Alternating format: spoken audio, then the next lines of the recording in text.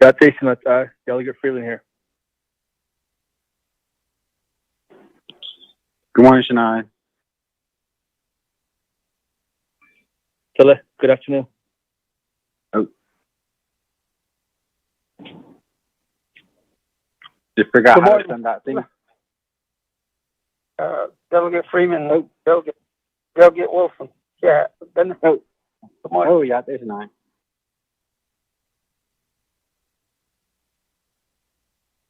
Citation,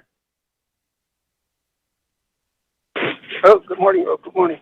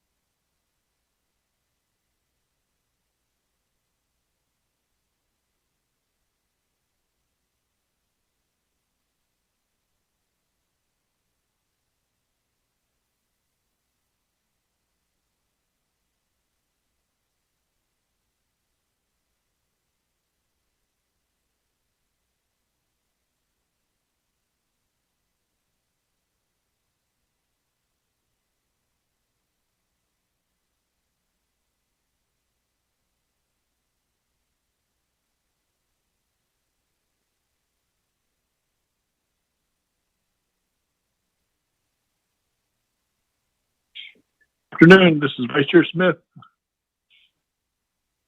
Am I on the right call?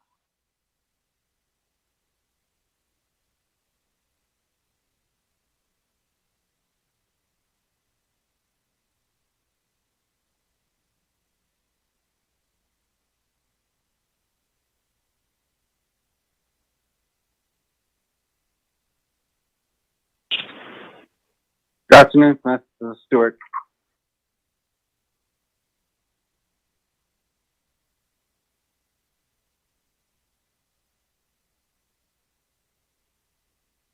Good afternoon, Honorable Stewart. Vice Chair Smith.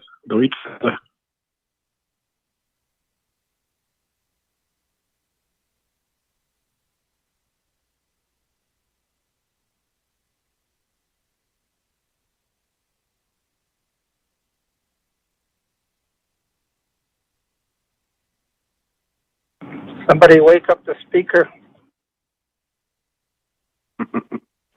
Right?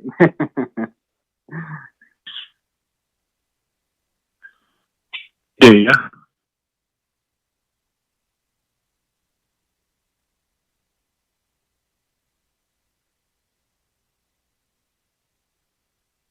Hey, Shoshinanda.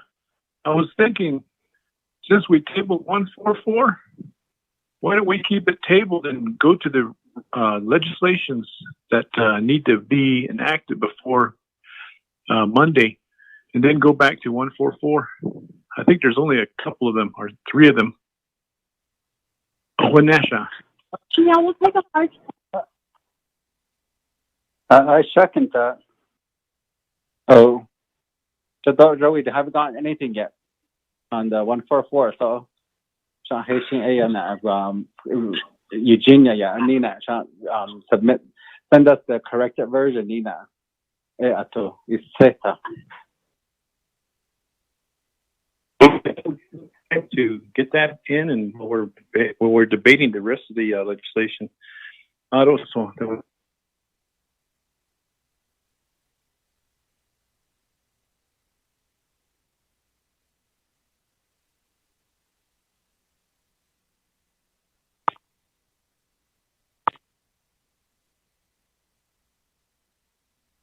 Now, let's get the legislation out of the way. This when we're on, it might take a while again. Thank you. Okay, Shanash. Get out. Yes. I was just going to say it's me. I'm on the line. This is Delegate Charles Newton. Good afternoon. Glad you're on board. I was just talking. Morning, Shateja.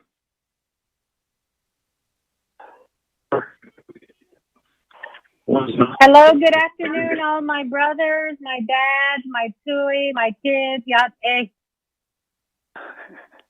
Morning, Eugenia. Afternoon. Oh, good morning. Good afternoon, Deja.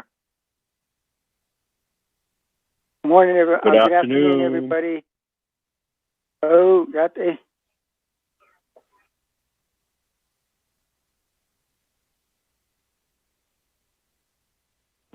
Morning, Chief. Now, Oh, Yate Che. How are you today? I'm doing good, Chief. Oh, I'm glad to hear that. Oh, so are we just waiting now? Yeah, Okay. انت دوست هتنشوا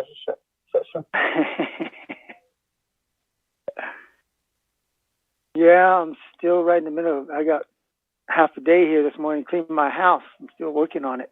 Almost done.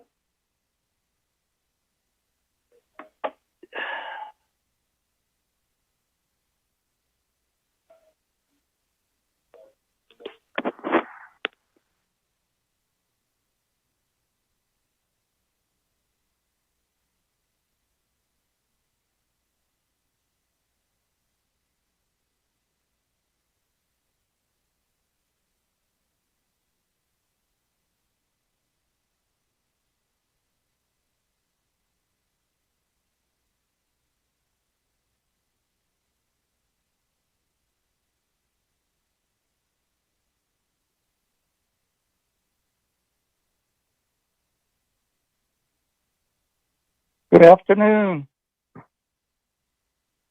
Daniel. So, got a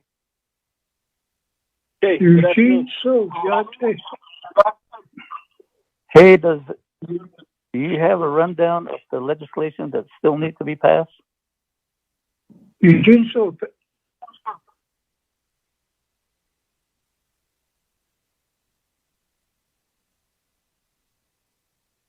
I sent an email to Protero this morning. Old business is 0144-20. New business 141-20. 0153-20. Auto, that's where the council has final authority. The new business where Nabi is the final authority is 0149-20, 150-20, and 0155-20. And that's what's going to be, we need to add for this afternoon's agenda that we'll probably go into tomorrow. Just a heads up to everybody.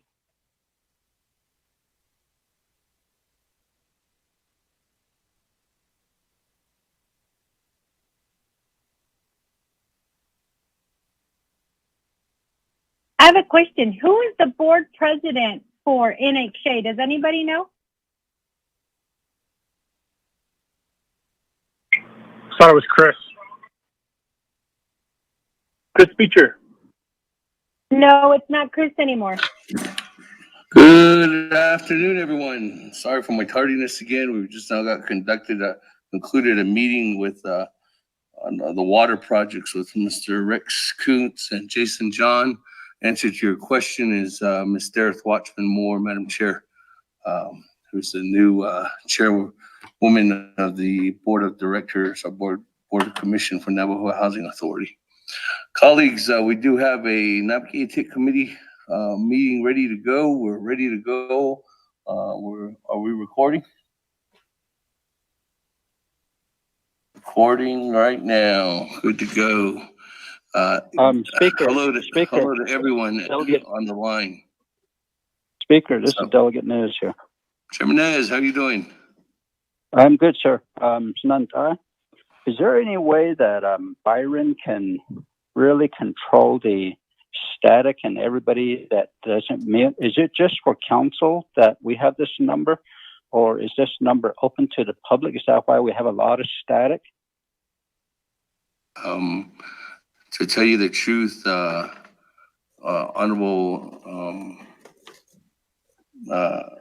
Chairman Nez, the number that we do have is a number that was sent out to council delegates and to the staff that call in, and individuals that need to present to as well. So as of right now, there's 28 individuals that are on the phone line right now.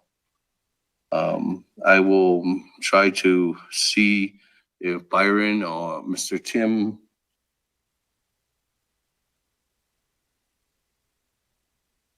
Benali, who's in our legislative, our public related PIO office too as well, to control that here today.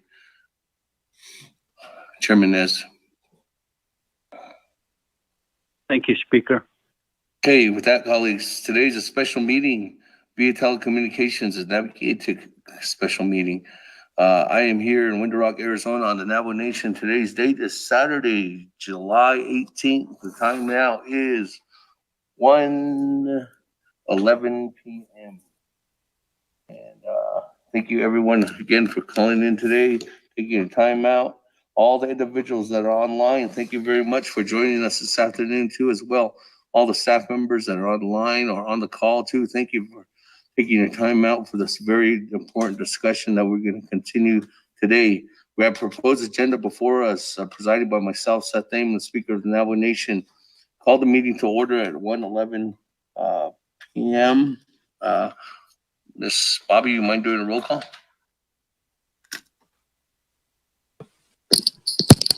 Honorable Elmer Begay. Honorable Keith Allen Begay Jr. Honorable Paul Begay. Delegate Paul Begay is present. Honorable Paul Begay is present. Honorable Nathaniel Brown. Honorable Eugenia Charles Newton. Charles Newton is present from Shiprock, New Mexico. Honorable Eugenia Charles Newton is present. Honorable Amber Canespa Crotty. Honorable Amber Canespa Crotty is present. Honorable Speaker Seth Damon. I am present. Good morning, everyone. Honorable Speaker Seth Damon is present. Honorable Herman M. Daniels Jr. Honorable Mark Freeland. Good afternoon. Freeland is here. Thank you. Honorable Mark Freeland is present. Honorable Pernell Halona.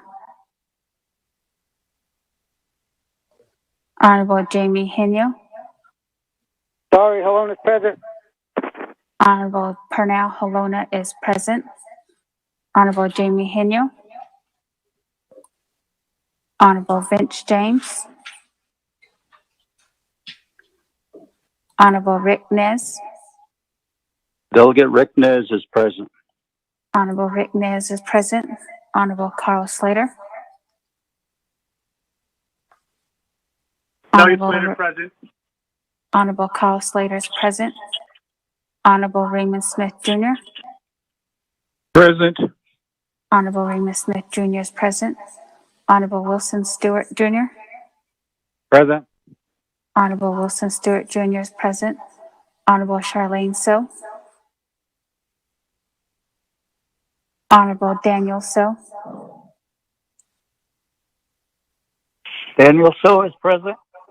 Honorable Daniel So is present. Honorable Eugene So. Present. Honorable Eugene So is present. Honorable Otto So.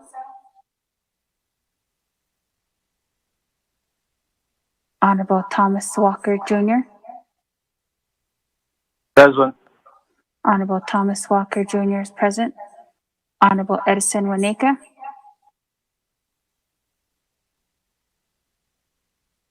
Honorable Edmund Yazzie. Honorable Jimmy Yellowhair.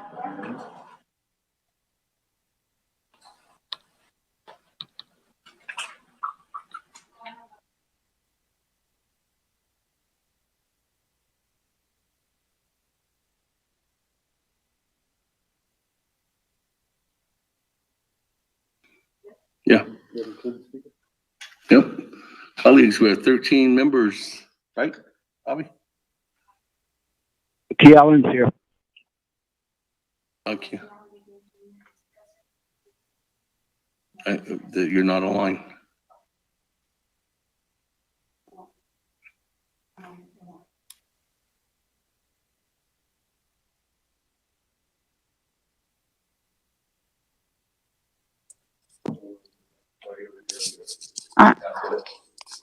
Honorable Key Allen Begay Jr. is present. That makes 14 members speaker. Hey, thank you, Ms. Soto, for that roll call this morning, actually this afternoon. 13 members, 14 members of Honorable Keon Begay. Good morning, Shay. That moving on down, invocation. Honorable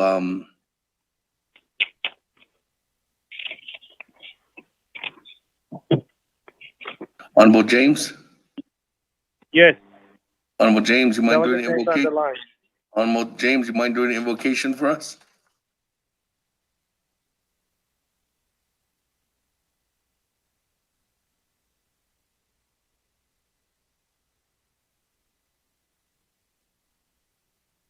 Honorable James? Yes. Do you mind doing an invocation for us this afternoon? Okay. Hakwashina Shanala. Good afternoon, Shanala. Ado Dan Hitanasis Tony. Ado Konde Iya Sena Ado Biketchen. Iya Equaki Dan Sotizen Lunigi be Hadith Shidot Nidi Benache. Yad Hidini Doles Anna Toko. Achi Sotizen Dole. Kodan Hojon Dole Honch must hard in Lady Con Quite Chaos is car has Angi. Iya Econ Sotizen Luni Bench Hanana Speak Dole. Did Naa'bik'iyati Aje Pinia Hashin Sod Pinia. Nada Huilnet do Kodo Bestanasis Tony, not Ani, not Ahni, Leniki, Joe Quagi. Nada Huilna, Ea Econ Hajo Button Leniki be Ea Econ de Ea Bench and Sanani case or listen song, the Schnell must hard in Lenki. Quite Ea Hashin Sod Oh, how huge Hala Bayado Tito. Iya Naa'bik'iyati open hatot quite kayahle. Na be hoti in the net, no card in the net, ni glenigi kayat is car has argy home. Just not just out the dog or state the band charge not all a car the nagi be on a kayas anigi. I don't know what it object a des alcohol hashin so the yala. A koto bakajo but it needle. Sunday play a conducting the whole Jishako or her huge hella between Gladod or her huge hella. Aya a Bakajo, but in it so a the whole Jishin level.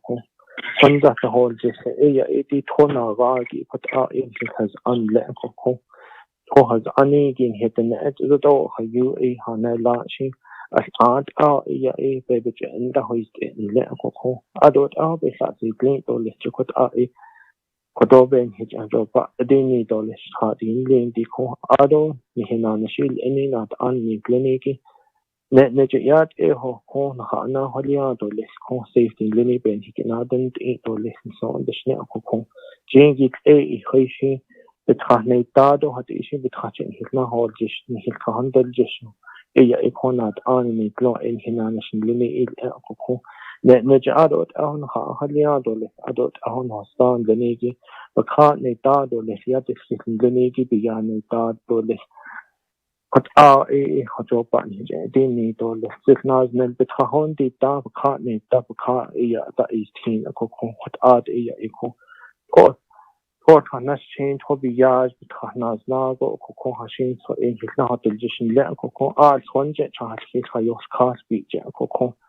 Haned yin so and the con ha he yin feet charge keeping Lenny be ha he yin ben ha haliado les ado and the con. Hayos carton Lenny beach and his hobbies indeed are on his hobbies and Lenny beach coco. Con ha ado and that na ato beach on his hobbies and Lenny beach coco ben ha na con in the les home.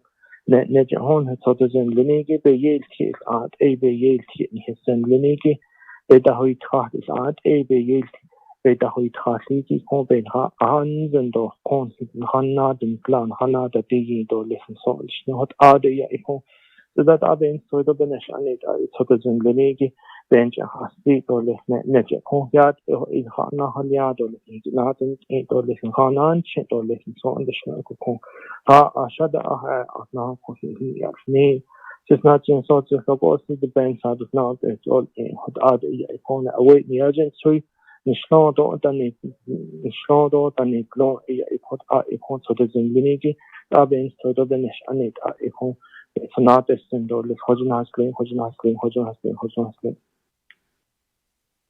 شاهد.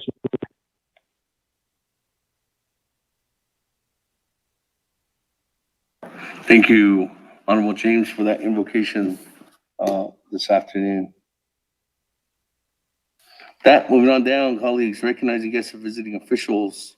Right now, I don't have anybody on the board, but good afternoon to everybody listening in on the World Wide Web. Thank you for listening in to Naa'bik'iyati Committee.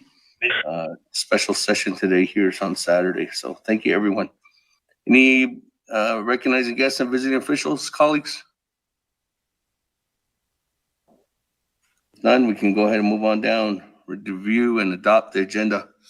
Mr. Patero, read the record.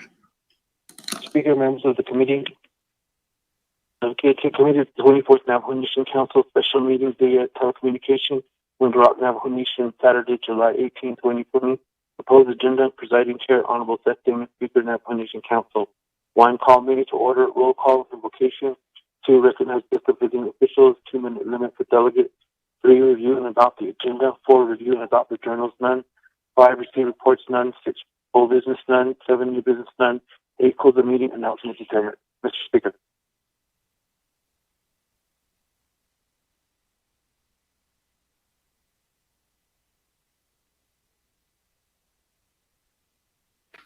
Thank you very much, Mr. Patero. That, colleagues, is there a motion? Motion, Delegate Slater. Second. Vice Chair Smith. Delegate Brown. Motion by Honorable Slater, second by Vice Chair Smith. Speaker, in my motion, can I move to have legislation 0155-20 added as the first item? Naa'bik'iyati is final authority, and the funds need to be distributed to the program for telehealth services ASAP.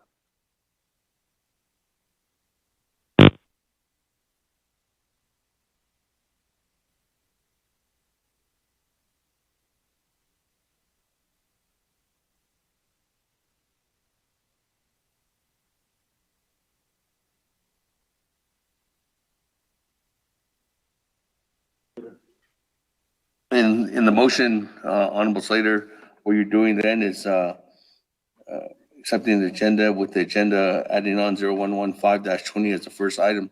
Vice Chair Smith. Yes, that's fine. Okay. That, colleagues, any comments, questions? I do. Delegate Rick Nez. Go ahead, Chairman Nez. Thank you, Honorable Speaker Damon and honorable members of the 24th Council. Yesterday, we stopped at 144. I believe we should just continue on with the legislations as they are, E, F, G, H, and I. I believe that we should just continue with what we had yesterday rather than moving anything up front. Thank you. No. So main motion. Main motion. Okay. Thank you, Chairman Nez. That, any other comments, questions? Speaker. Mr. Smith. Thank you, Speaker. I do 24th Council on the Naa'bik'iyati Committee. Since we tabled the legislation 0144-20, I'd like to ask the body to go into the legislations before we put 144 back on, so give enough time to get the clean copy and get all the amendments ready and get those other legislations acted upon, and then we'll hit 14420. Thank you, Chair. Okay, any other comments, questions? Not? Speaker, Daniel So. Chairman So, go ahead. The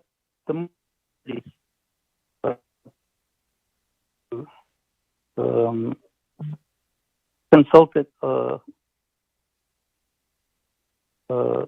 Mr. Comp. The agenda should also basically include new business where the council is final authority 0141-20 and 015.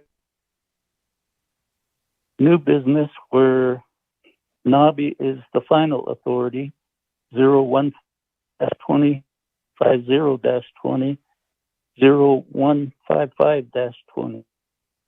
I would like to parties to include those as well as 0144-20.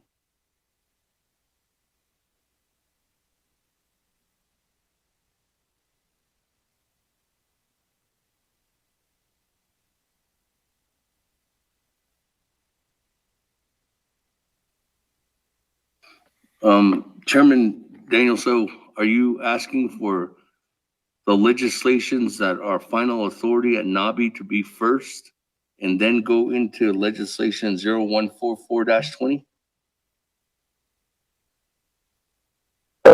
Where the council and Naa'bi are the final authority, and then after that, then go in as per what Brother Raymond Smith had requested.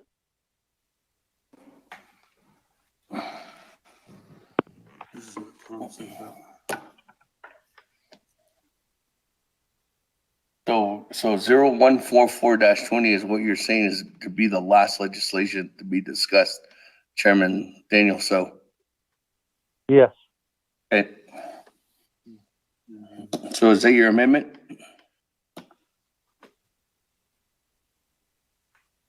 If it's going to take a motion, yes, I'd like to make that motion to amend.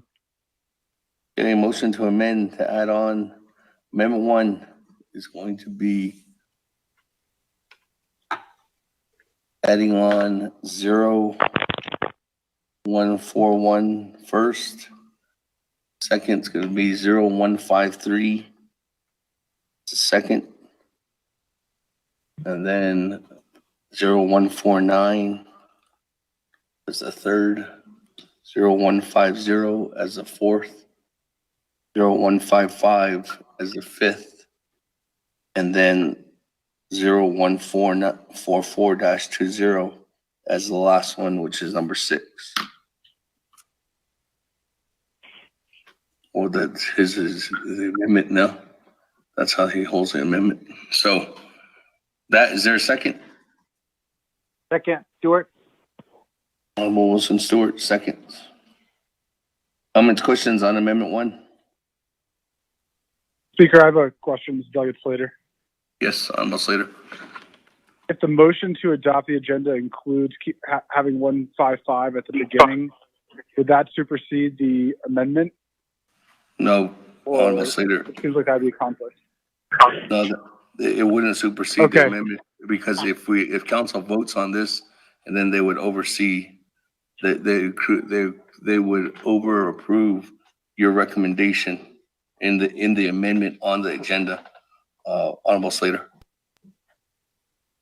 Okay, my request to the motioning parties then is to keep 155-20 at the top of the list because it's a simple indirect cost waiver for our CHR program, and they need to get moving with the budget documentation to get all their money set up for this telehealth grant. So if we can just get that out of the way quickly, then we'll be able to move about our business for the rest of the agenda. Chairman Daniel So requests to modify. Yes, I'll approve. So moved. Okay, so Honorable Stewart, you good? Yes, that's good. So 1 is going to be 0155-20. 2 is going to be 0153-20. 3 is 0149-20. 4 is 0150-20. 5 is 014. Oh.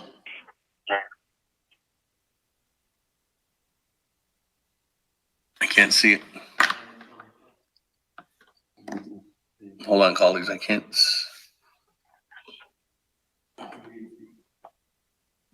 What does it say?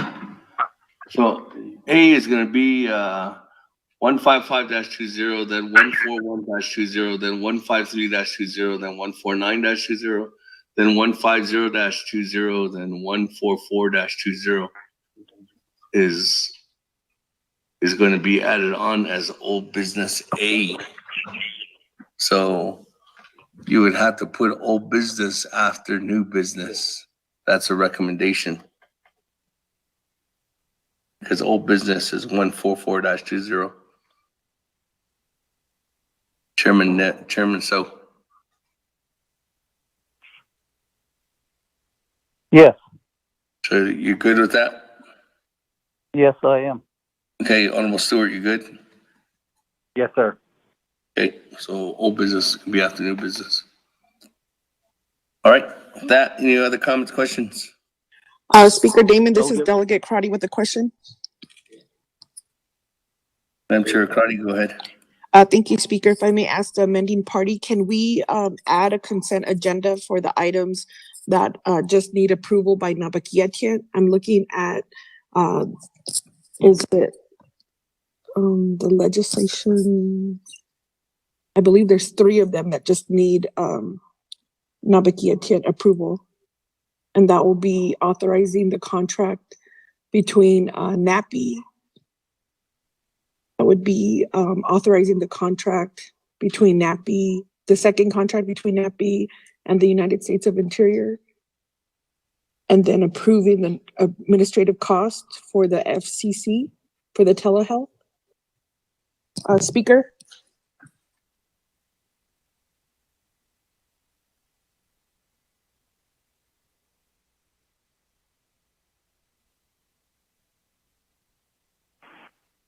Speaker, I don't, just for clarification, that would be G, H, and I, right?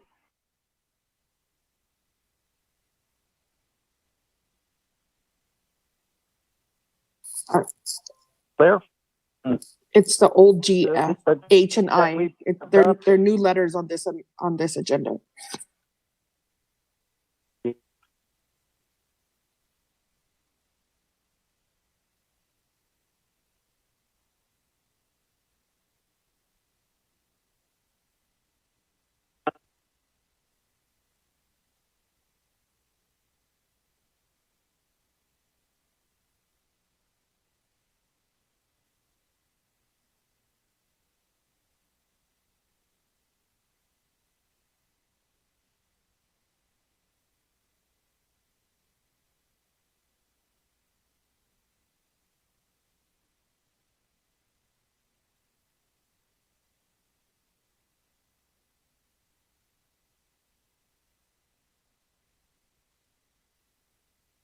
Speaker, Delegate Daniel So.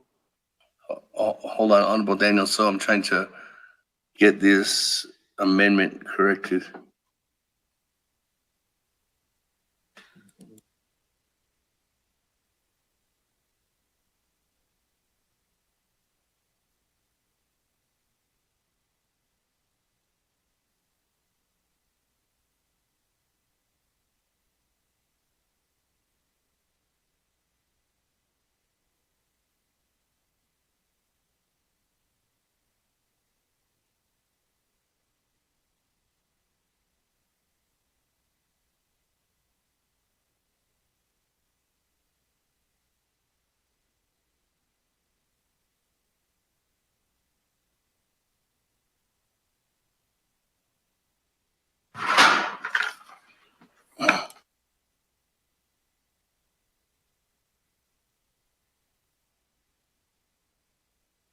Okay, with this, Chairman Daniel Souza request to modify by Madam Chair Amber Crotty, would be a consent agenda for, under new business.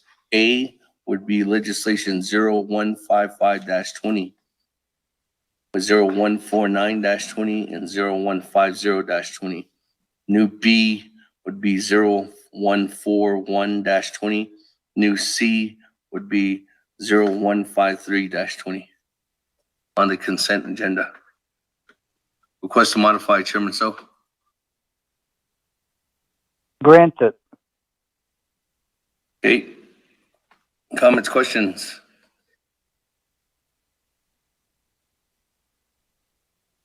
Any more discussion? Once, going twice, going three times on Amendment 1. Go ahead, Bobby, go to the board. Honorable Elmer Begay. Honorable Key Allen Begay Jr. Delegate Callan votes green. Honorable Key Allen Begay Jr. votes green. Honorable Paul Begay. Paul Begay votes green. Honorable Paul Begay votes green. Honorable Nathaniel Brown. Delegate Brown votes green. Yeah.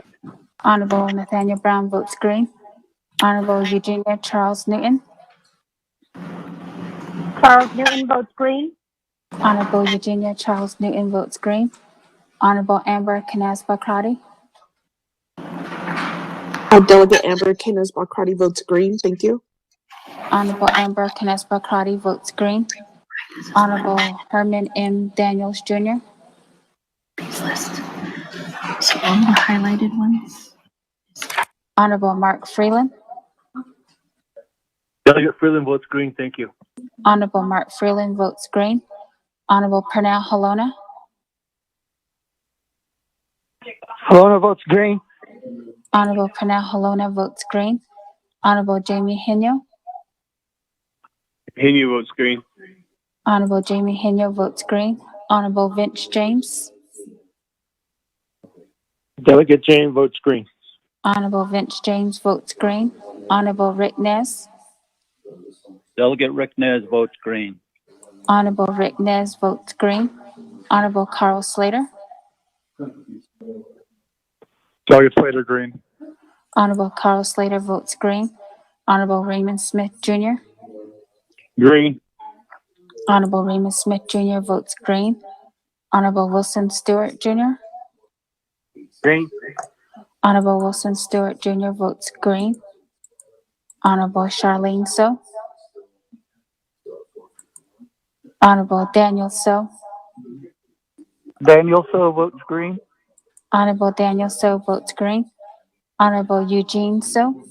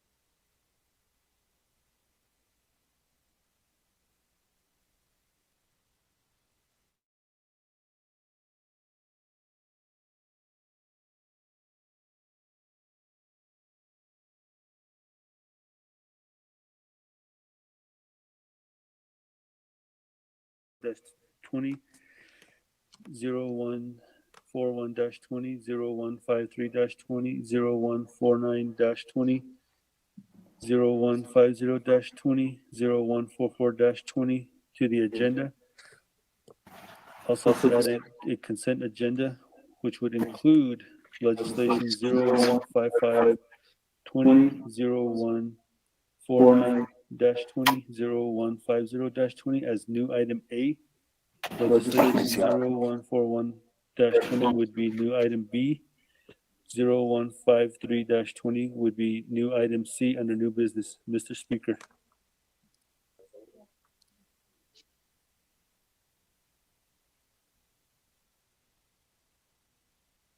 Go ahead, go to vote. Honorable Elmer Begay. Honorable Key Allen Begay Jr. Key Allen votes green. Honorable Key Allen Begay Jr. votes green. Honorable Paul Begay. Paul Begay votes green. Honorable Paul Begay votes green. Honorable Nathaniel Brown. Delegate Brown votes green. Cat. Honorable Nathaniel Brown votes green. Honorable Eugenia Charles Newton. Charles Newton votes green. Honorable Eugenia Charles Newton votes green. Honorable Amber Canas Bakrati. Delegate Amber Canas Bakrati votes green. Thank you. Honorable Amber Canas Bakrati votes green. Honorable Herman M. Daniels Jr. Honorable Mark Freeland. Delegate Freeland votes green. Thank you. Honorable Mark Freeland votes green. Honorable Pernell Halona. Halona votes green. Honorable Pernell Halona votes green. Honorable Jamie Henyo. Henyo votes green. Honorable Jamie Henyo votes green. Honorable Vince James. Delegate James votes green. Honorable Vince James votes green. Honorable Rick Nez. Delegate Rick Nez votes green. Honorable Rick Nez votes green. Honorable Carl Slater. Delegate Slater green. Honorable Carl Slater votes green. Honorable Raymond Smith Jr. Green. Honorable Raymond Smith Jr. votes green. Honorable Wilson Stewart Jr. Green. Honorable Wilson Stewart Jr. votes green. Honorable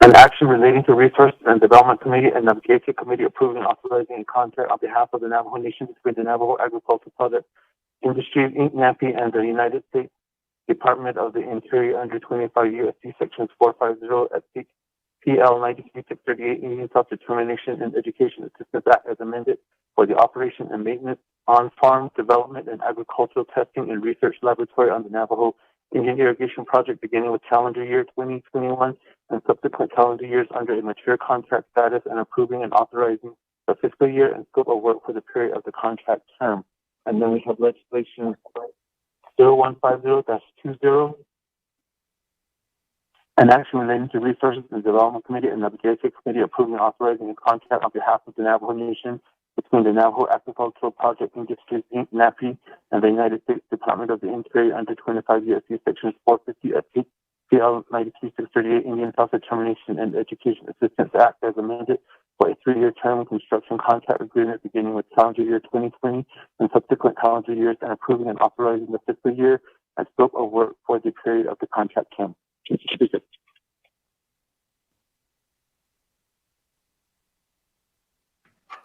Thank you. Is there a motion? Motion, Speaker. Motion by Honorable Stewart, Second by Charles Newton. second by Madam Chair Charles Newton. Okay, with that, colleagues.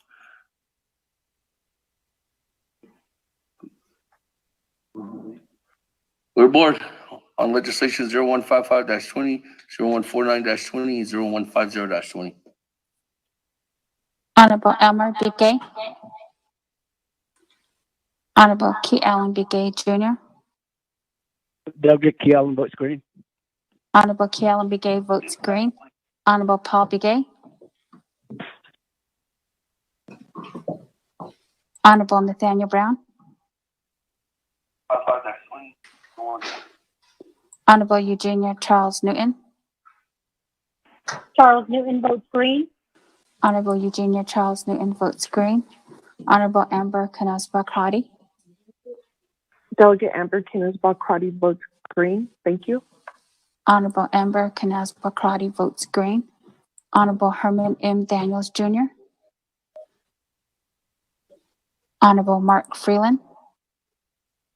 Delegate Freeland votes green. Thank you. Honorable Mark Freeland votes green. Honorable Pernell Halona. Halona votes green. Honorable Pernell Halona votes green. Honorable Jamie Henyo.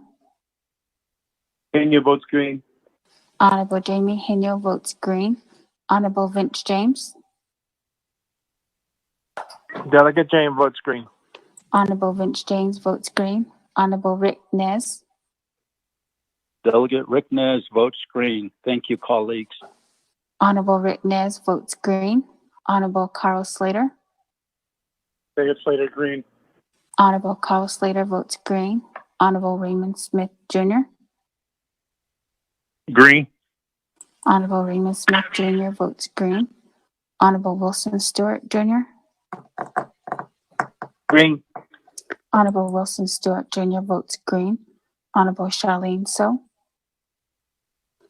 Honorable Daniel So. Daniel So votes green. Honorable Daniel So votes green. Honorable Eugene So. I vote green. Thank you. Honorable Eugene So votes green. Honorable Otto So. Honorable Thomas Walker, Jr. Otto So votes green. Honorable Otto So votes green. Honorable Thomas Walker, Jr. Walker votes green. Honorable Thomas Walker, Jr. votes green. Honorable Edison Wanika. Green. Honorable Edison Wanika votes green. Honorable Edmund Yazzie. Honorable Jimmy Yellowhair. Honorable Elmer Begay. Honorable Paul Begay. Paul Begay votes green. Honorable Paul Begay votes green. Honorable Nathaniel Brown. Delegate Brown votes green. Honorable Nathaniel Brown votes green. Honorable Herman M. Daniels, Jr. Honorable Charlene So. Honorable Edmund Yazzie, Honorable Jimmy Yellowhair. Speaker with a vote of 18 yeas and 0 nays.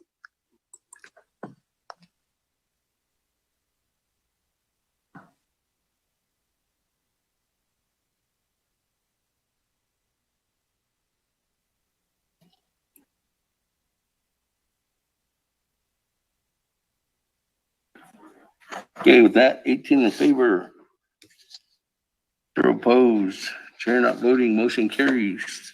Thank you, colleagues. Let's move on down on the agenda. Legislation actually, for the record, all those legislations 0151-20, 0149-20, 0150-20, all final authority was here at Naa'bik'iyati Committee. Moving on down, legislation 0141-20. And that is sponsored by Honorable Wanika, co-sponsored by Honorable Halona, co-sponsored by Honorable Slater. That Delegate Brown motion. Mr. Speaker, members of the committee, tracking number 0141-20, relating to budget and finance and Naa'bik'iyati Committee and Navajo Nation Council, approving supplemental funding from the unreserved undesignated fund balance in the total amount of $447,166 to the Navajo Election Administration Office, waiving 12 ANC sections 820E and 820F of the Appropriations Act. We do have amendments from the Budget and Finance Committee. It's had it under consideration, for sustain with the recommendation that it do pass with 2 amendments. One, on page 3, line 12, paragraph C, delete language is awaiting the required review. Insert to memorize it and provide it in accordance with 12 NNC 820M as Exhibit B. 2, on page 4, line 7, insert new section as follows. Section 5, approval of carryover of funds into fiscal year 2021. The Navajo Nation Council authorizes and approves the carryover funds into fiscal year 2021 for the supplemental appropriation. Council is final authority. Mr. Speaker.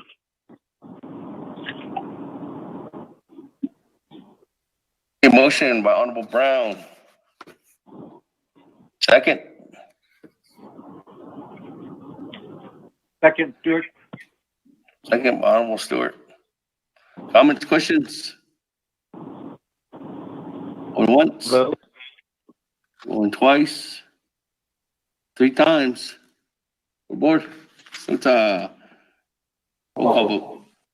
Honorable Elmer Begay. Honorable Key Allen Begay Jr. Delegate Calvin votes green. Honorable Key Allen Begay Jr. votes green. Honorable Paul Begay. Paul Begay votes green. Honorable Paul Begay votes green. Honorable Nathaniel Brown. Delegate Brown votes green. Yeah. Honorable Nathaniel Brown votes green. Honorable Eugenia Charles Newton. Charles Newton votes green. Honorable Eugenia Charles Newton votes green. Honorable Amber Canaspa Crotty. Delegate Amber Canisbal Crotty votes green. Thank you. Honorable Amber Canaspa Crotty votes green. Honorable Herman M. Daniels Jr. Honorable Mark Freeland. Freeland votes green. Thank you. Honorable Mark Freeland votes green. Honorable Pernell Halona. Halona votes green. Honorable Pernell Halona votes green. Honorable Jamie Henyo. Henyo votes green. Honorable Jamie Henyo votes green. Honorable Vince James. Delegate James votes green. Honorable Vince James votes green. Honorable Rick Nez. Delegate Rick Nez votes green. Honorable Rick Nez votes green. Honorable Carl Slater. Delegate Slater green. Honorable Carl Slater votes green. Honorable Raymond Smith Jr. Green. Honorable Raymond Smith Jr. votes green. Honorable Wilson Stewart Jr. Green. Honorable Wilson Stewart Jr. votes green. Honorable Charlene So. Honorable Daniel So. Daniel So votes green. Honorable Daniel So votes green. Honorable Eugene So. I vote green. Thank you. Honorable Eugene So votes green. Honorable Otoso. I vote green. Honorable Otoso votes green. Honorable Thomas Walker Jr. Thomas Walker votes green. Honorable Thomas Walker Jr. votes green. Honorable Edison Wanika. Green. Honorable Edison Wanika votes green. Honorable Edmund Yazzie. Honorable Jimmy Yellowhair. Honorable Elmer Begay. Honorable Herman M. Daniels Jr. Honorable Charlene So. Honorable Edmund Yazzie. Honorable Jimmy Yellowhair. Speaker, with a vote of 18 yeas and 0 nays.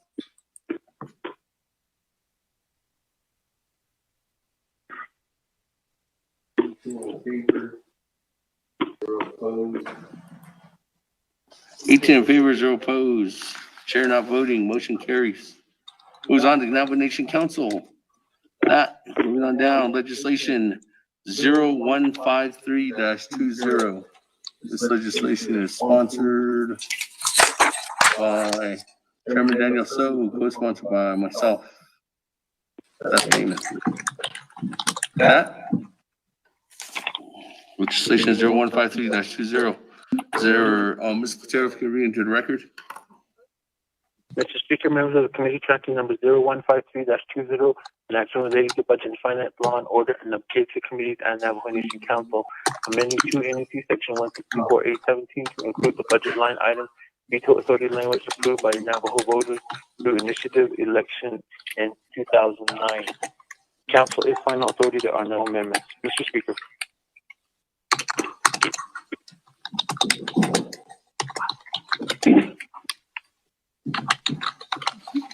Okay. Thank you. Ms. Platero, is that, colleagues, is there a motion? Delegate Brown motion. Brown. Delegate Slater, second. Slater. Second. Comments, questions? Vote. Once. Twice. Yes. Speaker Damon. Okay. Delegate Nez. That, colleagues, I'm gonna go back to sponsor, Chairman Daniel So, you have 20 minutes on the floor. Can you add me to the list too? Gushila, thank you, Speaker Damon, Aro, Chaswi Suzani, Sunant Kwagi. Sato, Ajo Saad Andolni, Naa'bik'iyati Shinigi, Narchosto Twiza, Nakigun, Anigi, Title 2, the Adigi, Hajo, Saadigi, Andolni, Sigi, Benga 80, Narchos, Nitatos, Narchos, Night Kid, Night the Kid, Ashot Adoli, Narcis, Udolni. So I quite get the in heat that was a choice. Okay, you see, kissing so go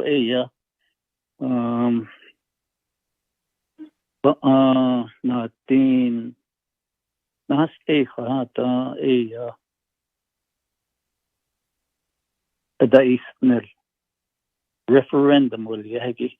So I quite get the kiddigi. It's neat, Nehitene anda aigi. Oko Tisanil now, AOD a large not on igi. Pandolgi, Orlingi, Sato Ea. He Asoba wink in the gun. Lagonic Echo Ea, Navajo Nation operating budget. Appropriations, supplemental appropriations. Kunne Quaggy Tada Quaggy has unigit ya Quaggy. Beba has adorly. Quaggy you can it also. A Quaggy a bega line item veto Liego. Poor Quaggy Nitana Yelanda Sli Ado Tada Yesi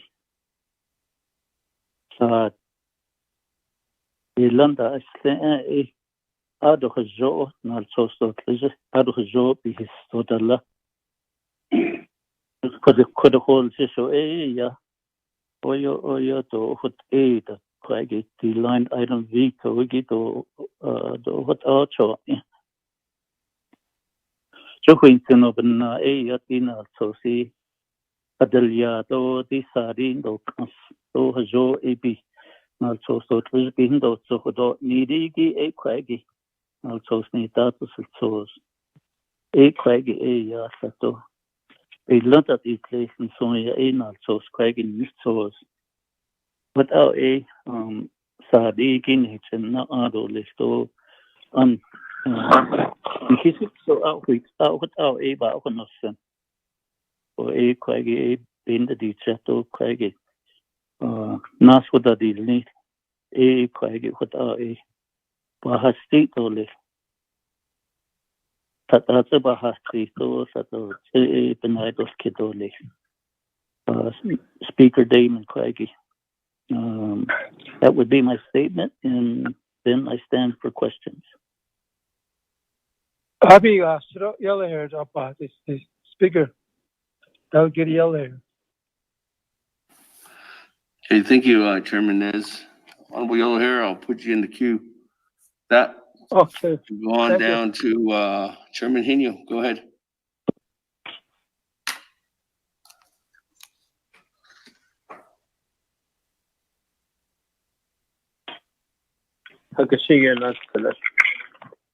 Speaker Damon Ado, 24th Nomination Council, Naa'bik'iyati Committee. Ashnanda Che. Kadaya, so stepping up to the plate to sponsor legislation such as this. From there, back in 2009, a historic event took place. The Navajo people, the Nahatasi, to exercise their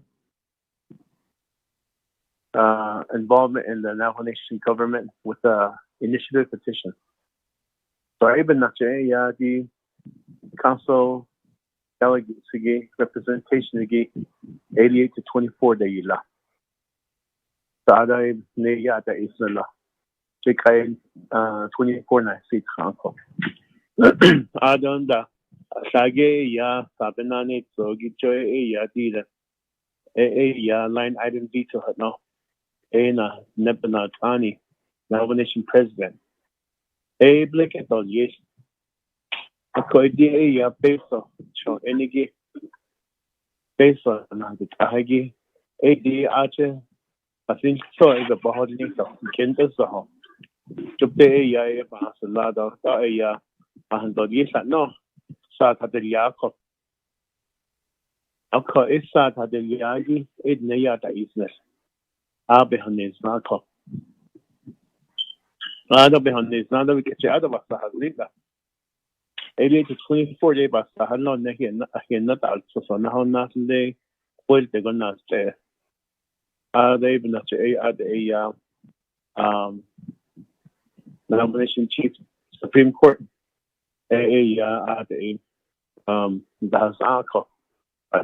line item B to other bus has been the because either not so Jiggy Ebihitso.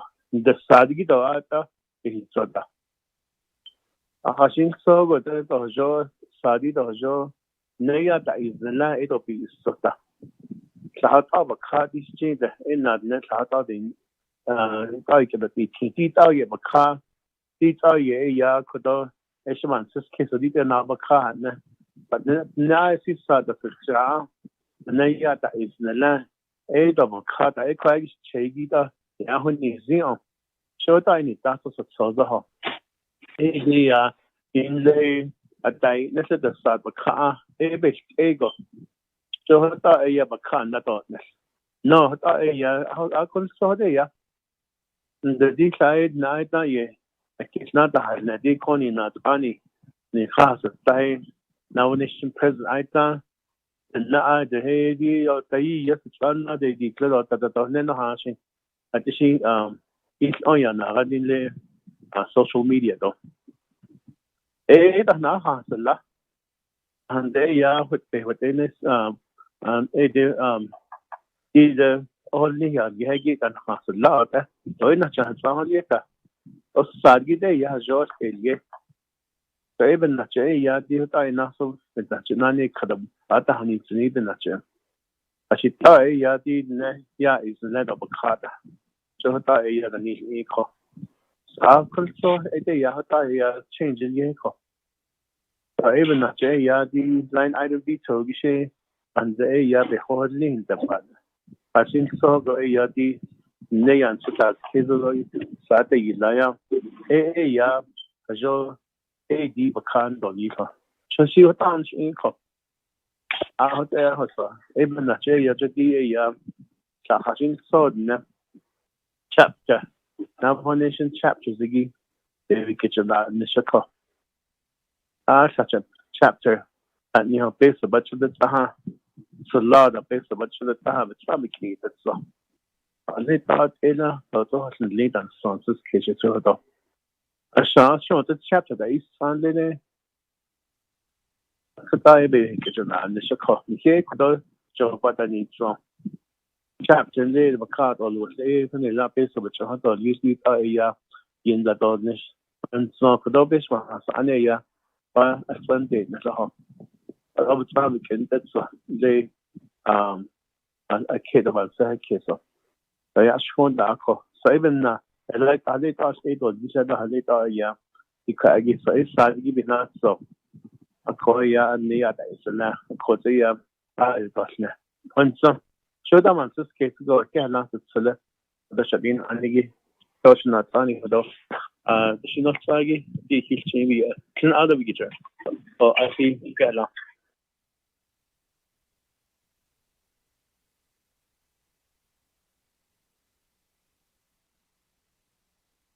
Thank you, Chairman Hino. Let me go ahead and move on down. Honorable Yellow Hair, good morning. Or actually, good afternoon.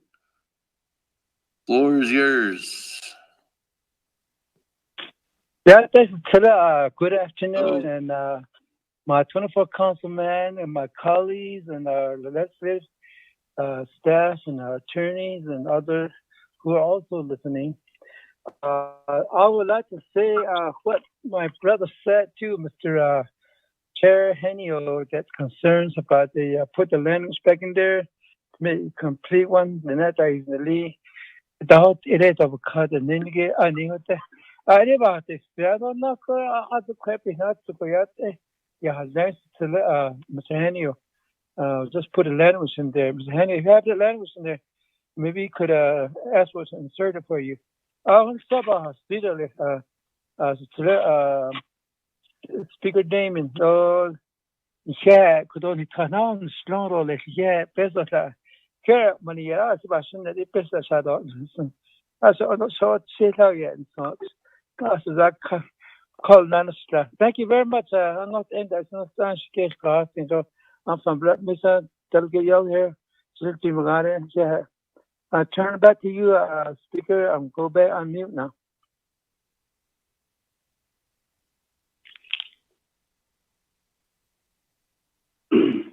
Speaker Damon, this is Delegate McGay, Elmer.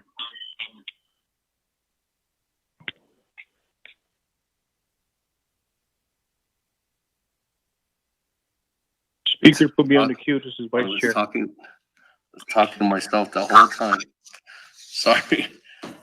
With that, let me go ahead and go on to Honorable Elmer Brigay, and then after Honorable Elmer Brigay, I'll come back to you, Chairman. So Honorable Elmer Brigay, go ahead. Floor is yours. No, Speaker, could you kind of update me on it? I just got on the phone.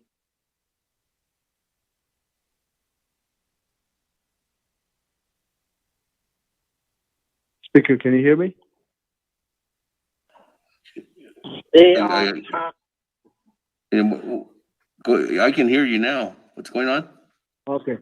Yeah, can you update me on it again? Because my phone keeps going off and on. So, but I'm okay now. Update you on what we're doing right now? Right, yeah. What's that? Honorable Elmer Begay, we're on legislation 0153-20. There's a motion by Honorable Brown, second by Honorable Slater. This is a legislation that's sponsored by Chairman Daniel So. This legislation is an action related to the Budget and Finance Committee, Law and Order Committee, and Naa'bik'iyati Committee, and it goes on to the Navajo Nation Council, amending 2 NNC subsection 164A and 17 to include the budget line item veto authority language approved by the Navajo voters through the initiative election in 2009. That's what we're discussing right now. Okay, thank you for that. I know that I think I seen the president, you know, and its notes or press making it to the people. I know that regarding this to have an encouraging council, encouraging people to advise the council to not approve this, but I think previously it's been like that though. You know, he's using that tools to use the press to the people that telling us how we're doing and being. One thing that keeps coming up is we're wasteful spending, and we're even though right now we're having meetings on weekends and all the meetings that we're putting on and telling people that we're using a lot of money, even though we're just calling in. There's a lot. I think he's using those as a people to vote against us and looking at us as bad people. But so far, my side is the people that I stand for and people that vote me in, or coming back and asking me if they believe that that the chapter official that we've been very cooperating and we're having these kind of meetings that I would get them involved in it. So I think Speaker, to do this, I think. Right now, I don't know how our press officers are. I think we need some people that are out there to tell the truth, to be honest about what we're doing. That we're trying to keep. I think the out in the community area, I think all the delegates are doing what they can to be involved in it. I think we're the one that's out here, and people believing that the us delegates know the place and know these people. So from there, they're looking at the Window Rock area, people that works there, and then the people there that they're on they're being directors. They don't know the people out in our areas. So I was just going to say that, Speaker, that I think we need to start talking about our press officers, how that they need to be strategic to some kind of a strategic suggestion that we have to do to have that strong words that we could use that honestly that we're doing all we can for the people. So that's all I'm gonna say, Speaker.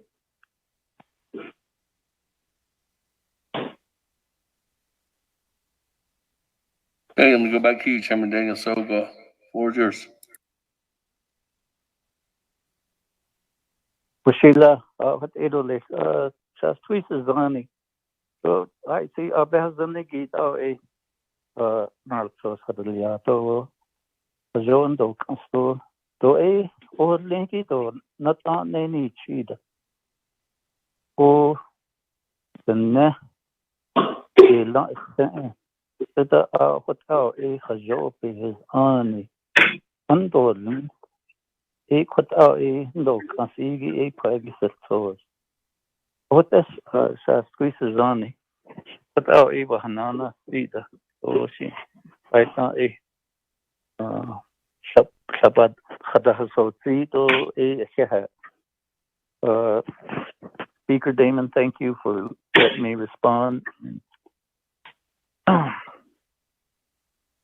And back to you.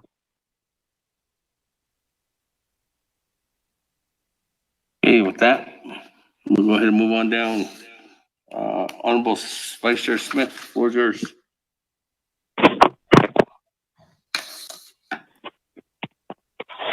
Well, thank you, Speaker and Navajo Nation Council, and also Shania for getting this budget, the legislation in 015320. The language in itself does speak on behalf of what the voters wanted. But my question is to Legislative Council, or maybe even DOJ, if they're listening. If you look at the way the voting was done, and in that voting, which we all voted for, and it speaks to the fact that if I can find that legislation on my computer, the language in there under page 4 of 5, it's saying the president is authorized to exercise line item veto authority over budget items contained in the annual Navajo Nation comprehensive budget or supplemental appropriations approved by the Navajo Nation Council. Budget line items vetoed by the president will not be subject to the Navajo Nation Council override. So I understand that part. And that's limited to the comprehensive budget and the supplemental appropriations. This is the reason why I'm asking maybe DOJ or Legislative Council. He has the authority to line item veto the comprehensive budget, which would be like the FY 2021 that's coming up. Then the supplemental, which is like the UUFB. Now, my question is, if we get federal funding, like we do in CARES Act right now, how does that fit into this parameter? Is it a catch-all? Every time that we're going to be getting federal dollars, it's not part of the comprehensive budget, and it's not considered the UUFB. So this is just basically the two items. That's my question, Speaker. I hope I'm clear on this. Thank you.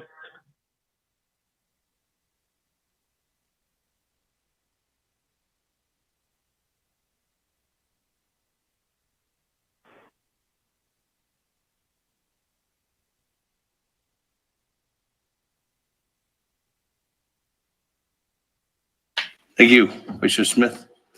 That, moving on down, Honorable Nez, and then I'll come back to you, Chairman. So, Chairman Nez. Thank you, Honorable Speaker. Honorable members of the 24th Council, Honorable Daniel So, I do have a question for our legal counsel as well as Department of Justice. So I hope the people from DOJ are on the line. I believe that since our people are listening in today, I believe they do need to hear from our legal counsel, whether it's our chief legislative counsel or attorney general. I believe there needs to be clarification on this, on what the people voted on, versus what is being said out there now. As what Honorable Smith just read here, that it pertains to the comprehensive budget and supplemental appropriations Which of these do, same question, qualify under the CARES Act? Although I believe that we do need clarification on irregular veto as well as a line item veto authority that was approved by referendum by our people. Thank you. Thank you, Chairman Nez. With that, go back to you, Chairman So.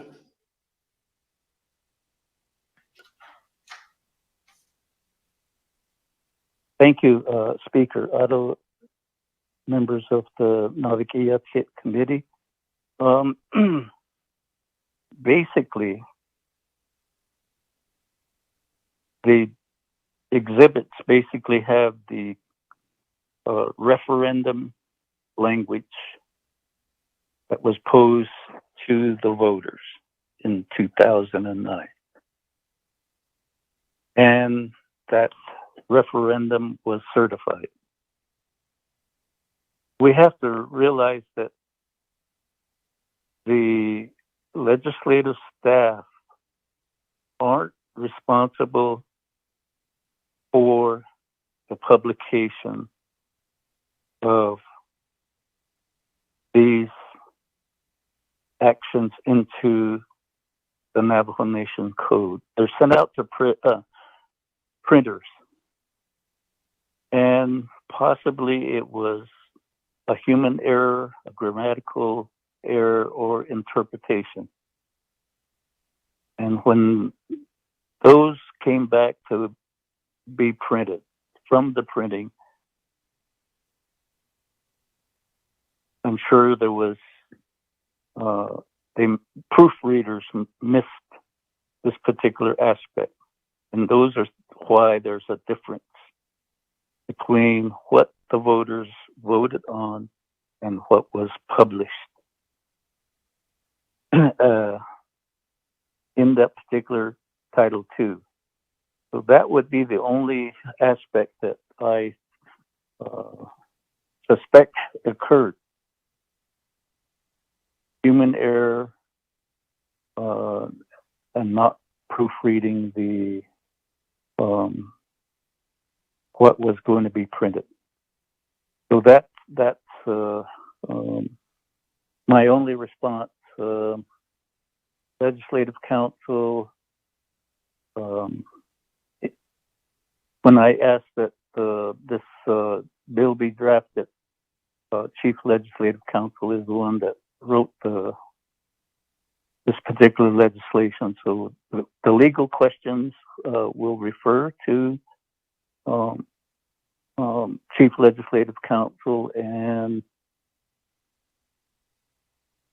we don't know if Attorney General is on the call, but so that's where I would refer it to Chief Legislative Council.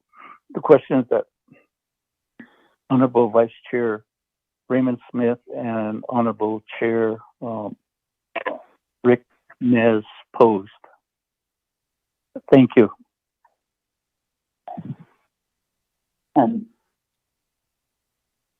Okay, thank you, Chairman. So let me go to Ms. Barbara. Thank you. Good morning, good afternoon, all. This is Chief Legislative Council. So I am going to, I just want to point out, because there's been enough questions that I think it's worth repeating what Chairman So just stated. What you're doing here is amending language that is currently in Title II, that was put into Title II by the 22nd Navajo Nation Council when they did the amendments to go from the 88 to the 24. There was a revamp, amendments to Title II back in 2011 to make it possible for the legislative branch to operate with the 24 delegates instead of the 88. So when that language, second council, it did not match the language that was approved by the voters in 2009. So what council is looking at here is to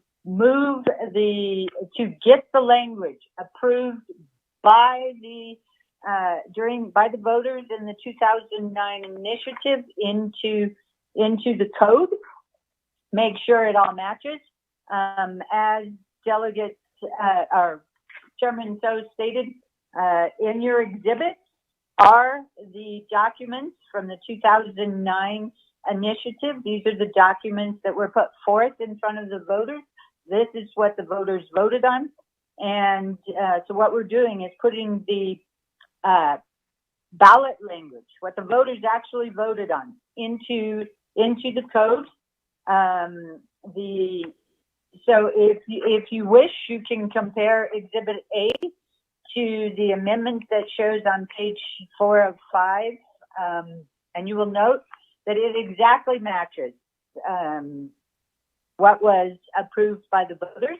And what was approved by the voters is the President of the Navajo Nation will be authorized to exercise line item veto authority over budget items contained in the annual Navajo Nation comprehensive budget or supplemental appropriation approved by the Navajo Nation Council. Budget line items vetoed by the President of the Navajo Nation will not be subject to Navajo Nation Council override. So just to be clear, what the amendment is doing is matching the ballot language approved by the voters. Now I'm going to move on to the question of supplemental appropriation. So in the first instance, the Department of Justice has expanded their interpretation or their position on what supplemental appropriations are. They have expanded that to include not only supplemental appropriations from the UUSB, but from the CSN funds as a supplemental appropriation, from the permanent trust fund income as a supplemental appropriation.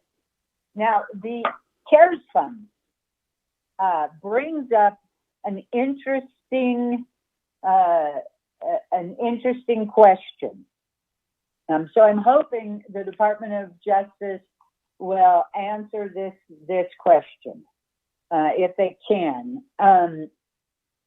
So when the CARES fund came in, unlike other federal funding, which usually comes in with a budget that's been agreed to in advance, think of your 638 contracts. When the council looks at those already have budgets at some level attached to them. And I'm bringing this up because the Appropriations Act, and I'm going to try to pull the text in a second. The Appropriations Act definition, supplemental appropriations, explicitly excludes externally restricted funds. Externally restricted funds. The CARES funds are, of course, externally restricted funds. So, but as I was stating, they did not come in with a budget. So the question of whether the CARES funds are going to be subject to line item veto, I think there is an argument they are not, but that has not yet been resolved. I would like to know, I'm hoping the Department of Justice is on the phone, and perhaps they can elaborate on that some, or perhaps the controller is on the phone and could assist in the analysis of that question. And I apologize that I don't have a final answer for that.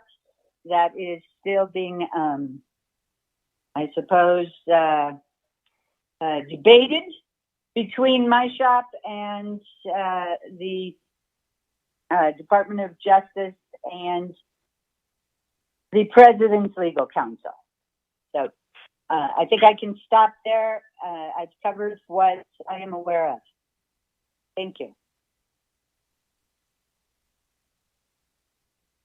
Thank you, Ms. Barbara, for that information. I don't have anybody else lined up. Any further comments? Speaker, Vice Chair Smith. Speaker here.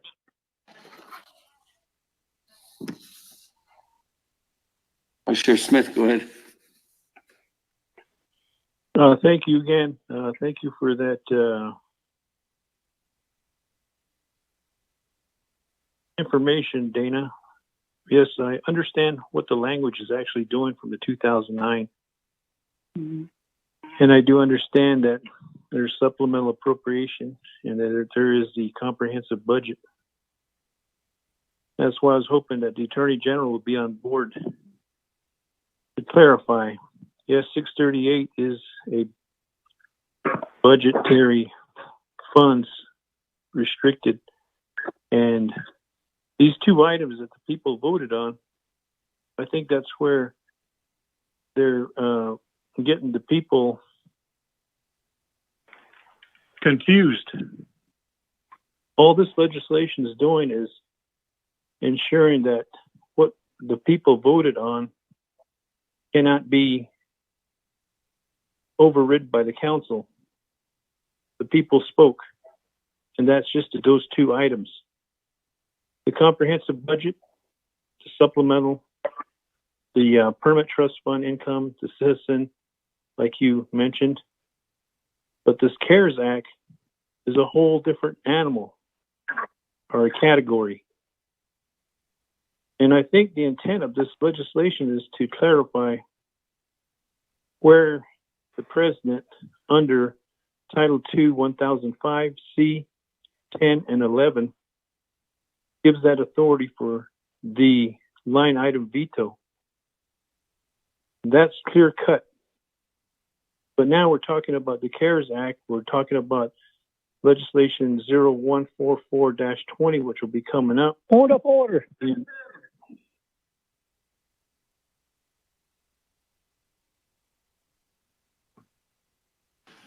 Honorable Eugene So raises a point of order. Your point of order, Honorable Eugene So. Speaker and Mr. Smith and others, regards to Mr. Smith's argument is not what we're trying to vote on within this legislation.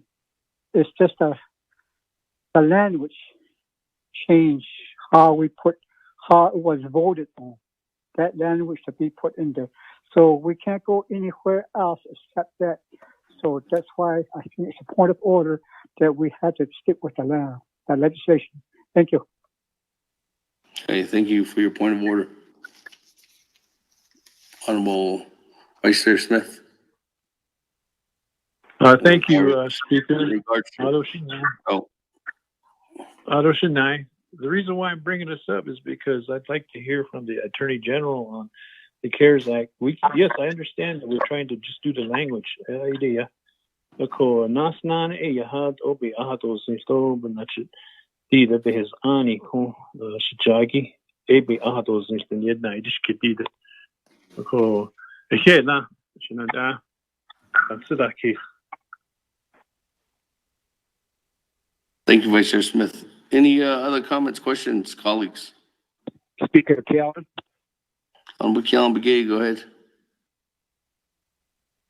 Speaker, just to make it brief, Shanantana Finigi do Shikada and Finigi Adeta is not Gijoti do Delegate Chairman Soyan Kanin, so Ziki, Jun Lede, Kidmida, Hast a Hanta, oh, the net that is nil. Sad. I'm sure each and every one of us delegates in Clinicky, I'm sure you participated in that election. It was during December. What the people had voted on. Bakash Jagi that was on the ballot. AD legislation. Get I the exact word to get a Title II be so. I think that's as simple as I can explain.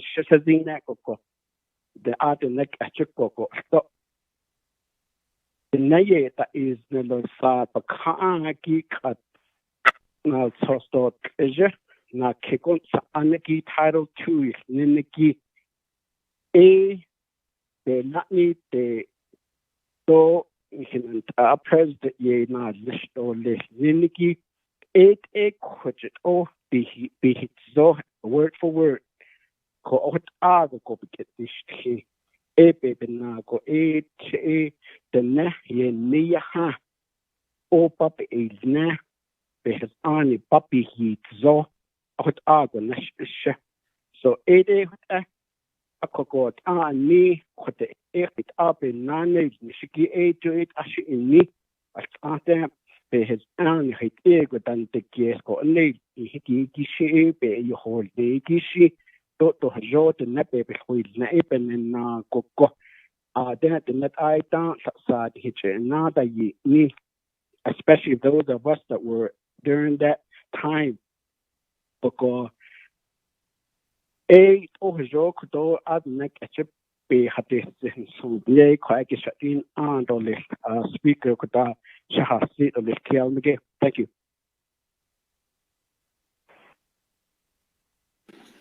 Any other comments, questions on legislation 0153-20? None. Let me go back to you, Chairman. So,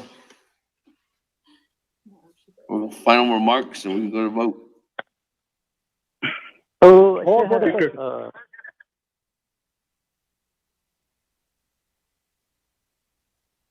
I should have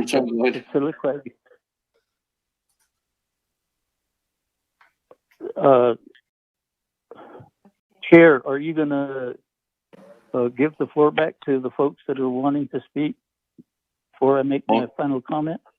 Well, there was, I don't know if there was just, I don't know if you want to address anybody that has spoken so far. I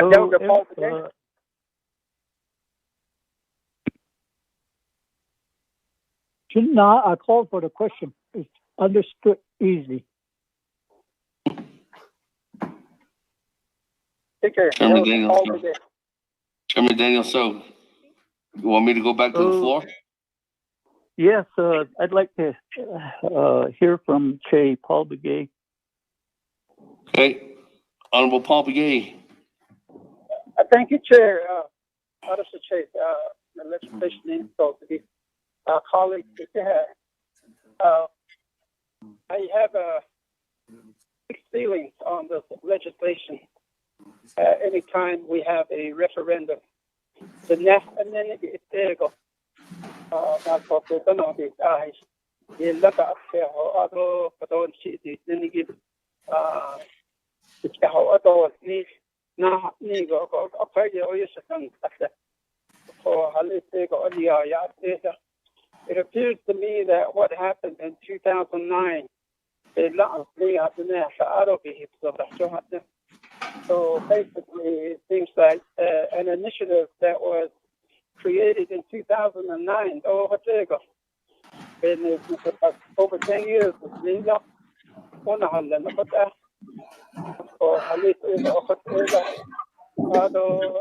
it doesn't seem like there was any problem with that being used that way.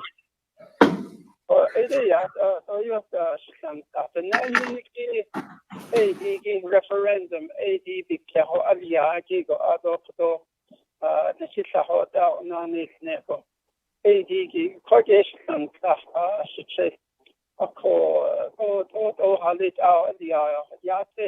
and then we can satisfy the people's vote, and we can honor the vote that they made back in 2009. So yeah, it's very it's a sensitive situation when we begin to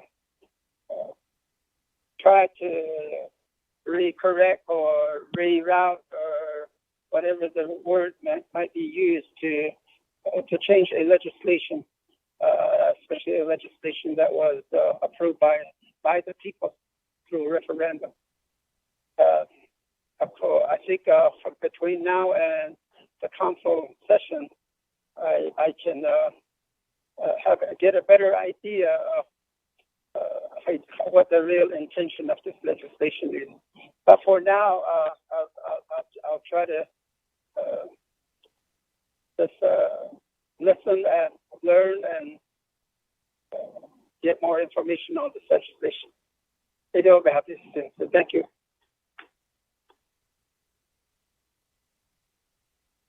Speaker. Thank you. Honorable Paul Begay. Honorable Elmer Begay, go ahead. Okay, Speaker, so Yato, share with Daniel. So, yeah, like I was saying earlier, that I think a lot that we need to explain this to the people. That's where, Speaker, I think your public officers and press officers in Renegade, I think they need to put it in good words because they're being paid to help out. Because I think we need earlier at the beginning of the council, I heard that people wanted to get some people that are understanding that our own language. So it's very different, talking to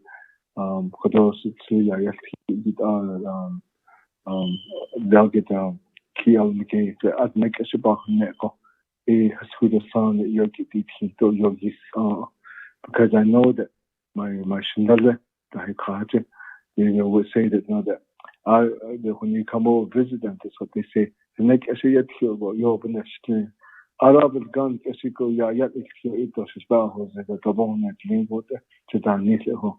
I think some people, it's very fortunate that people still that I think with adequately got ahead make it are very fluent, make it to our which make it there are very few that are still out there and they're really into this and the way what we're talking about, discussing something in Navajo by Naa'bik'iyati and so I think we need to get some more people that there will be I think our legislative branch will be more strong if we have that press officers I don't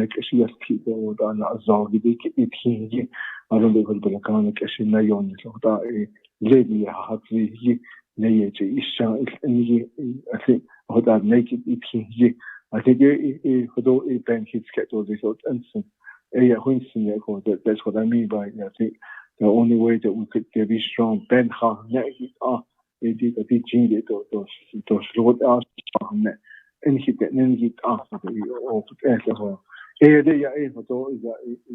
want to say that again. I think we need a strong press officer that's fluent in Navajo or that understand Navajo.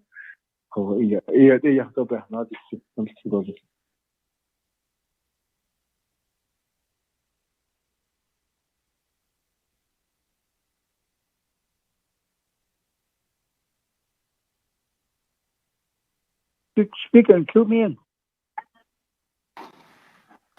Okay, with that.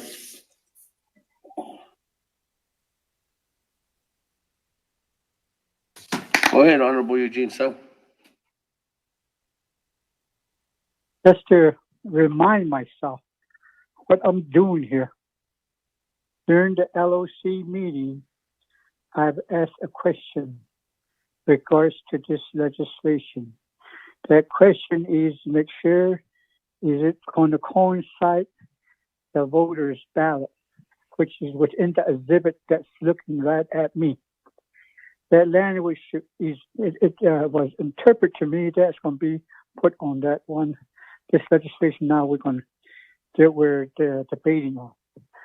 With that thought, I understand what we're trying to do is to satisfy the people's votes, not to take the voting rights away from the people and give them what they voted for. That's my understanding. If I'm wrong, let me know. But I'm trying to figure this out where we're headed. So that's my understanding with this legislation. Thank you.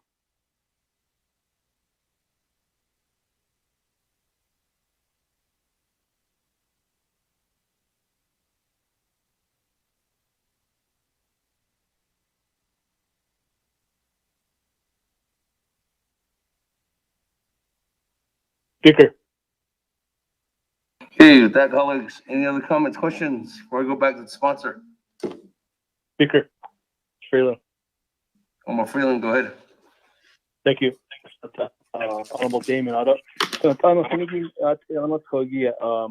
hope everyone is safe today and staying in a safe capacity. I wanted to first of all thank Shiche. I really appreciate you dropping this legislation. I read the legislation over and over. I read it numerous times today, and understanding its intent, I think we really need to emphasize what is the intent of this legislation. Its intent is to undo what the 22nd Council did. It almost seems unlawfully. Now, it added legislation or added language to the 2009 referendum that was voted on and passed by the voters. There's a huge endeavor, a huge undertaking right now, being put forth by the president, stating that we're in the wrong, that we should have no business doing this legislation. But what we are doing, to my understanding, is we are undoing what the 22nd Council did. And it was adding provisions and language to the 2009 language without the people having any say-so in it whatsoever. That's what I read of this legislation, Shanata. So with that, I appreciate Chegi stepping forward. I did see the petition online by the president, and it's almost like pitting the people against us. 2009 referendum spoke loud and clear, Shanata. It spoke very clear. And what happened was there was added language without the authorization or the votes by the people.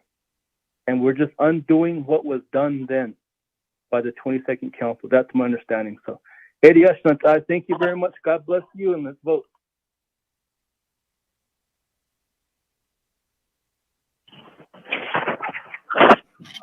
That, colleagues, any other comments, questions before I go back to Chairman So? Speaker, this is Doug Slater. Twice. Slater, go ahead. Speaker. Has your staff or OLC or anyone been able to get DOJ on the line?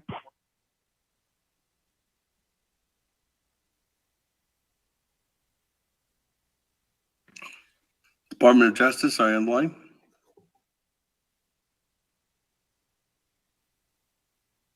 Anybody from DOJ?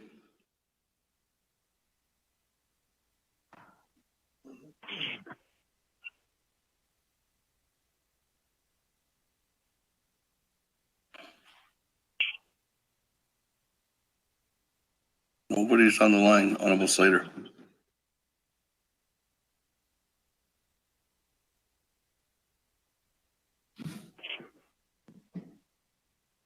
Department of Justice, anybody?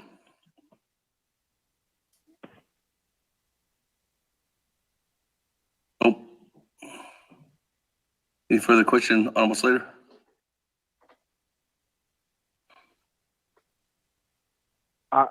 Speaker and my colleagues, I feel that the council is due some representation from the Department of Justice regarding this legislation. It's been discussed. How there are quite a few questions brought up by my colleagues, and I think we deserve to have some representation to answer those questions or provide clarification. But if they're not on the line, then I guess we'll go to a vote.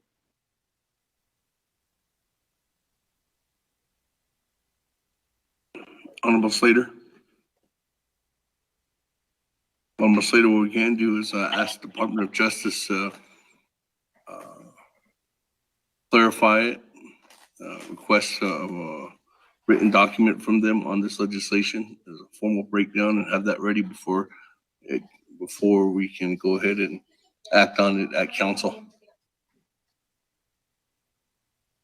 That's what the Speaker's office will request from the Department of Justice on legislation 015 or 0153-20. Yes. Okay, with that, back to you, Chairman So. Thank you, Cecilia.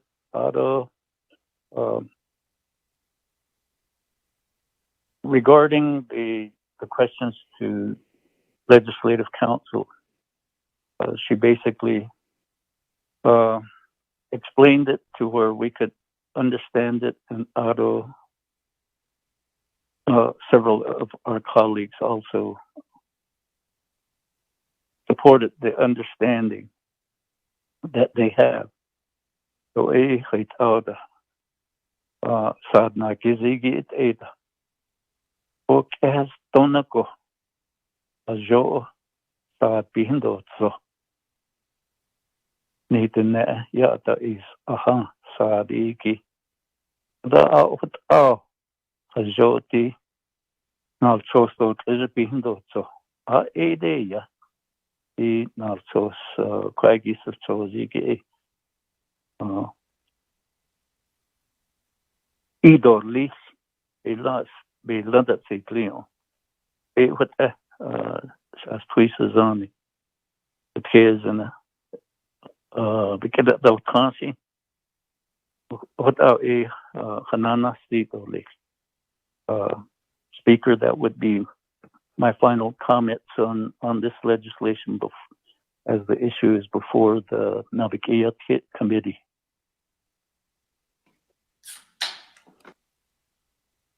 Thank you, Chairman Daniel. So, that colleagues, go to the board. Speaker, this is Delegate Crotty. Yes, Madam Chair, go ahead. Thank you, Speaker. I don't have a question because in Budget and Finance, for the record, I did ask if this was exact language on the people's referendum. And I triple checked and made sure that it was word for word, period for period, comma by comma. What I do need now, and I think should be clear to the public, is the actions of the council who had a part in adding this to our code. So, Speaker, if I could ask your Office of Legislative Services to pull up the resolution language that added this into the code. If there's a possibility to find that audio recording of what was the discussion by the council at that time when they added the language, I believe there needs to be accountability. And I'm not sure if at any point it was raised that what council at that time was taking action on was not what the voter initiative language said. And so I'd like to know what the delegate said at that time for consistency and accountability. Thank you, Speaker. That's my request. If we could have that by the time this legislation goes before council. Thank you.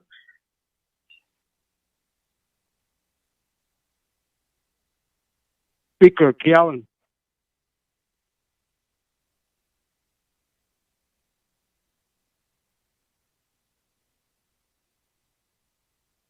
Speaker.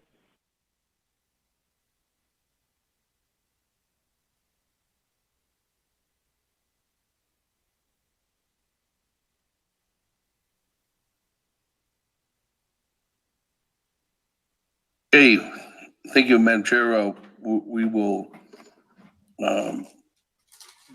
be working together with Office of Legislative Services to get that information.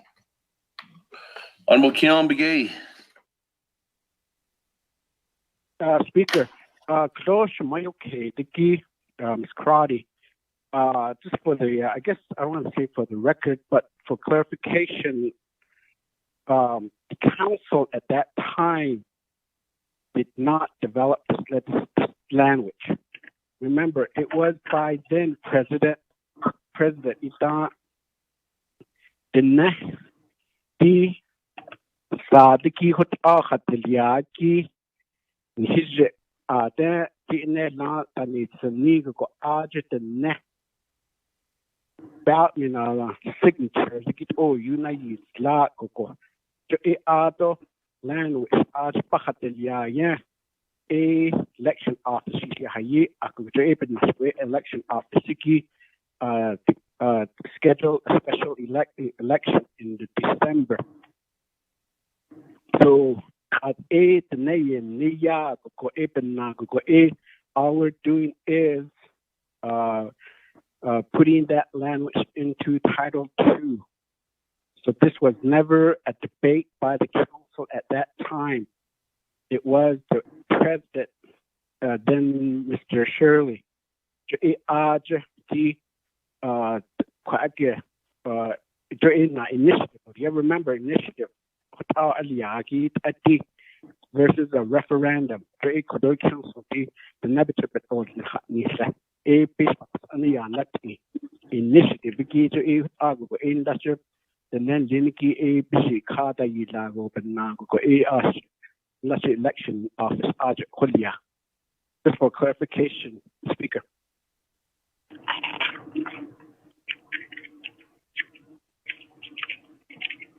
Thank you. Speaker. That, colleagues, any other comments, questions? Eugene So. Eugene So, go ahead, sir. Ashonda, I'm keen with you guys, council delegates. We're talking about a language that was voted on. And we cannot alter it. That's how I understand it, because those are the people's votes.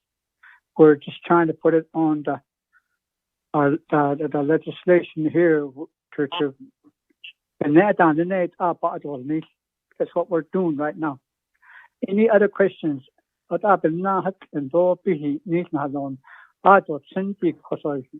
where our debate runs to. That's really altering what we're trying to do here. So so we're kind of get out of order. It's just not clear the way I see it. Because of that exhibit in there. Correct, President Nikismini, that's what he's saying. All we're doing is trying to satisfy the voters, the language that they voted on to be put in there. If I understand it, I think everybody should understand it. So that's what this legislation is trying to do, not to compile it with something else and like the president is saying to us, and we're just doing that right now. Just do what the people said that day, 2009, how they voted, put it down, let's vote on it. That's it. Thank you.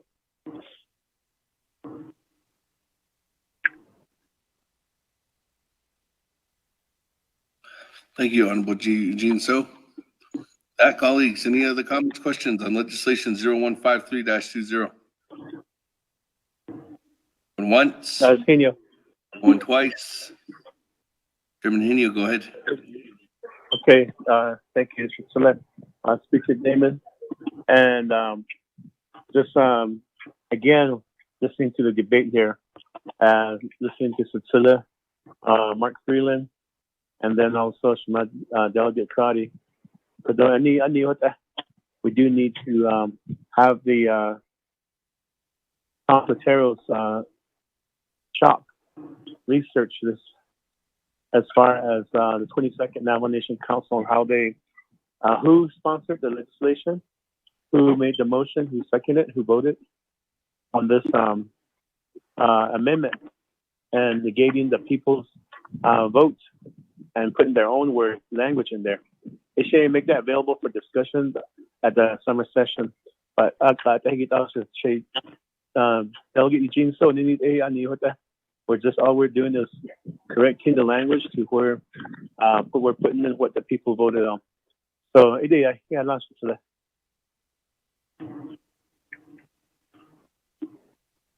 Thank you, Chairman. That. Any other comments, questions on legislation 0153-20?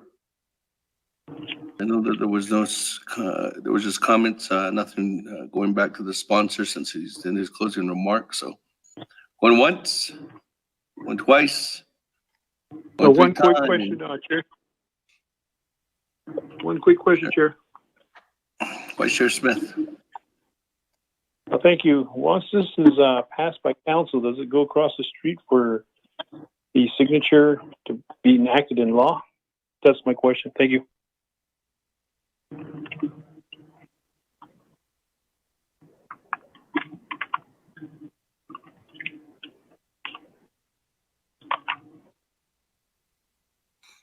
Honorable Raymond Smith, Vice Chair Smith, there's a change to the Navajo Nation Code, so this does go across the street to the president for final authority or final action. Okay. Thank you, sir. Thank you. Hey, that. Go to the board.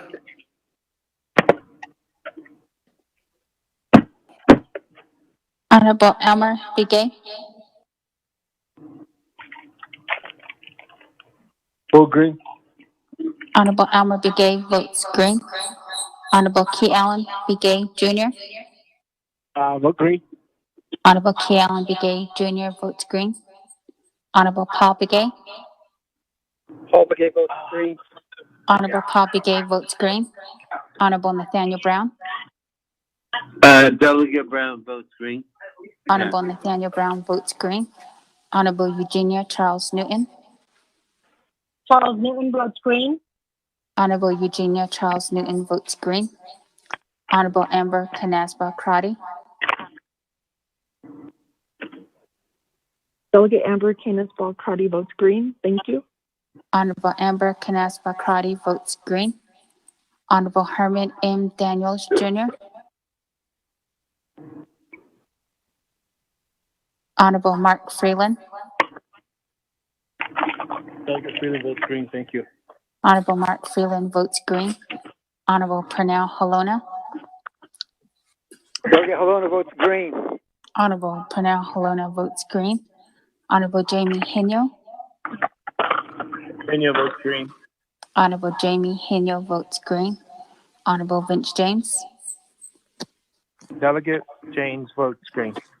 Honorable Vince James votes green. Honorable Rick Nez. Delegate Rick Nez votes green. Honorable Rick Nez votes green. Honorable Carl Slater. Delegate Slater, green. Honorable Carl Slater votes green. Honorable Raymond Smith Jr. Green. Honorable Raymond Smith Jr. votes green. Honorable Wilson Stewart Jr. Green. Honorable Wilson Stewart Jr. votes green. Honorable Charlene So. Honorable Daniel So. Daniel So votes green. Honorable Daniel So votes green. Honorable Eugene So.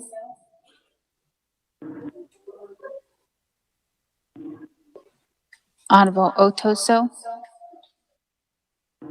I vote green. Honorable Otto So votes green.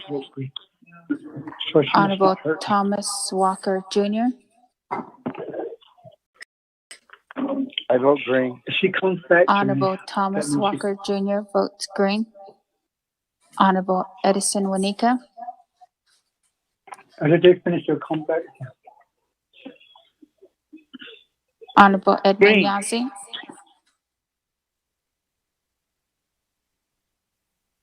Honorable Edison Wanika. Green. Honorable Edison Wanika votes green. Honorable Edmund Yazzie. Honorable Jimmy Yellowhair.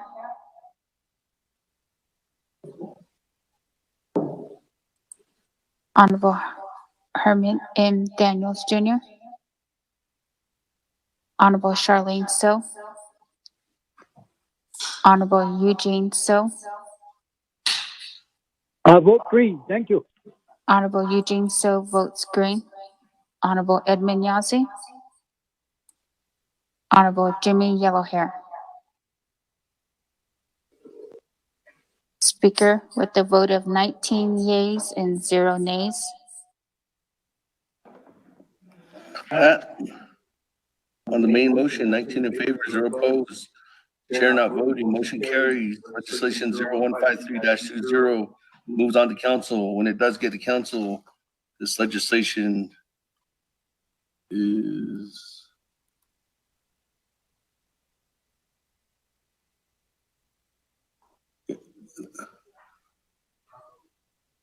okay. This legislation, when it's destined to council, will be 2/3 votes. That, moving on down, colleagues. Old business. Back to old Speaker, business. continue. Yes, Chairman. Okay, I have a question of privilege here. Maybe the sponsor, Delegate Juanica, and co-sponsors, Delegate Slater and Delegate Halona, can answer this for me. 141-20, allocation for the election office. Do they want it heard today so we can move it to summer session or not? That's my question. If they want to hear it today, then I guess we need to make suspend the floor rules to add this to the agenda. That's my question to the three sponsors. Speaker David, you hear me? This is Doug Yellowhair. I think he has the old agenda. That's the one I messed up on. Honorable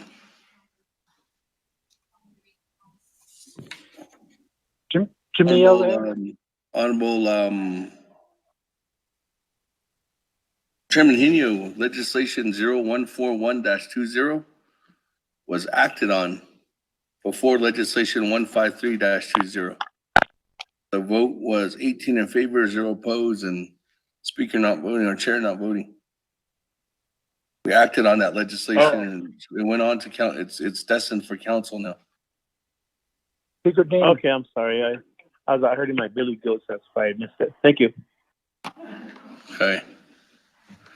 That Honorable Yellowhair. Just checking my phone, Speaker. My phone fell on me, so I know I'm not counted for that. When we just voted a while ago, I tried, but didn't hear me anyway. But I fixed my phone now. I think you can hear me now. Which way? I haven't moved on to the next motion, Honorable Yellowhair. I'll accept your vote.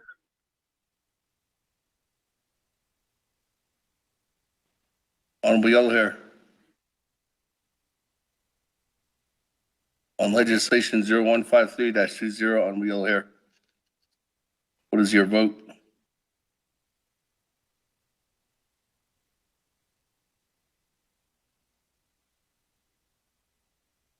Honorable Yellowhair.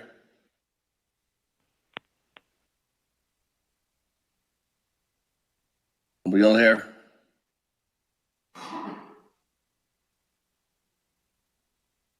Honorable Yellowhair on legislation 0153-20. Going once. Going twice. Going 3 times. That, moving on down. Old business, colleagues. Item number A, legislation 0144-20. Spotero, if you could read into the record. Oh, actually, it was already read into the record, right? Yeah, but we should probably cover that amendment. Okay, let's go there. Mr. Speaker, members of the committee, legislation 0144-20, an action relating to health, education, human services, budget, finance, and resources and development, and Naa'bik'iyati committees and the Navajo Nation Council, approving and adopting the Navajo Nation CARES Fund expenditure plans for water projects, power line projects, and broadband telecommunications projects. There are amendments. The first amendment from the Health, Education, and Human Services Committee, Amendment 1, 1, page 4, line 24, delete 30,920,636, and the attendant longhand verbal description of such and insert $61,486,555, and the attendant longhand verbal description of such. 2, page 5, line 25, delete $30,920,636, and the attendant longhand verbal description of such and insert $61,486,555, and the attendant longhand verbal description of such. 3, in Exhibit 5, replace the broadband section of the document with the titles 2020-07-04 into UAW CARES Act funding request consisting of a summary sheet, a 2020 detail, a 2021 detail, and a 2020 detail. This document has been forwarded to the legislative advisor. 4, page 5, line 6, after Exhibit 5, add the following language, semicolon, and the CARES Fund solar installation plan as outlined in Exhibit 6. The solar installation plan shall allow for 40 units for each delegate's district and an additional 40 units for veterans. 5, add the document titled 3.0 kW photovoltaic PV power refrigeration and water pump system as Exhibit 6. This document has been forwarded to the legislative advisor. 6, page 5, line 29, insert new paragraph E as follows. E, the Navajo Nation hereby approves and adopts the CARES Fund solar installation plan from the Navajo CARES Fund in the amount of $35,192,000 and allocates funding to the Division of Community Development to the Navajo Southern Utility Authority. 7, on Exhibit 3, replace the schedule provided by the Department of Water Resources with a new report provided by the Department of Water Resources. 8, on page 4, lines 6 and 7, delete $64,226,317 and the attendant longhand verbal description of such and insert $117,035,518 and the attendant longhand verbal description of such. 9, on page 8, lines 8 through 10, delete $64,226,317 and the attendant longhand verbal description of such and insert $117,035,518 and the attendant longhand verbal description of such. 10, update Exhibit 2 to reflect the new amount set forth in this amendment. 11, renumber letters succeeding paragraphs and sections accordingly if necessary. This amendment shall supersede inconsistent language contained in any other committee amendment, which shall be conformed to the intent or language of this amendment. The Office of Legislative Services, with notice to the sponsor of the legislation, is hereby authorized to make necessary grammatical changes. Amendment 2. 1, page 4, lines 6 through 7, delete $64,226,317 and the attendant longhand verbal description of such and insert $186,574,655 and the attendant longhand verbal description of such. 2, page 5, lines 8 through 10, delete $64,226,317 and the attendant longhand verbal description of such and insert $186,574,655 and the attendant longhand verbal description of such. 3, in Exhibit 3, add 2 spreadsheets to the water project to include CARES Act wastewater projects listing into UA. The document has been forwarded to the legislative advisor. 4, renumber letters succeeding paragraphs or sections accordingly if necessary. This amendment shall supersede inconsistent language contained in any other committee amendment which shall be conform to the intent or language of this amendment. The Office of Legislative Services, with notice to the sponsor of the legislation, is hereby authorized to make necessary grammatical changes. You then have amendments from the Budget and Finance, the Resources and Development Committee. Amendment 1, solid waste. 1, page 1, line 15, amend the language as follows. Expenditure for _ solid waste in _ water projects, power line projects.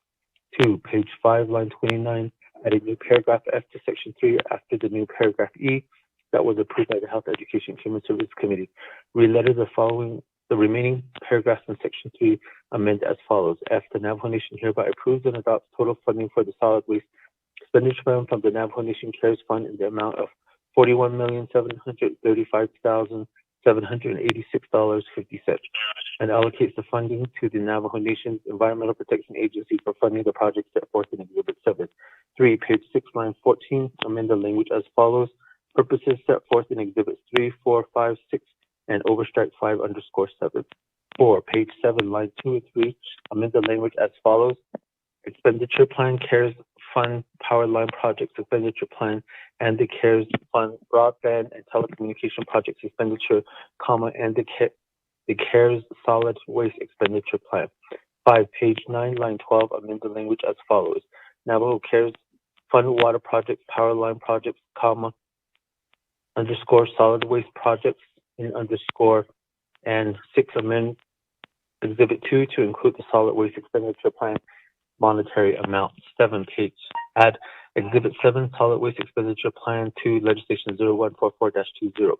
Renumber, reletter succeeding paragraphs or sections accordingly if necessary, and this amendment shall supersede inconsistent language contained in the other committee amendment, which shall be conformed to the intent or language of this amendment. The Office of Legislative Services is noted as sponsor of the legislation is hereby authorized to make necessary grammatical changes. Amendment 2, Navajo Technical College. 1, page 4, line 23, 24, delete $61,486,055 as amended by HEHC and insert $69,121,088.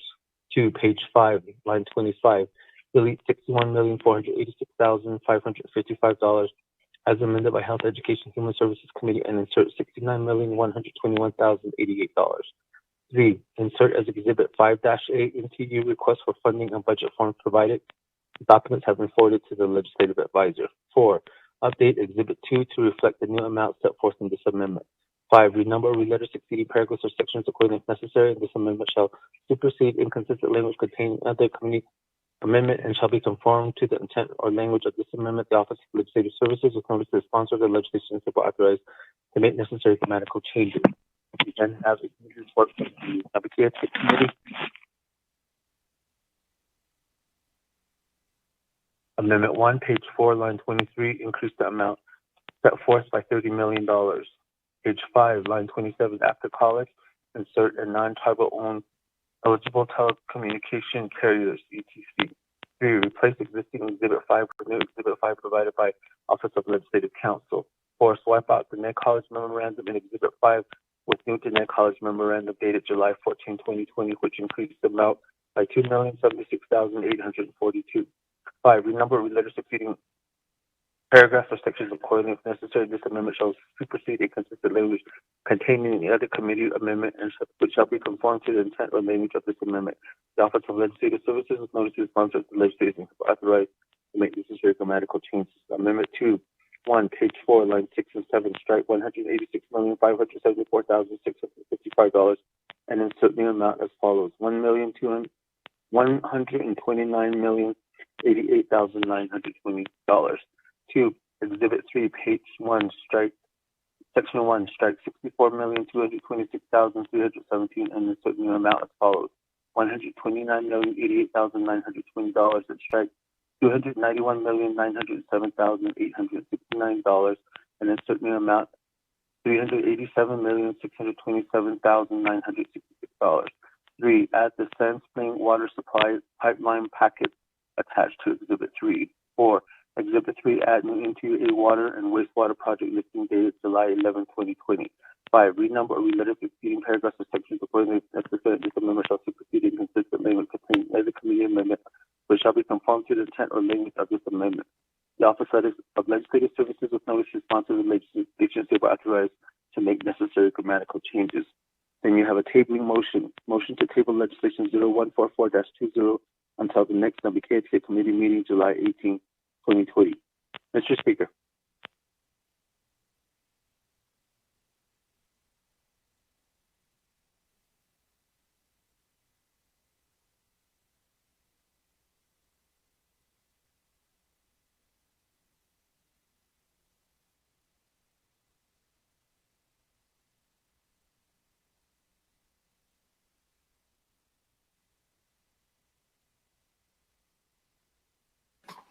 Thank you, Spotero. With that, colleagues, this legislation is table. Is there a motion to bring it back off the table? Motion. Eugene So.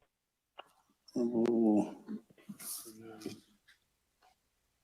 Honorable Eugene So.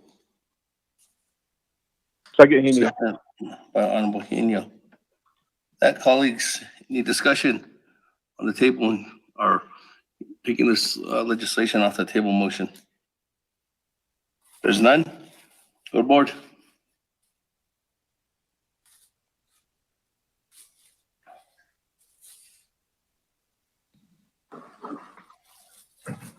Honorable Elmer Bigay.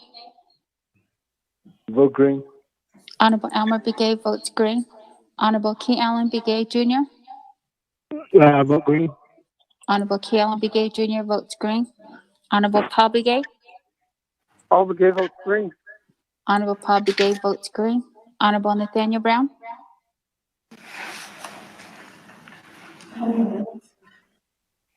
Honorable Eugenia Charles Newton. Doesn't mean anything. Charles Newton votes green. Honorable Eugenia Charles Newton votes green. Honorable Amber Canasba Crotty. Delegate Amber Kinsball Crotty votes green. Thank you. Honorable Amber Canasba Crotty votes green. Honorable Herman M. Daniels Jr. Honorable Mark Freeland. Delegate Freeland votes green. Thank you. Honorable Mark Freeland votes green. Honorable Pernell Halona. Green. Halona votes green. Honorable Pernell Halona votes green. Honorable Jamie Henyo.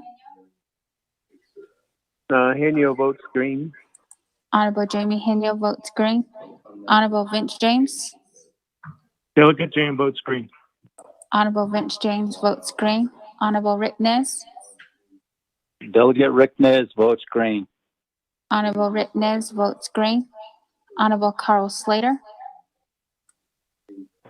Delegate Slater green. Honorable Carl Slater votes green. Honorable Raymond Smith Jr. Green. Honorable Raymond Smith Jr. votes green. Honorable Wilson Stewart Jr. Green. Honorable Wilson Stewart Jr. votes green. Honorable Charlene So. Honorable Daniel So. Daniel So votes green. Honorable Daniel So votes green. Honorable Eugene So. Eugene So votes green. Thank you. Honorable Eugene So votes green. Honorable Otto So. Otto So votes green. Honorable Otto So votes green. Honorable Thomas Walker Jr. Thomas Walker votes green. Honorable Thomas Walker Jr. votes green. Honorable Edison Wanika.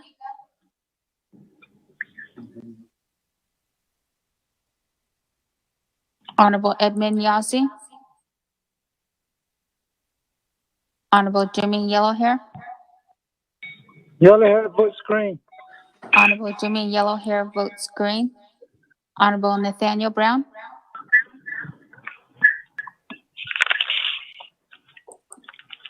Honorable Herman M. Daniels Jr. Honorable Charlene So. Honorable Edison Wanika. Green. Honorable Edison Wanika votes green. Honorable Edmund Yazzie. Speaker, with a vote of 19 yeas and 0 nays.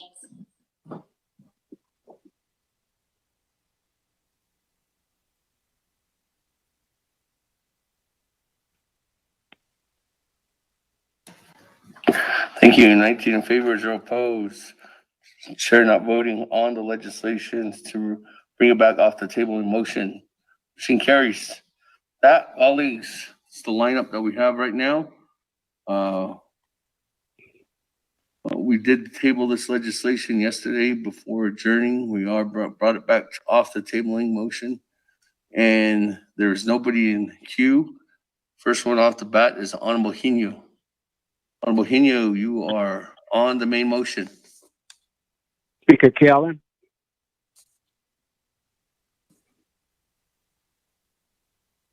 Speaker Otto So. Christina Kevin.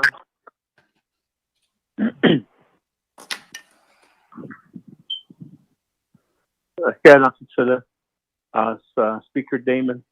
Ados and so history Trangidi 144-20 Behzani. Jay by it is Tiko.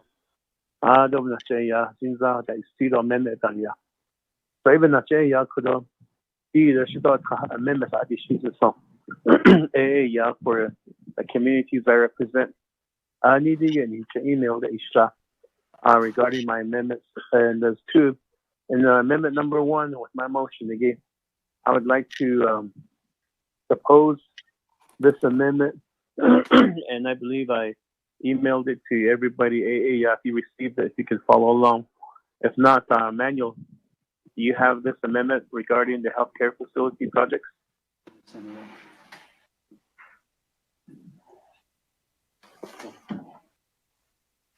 Mr. Rico.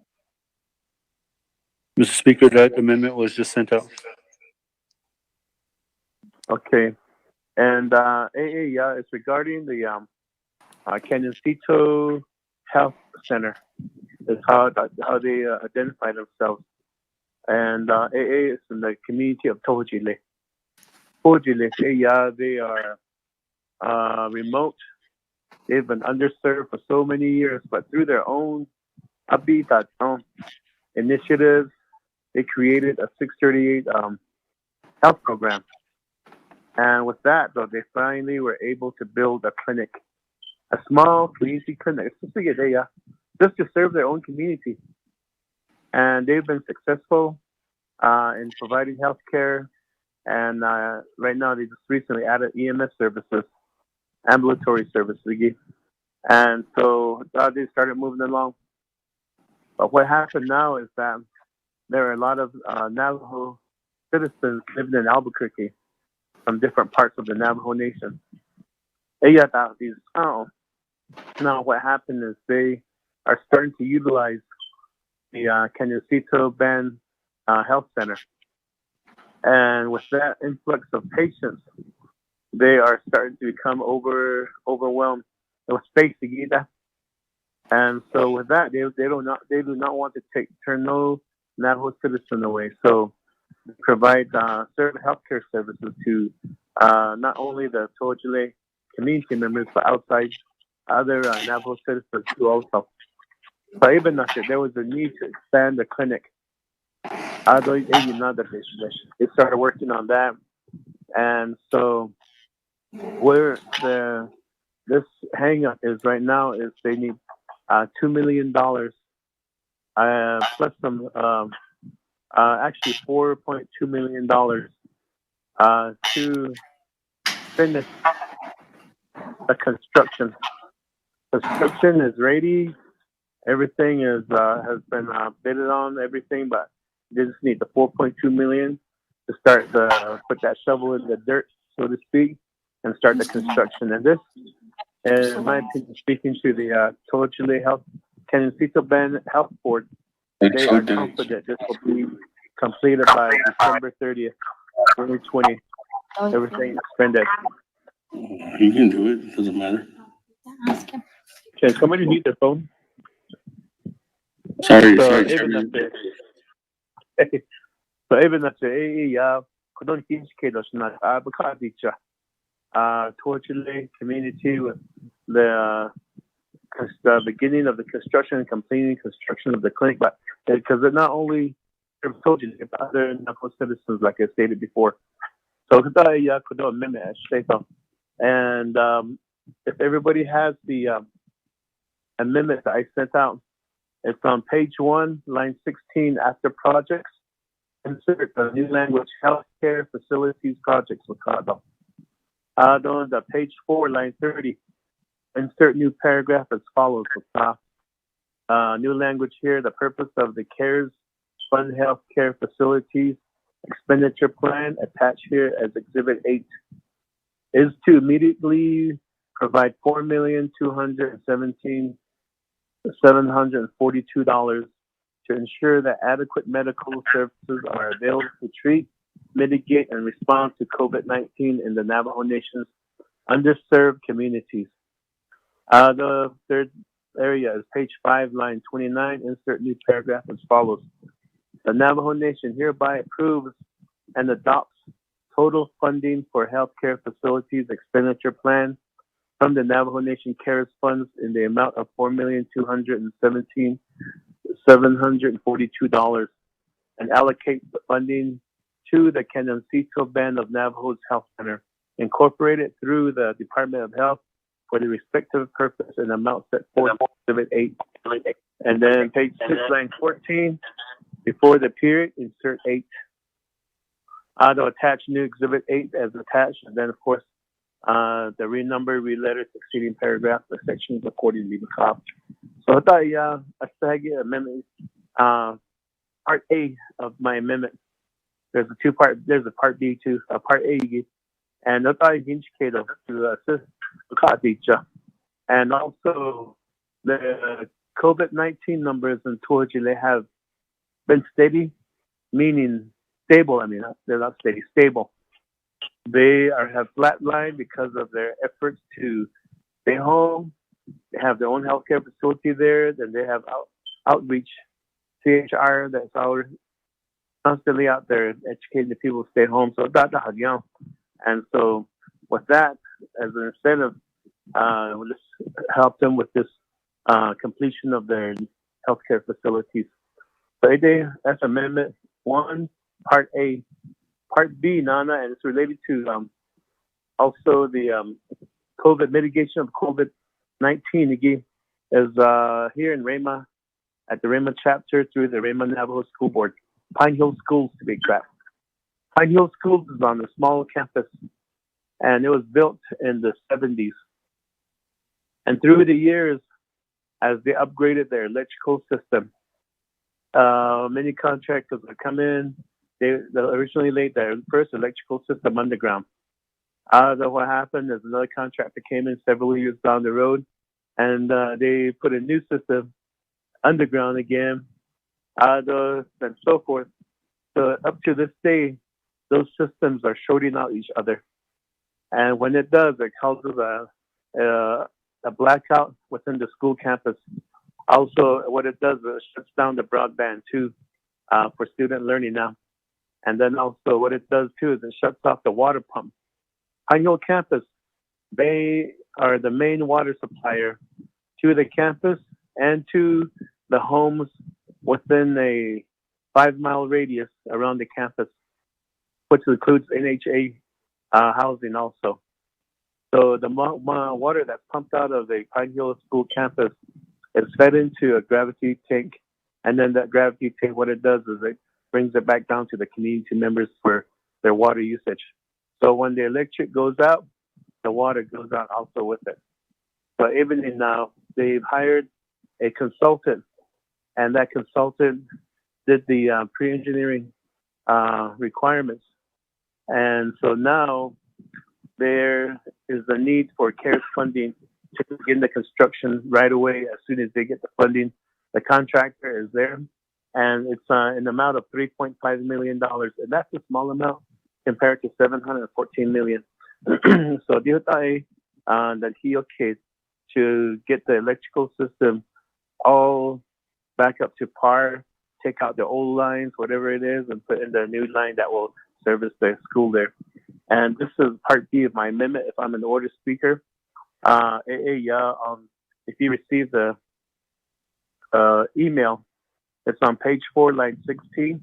Increase the amount set forth by $3,500,000. The part number 2 is to increase the cumulative amount as set forth in Exhibit 4, page 1, Section 1, by $3,500,000. And then third part is add the Rama chapter Pine Hill campus electrical deficiencies packet as attachment to Exhibit 4. And then the last renumber and re-letter succeeding paragraph. So the attachment say it's always provided by Cañoncito Van Health Center, and then also from the Rama Navajo School Board, who passed the resolution. So that's my amendment, Speaker, with my motion.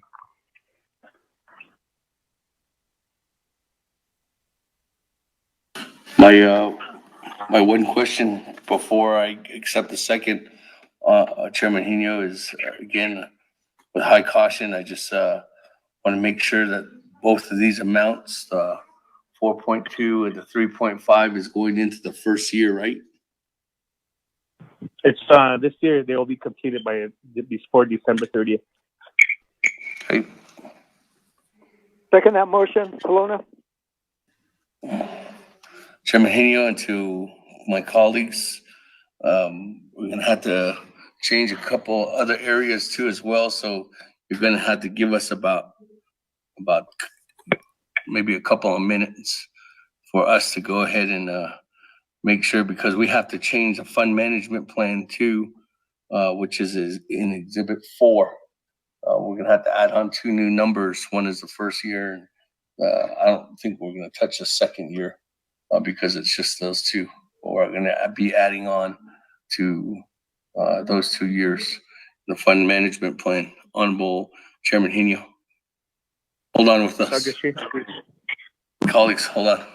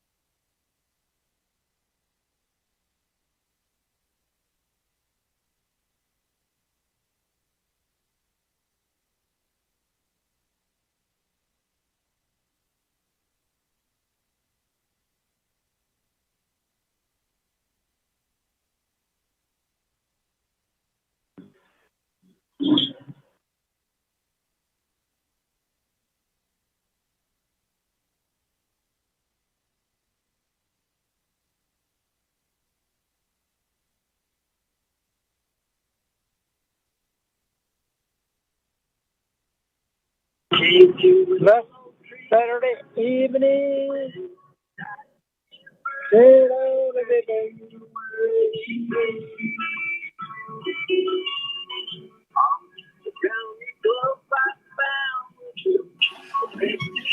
Colleagues, bear with us. I'm trying to fix this. Set you free. The sad evening she ran away.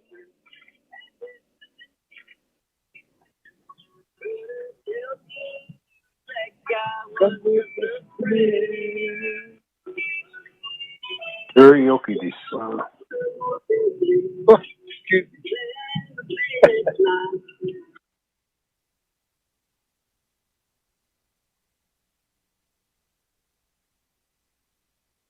Technology.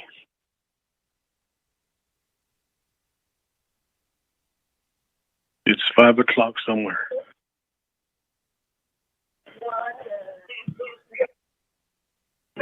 Let's wish us 5 o'clock. Okay.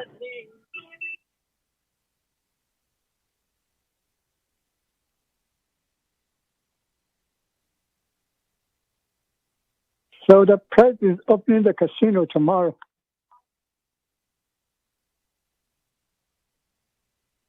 Yellow hair, mute your phone.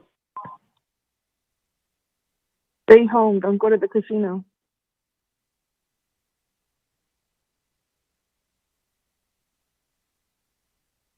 You're on lockdown.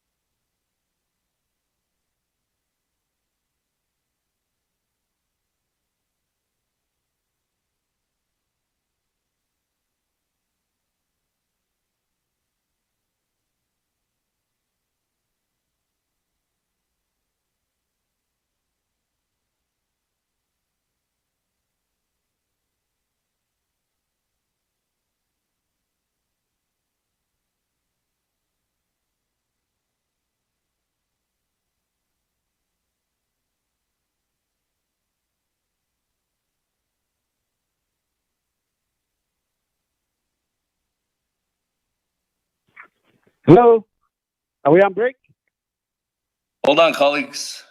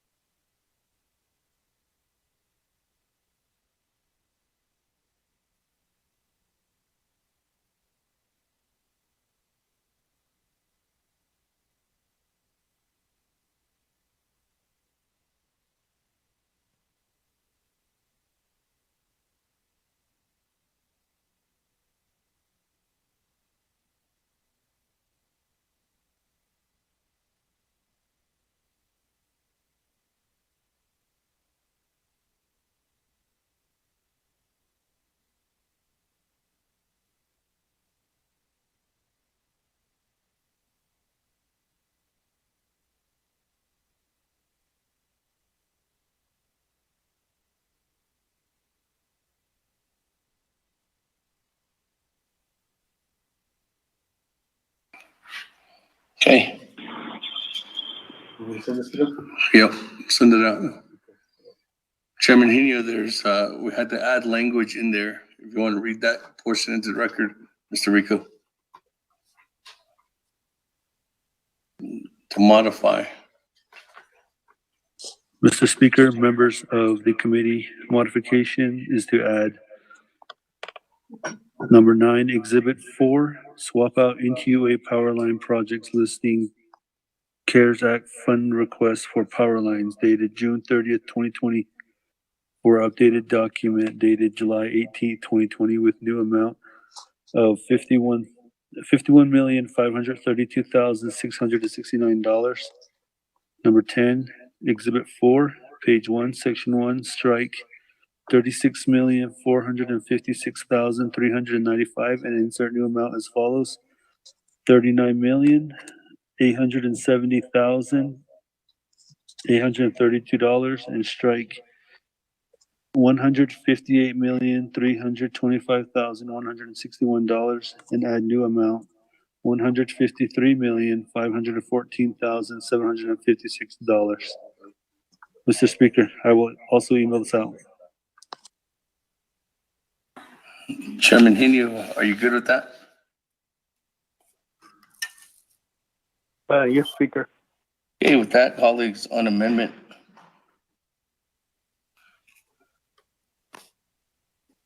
Because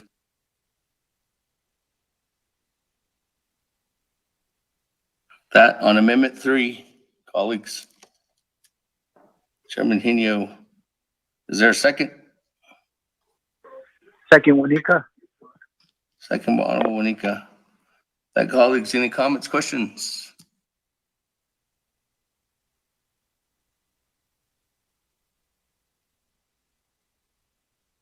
Comments, questions, going once, twice, Speaker. 3 times.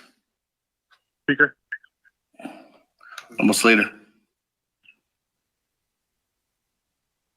Thank you. I just want an assurance from the sponsor that all the work can be completed by December 30th and that they've investigated all of the activities they'd like to perform and that everything will comply and be completed by the 30th.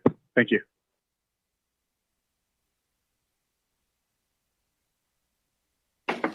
Chairman Henio? Speaker Damon, Delegate Slater. I have been in constant contact with the Raymond Navajo School Board and also the Tolachune or Canacito Band Board. They assured me this will be completed by December 30th, 2020. Thank you. Speaker, there's got to be a relevant administrative fix.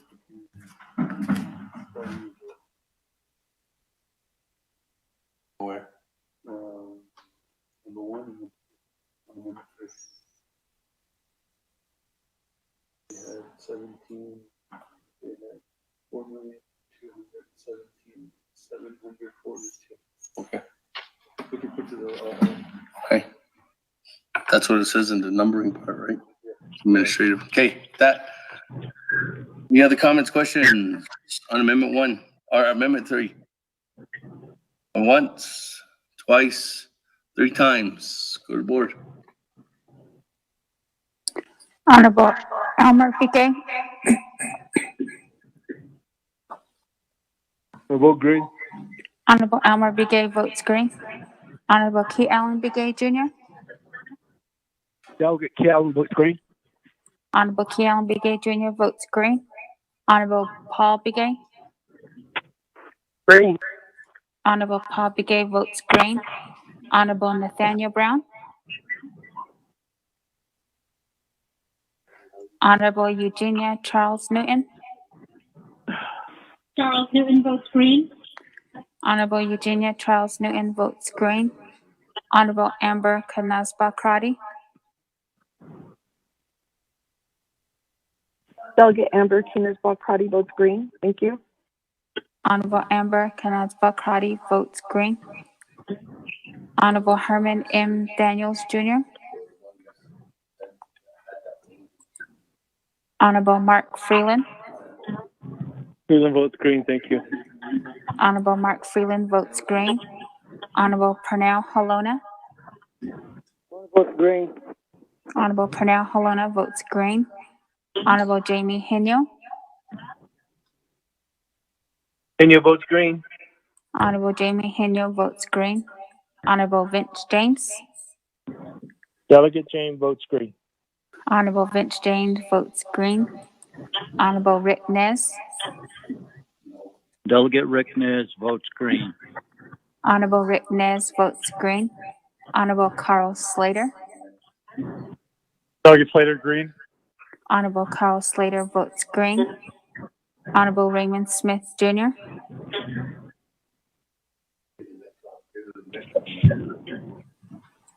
Honorable Wilson Stewart Jr. Green.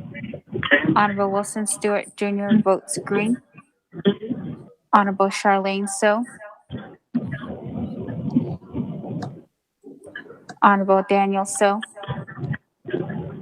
Daniel So votes green. Honorable Daniel So votes green. Honorable Eugene So. Eugene So votes green. Thank you. Honorable Eugene So votes green. Honorable Otto So. Vote green. Honorable Otto So votes green. Honorable Thomas Walker Jr. I vote green. Honorable Thomas Walker Jr. votes green. Honorable Edison Wanika. Green. Honorable Edison Wanika votes green. Honorable Edmund Yazi. Honorable Jimmy Yellowhair. Honorable Jimmy Yellowhair votes green. Honorable Jimmy Yellowhair votes green. Honorable Nathaniel Brown. Honorable Herman M. Daniels Jr. Honorable Raymond Smith Jr.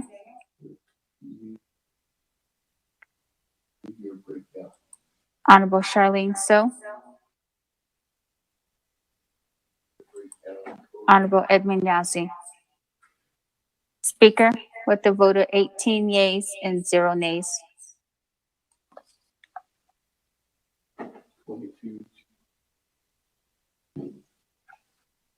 Thank you, That colleagues. colleagues, 18 in favor. Or opposed. Chair not voting. Motion carries on Amendment 3. That back to the main motion. Honorable Keelan McGee.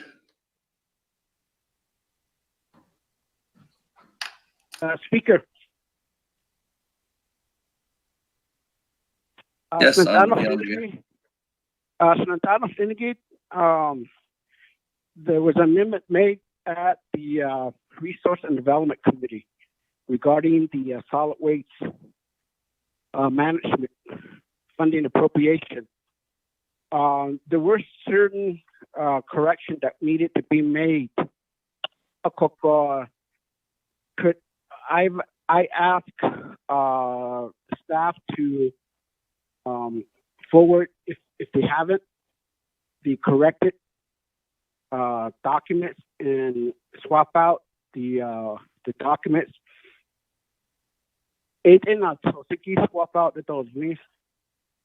As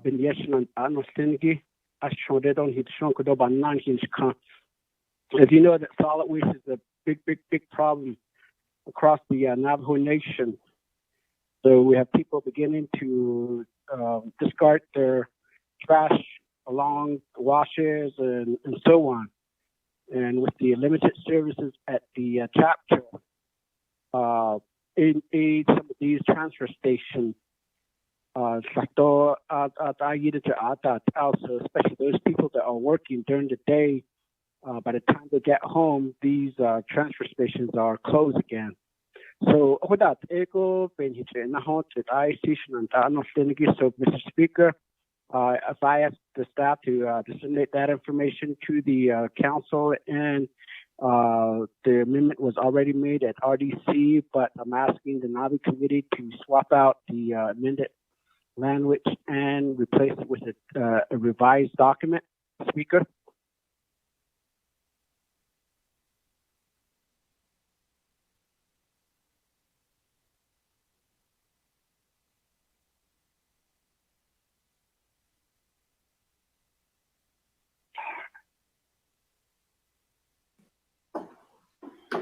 That colleagues, seems like Mr. Rico just sent that out to everybody via email.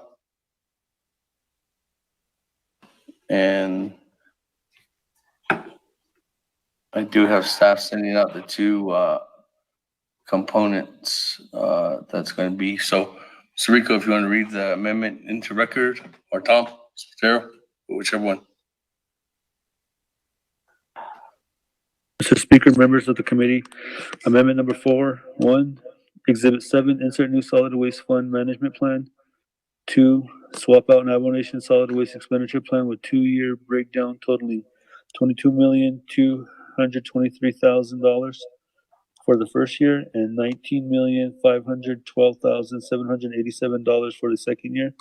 3, renumber re-letter succeeding paragraphs and sections accordingly if necessary, and this amendment shall supersede inconsistent language contained in any other committee amendment which shall be conformed to the intent or language of this amendment. The Office of Legislative Services, with notice to the sponsor of the legislation, is hereby authorized to make necessary grammatical changes, Mr. Speaker.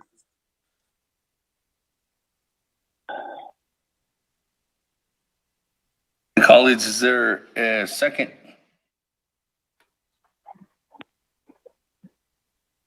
Henyo. Delegate Charles Newton, second. Second by Honorable Henyo. Colleagues, any comments, questions? Going once? Going twice? Speaker. Honorable Otto, so? Just one comment. I guess the solid waste has been added to the legislation. We have communities that have solid waste that they're taking care of already. And how is that going to provide benefit to those communities, such as, like, for instance, the community of Shiprock. Solid waste is an agreement between the county and the nation. And then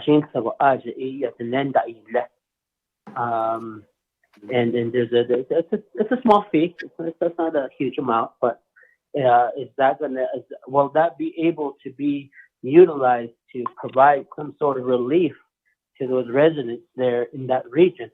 And even I guess the San Juan region is in that same loop there. And then my community, to the city chapter, their own solid waste, and every day with hours that are readjusted, and but it's open daily. But what I'm getting to is, how is these dollars gonna help those individuals in those communities when this $222 million is appropriated and then approved? How is it gonna benefit them? I believe, I'm not sure how the solid waste situation is in Fort Defiance or in Crown Point or in Kayenta, how will they be included, and how does this plan help them to benefit the Navajo people? So it is, but not just kidding. Thank you.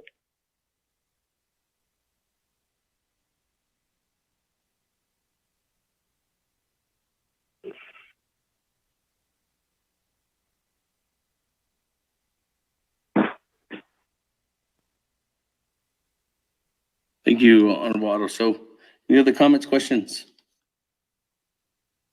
There's none. Let me go back to the sponsor, Honorable Keon Begay. Mr. Speaker, Dosh and Honorable Klinigi, I mean, there is a coordinated effort by the. I wish the solid waste, the EPA, would be online to go further, clarify. But Silet, if you could, and I can ask them to be online during the council session to fully explain if that could be done. I mean, with that amount of funding, we're talking about every corner of the Navajo Nation implement and control of solid waste. Yes, there may be some chapter is already in existence, working with the surrounding communities. But the overall progress, again, really does deal with the chapter level. Maybe the good start is those that doesn't have solid waste transfer station within the community. I mean, obviously, if they don't have solid waste management, solid waste transfer station, so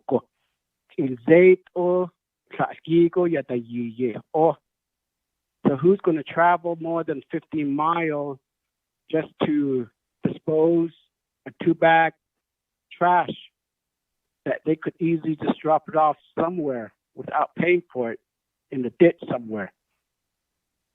So that's the area. So if you look at the plan on Kodori, the Navajo Nation Solid Waste Expenditure Plan, it talks about the area, the essential service at the chapter level. It talks about the illegal dumping site, chapter community government. It talks about the transfer station, chapter community locations. And it talks about the Navajo Nation landfill and or recycle center. Essential service chapter level,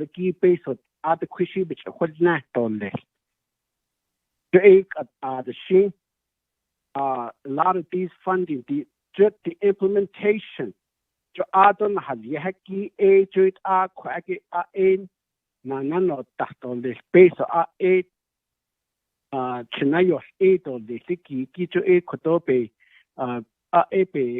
operation costs. So I'm trying to pull up the document while I'm trying to speak here.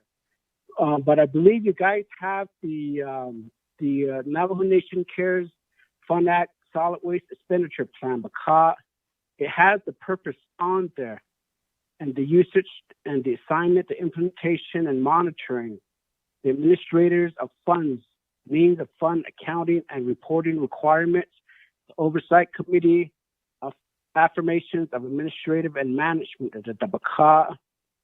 I would ask if could support this particular amendment. And just there's a solid waste management plan. Last term at the last RDC approved it. But the current one, Nikki, is more of the immediate, because the Navajo Nation will need to continue secure land for landfill if there would be land be available. Otherwise, the nation could be able to continue dealing with the outside company to transfer all the solid waste off the reservation. So that will lie with the management. So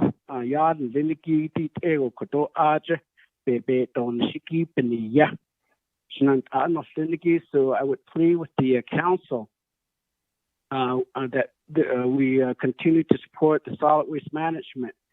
So the Shanit Ashland, if you want an in-depth discussion, I believe Ms. Sherilyn Sherilyn Yazi Shadeja, she's the one that's been helping me, along with Sherman, Frederick Sherman from the EPA and some of the EPA staff.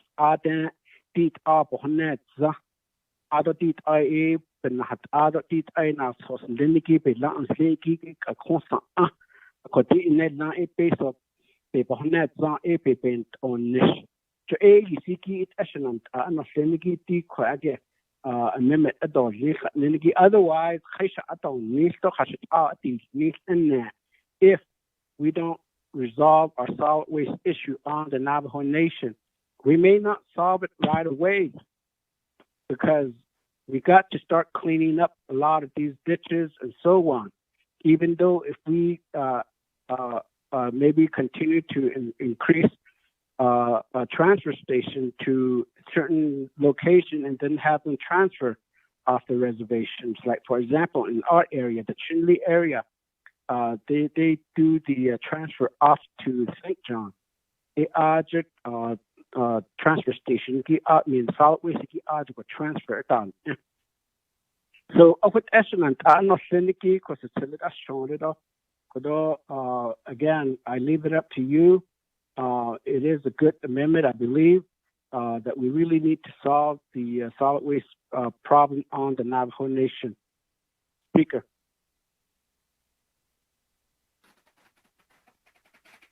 Okay, McGee. That, colleagues, any other comments, questions? Speaker Freeland. Madam Chair, Charles Newton, then Honorable Freeland, then Honorable Slater, and Honorable Elmer Begay. Madam Chair, Charles Newton, on Amendment 4. Thank you, Speaker. Yes, thank you, Speaker and colleagues. Speaker, I do have a question. I just now emailed Dana, and I CC'd you in that email. When County did enter into an agreement with the Navajo Nation in August of 2016 to handle their solid waste transfer station. There are currently 3 located in the Northern Agency. One is in Shiprock, one is in Minahazad, and then the other one is at the turnoff of Burnham and Squahalina and that Newcomb, store junction. So those are the three transfer stations that we currently have in the Northern Agency. As I stated already, we did enter into agreement with them in August of 2016. Unfortunately, the Navajo Nation continues to fall behind in making payments to the county. I believe at this time we are about $285,000 behind in making a payment to San Juan County. My question is, one is, can we include this as being part of the amendment that should say Honorable Kiala Vigay is proposing today to get San Juan County paid for the back money that's owed for the transfer station, and then also to pay them up to December? I believe Ms. Marlene Kirk did mention that we could use some of that money to assist with paying some of these services that would help with COVID-19. As Shizkuri stated, the illegal dumping has, is occurring right now, and that doesn't really help with what's happening.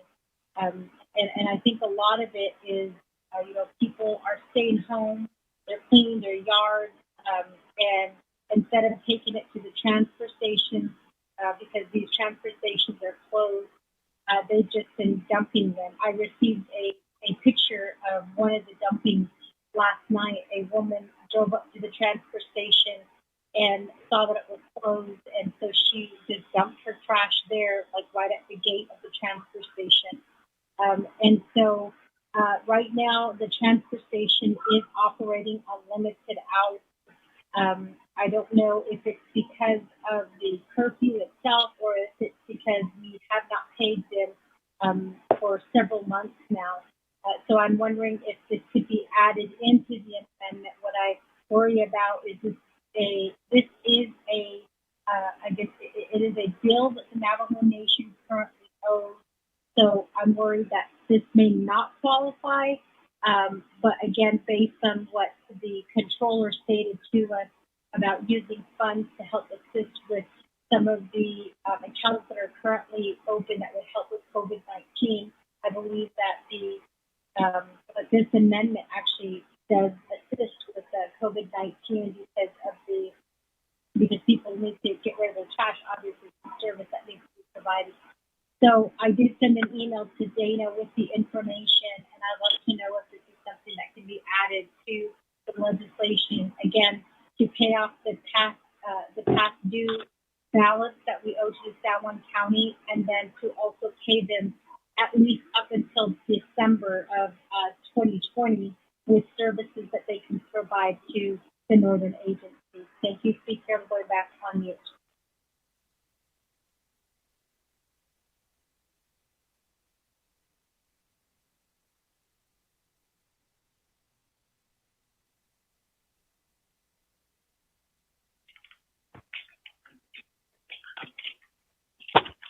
Okay, thank you, Madam Chair.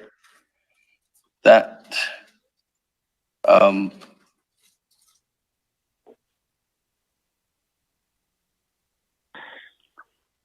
Speaker?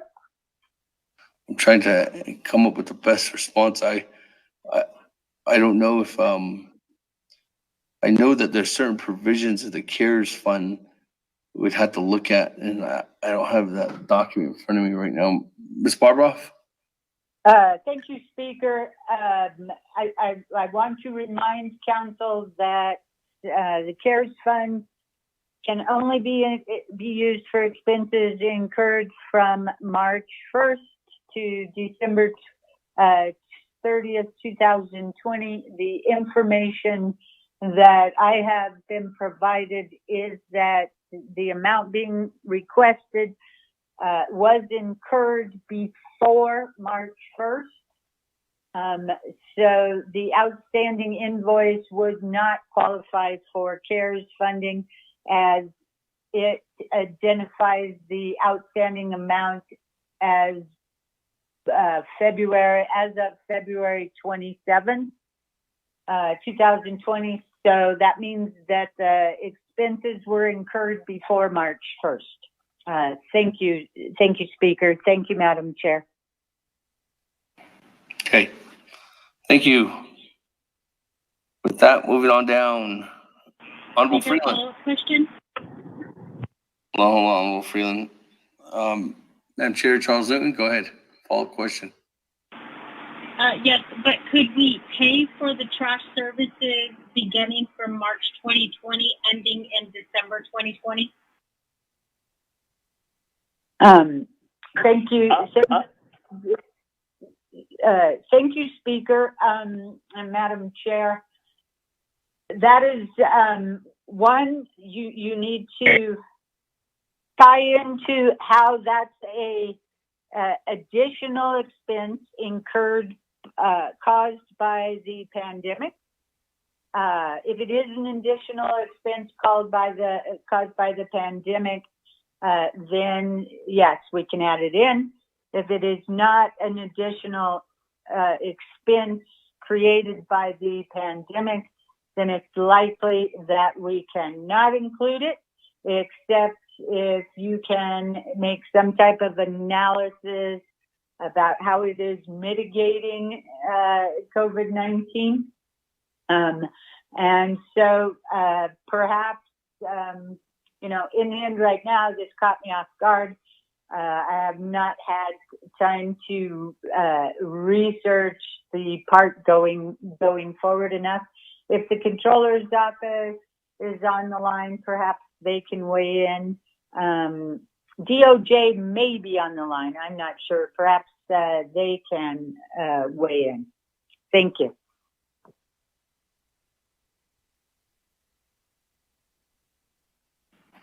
Thank you.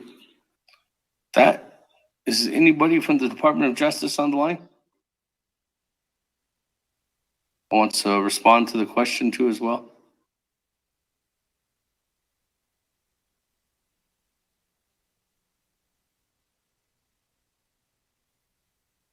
There's none. Okay, thank you. Moving on down. Honorable Freeland. Thank you, Speaker. Thank you, Shana, for this very important amendment regarding waste and waste disposal, landfills, transfer stations, etc. Shana, I also appreciate our Deja bringing up San Juan County, New Mexico, not San Juan County, Utah. We need to be clear on that. For us, we're very fortunate. San Juan County, New Mexico has been a very good partner to the Navajo Nation. And I say this because they take care of my 4 chapters that I represent in San Juan County: Naiza, Herfano, Lake Valley, and White Rock.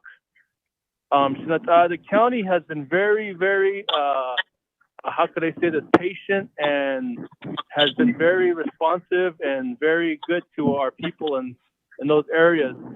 Now, the issue with the transfer stations goes back to an agreement that was made between the nation and San Juan County in previous administrations.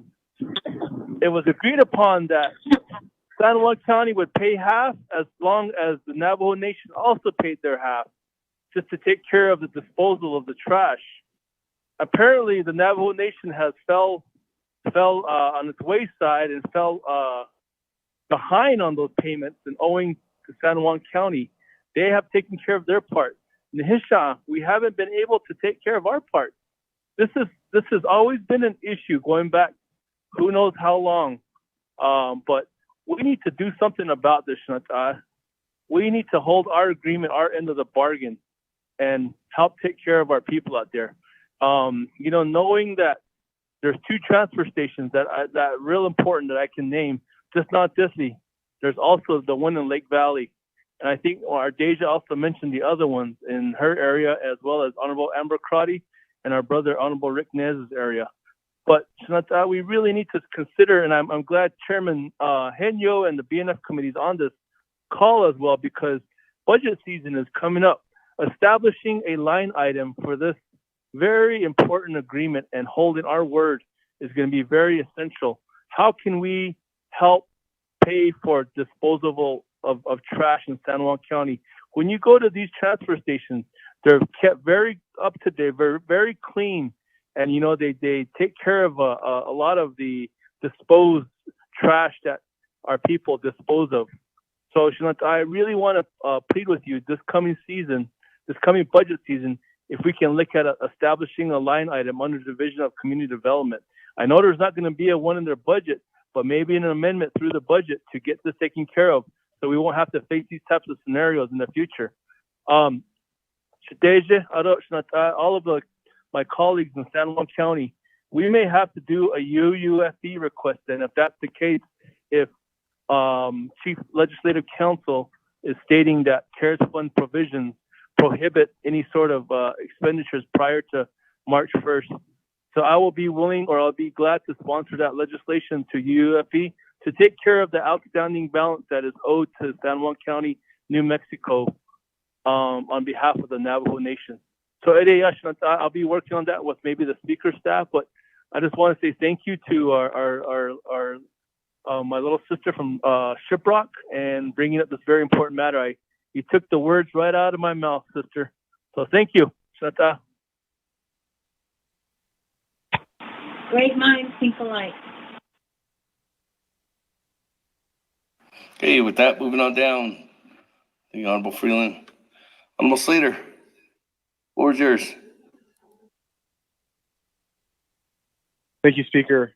The Office of Legislative Counsel drafted an amendment for the Geneva Chamber of Commerce proposal, and I'd like to ask if OLC can distribute that, and if the controller can get on the line to discuss the compliance with the Treasury guidance and the CARES Act statute.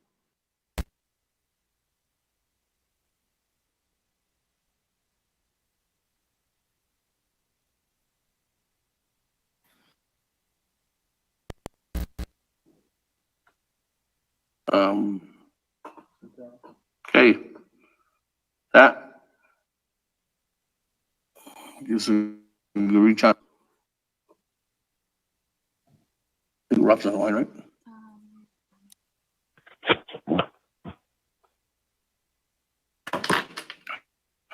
Okay. We'll send notice, Honorable Slater. Moving on down, Honorable Elmer Begay. Oh, thank you, Speaker. About on this, my question is there's different size of the transfer station. I don't know if that is solid waste would be equal. we know that you have to have the land available. I thought that the lands should be withdrawn. I don't know that you have to have those utility infrastructures available there. So, either like water and electric. It's the most important ones that are the land is withdrawn. So it takes a long time to withdraw land for solid waste. There's people along there. It's done because we've been working on this solid waste landfill. We're trying to create a landfill on Dakar. So we got the land, everything withdrawn. I don't know that there was already a site that was old Castle Beach trading post. It had 4 acres there, which already had land already withdrawn for that portion. So it has water, and then also it has a electric already the infrastructure in that area. So it holds so we just talked about the transfer stations, just like we think the solid waste are being taken to a place. Then from there on, is there a plan of the Navajo Nation? Anybody look into that we need our own landfill on the reservation? The landfills are out on the maybe the city limits within Winslow and Holbrook. So I was wondering is there any plans that when you were checking with solid waste, is there a land that is already designated or plans are put in place for the landfill? I see I didn't get or this year. I don't suppose that maybe that's what we need to start working on that. Maybe that will be a question to you. Go ahead.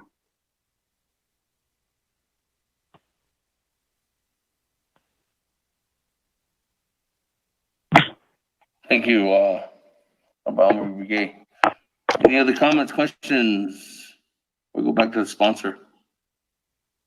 None? Honorable King Brigade, there's just comments on if you want a final word. I don't think it could should select Mr. Also, I don't earlier, baby. See, the other thing, again, if you want some mini presentation, one of our staff is on the line. Mr. I don't want to put him on the spot, but Mr. Frederick Sherman, are you listening in?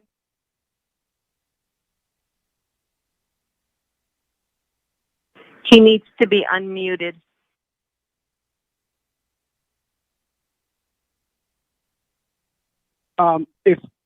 If you guys speaker, but no one's muted. Mr. Charles Newton, that to certain area that these airways that these ato pesut be ahdas sato be babik and alieno. I mean, whatever and however that's allowable. I mean, I'm in support of it, Shema. I mean, whatever that needs to be done, maybe starting from the implementation of the declaration out of only December. Maybe if we provide or propose a language, maybe at the council session, maybe we can support that as well. Mr. Freeland, brother, so Nazi. Out these each of the agencies, solid waste, the neighboring landfills.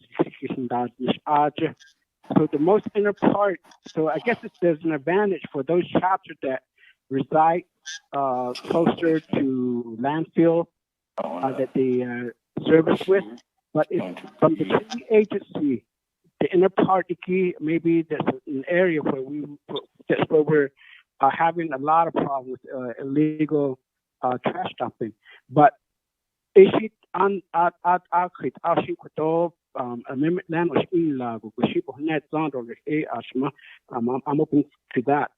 Mr. Freeland, Doug Freeland started out yes had it ashi no na alape that is ant ego go on here now because Washington we sometimes we don't live up to our agreements go go na it ashi satoya and then it saton ni dieta jota da ko ko that age she to be has aniki be hot she ni or be cut it just don't nan jiniki be bab cut it just and others as Mr. Slater, I believe there was that question was posed to Legislative Council in requesting for the land which the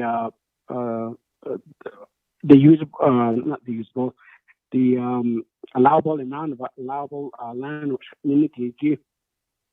Other Kadosh brother Mr. Elmer Bigay Kadohananazi late chapter de Papa public hetaholia I mean Kenya Pata Dentono Hazi. If you look at the expenditure plan, certain amount of funding will be going directly to the chapter.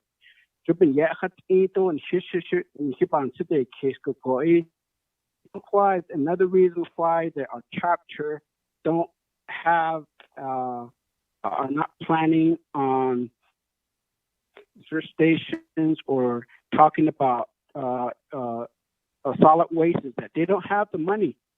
Then I mean, they could talk about it. RDC members, and that's what I've been bringing up to the chapters and to the committee, and that's what they've been expressing. These are land use plan.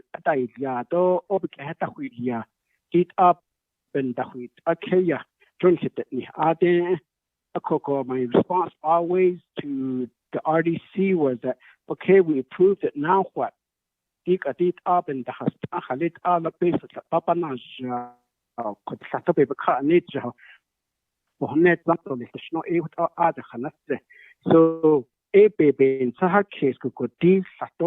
chapter based on the Kenya puppets at HOD right of way that Hato Southern Kata survey that Haki between the Mishikito Ishi Architect of the Sato based Yay Tato ask that so quacky been that on Shikito even yet based on art puppets at Join Zeniki that as brother Mr. Elmer Bigay in talking about the availability of land and pre-planning.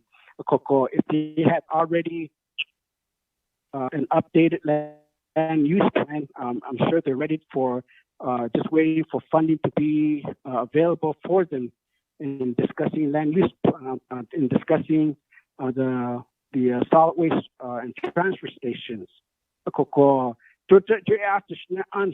Land use a landfill has laid down after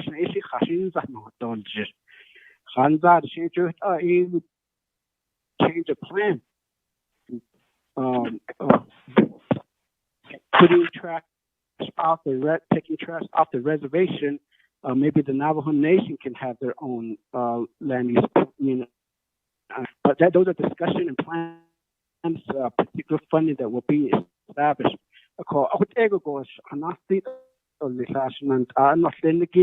So like I said, if you want to hear it directly from the EPA and the staff, it's more welcome, but I don't want to take up too much time. But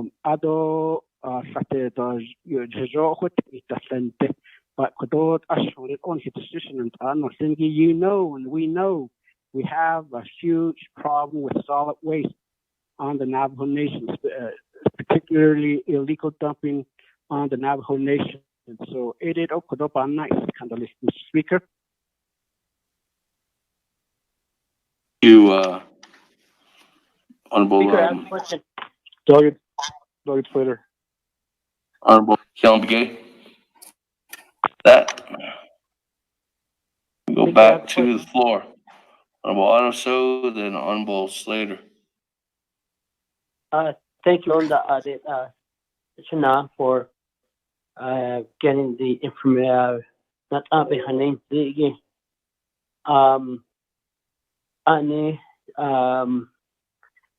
maybe if one proposal could be is that all the Navajo Nation chapters that are taking care of solid waste right now, there's someone hauling trash away, whether it's open 3 days a week or 4 days a week or whatever, and someone's paying for that.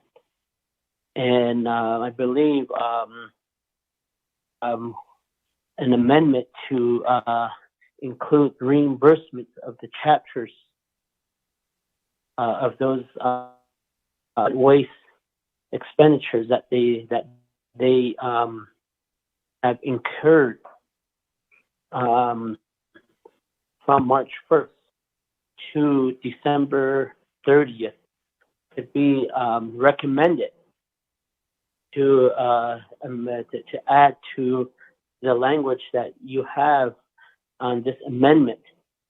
That way, because for instance, someone's paying for that hauling those trash away at this time, and if the CARES Act indicates that solid waste is part of it, let's include it.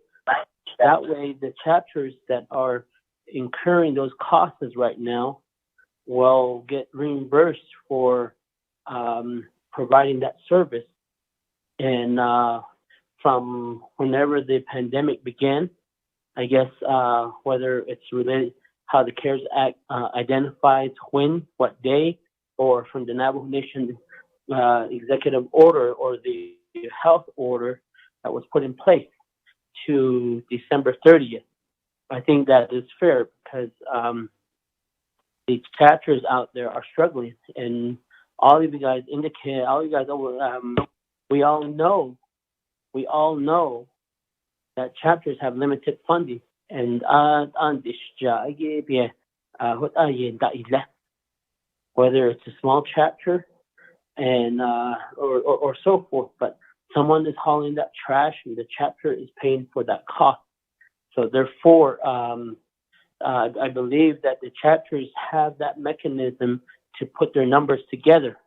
But if we could utilize these dollars to include the chapters who take care of their solid waste and haul it to the nearest transfer station or wherever, we could reimburse those dollars to the chapters. And if it's allowable in the CARES Act, let's do it. And if I would like to see if Mr. Kealan Gay could recommend or agree to amend and insert the language that I am trying to look for right now.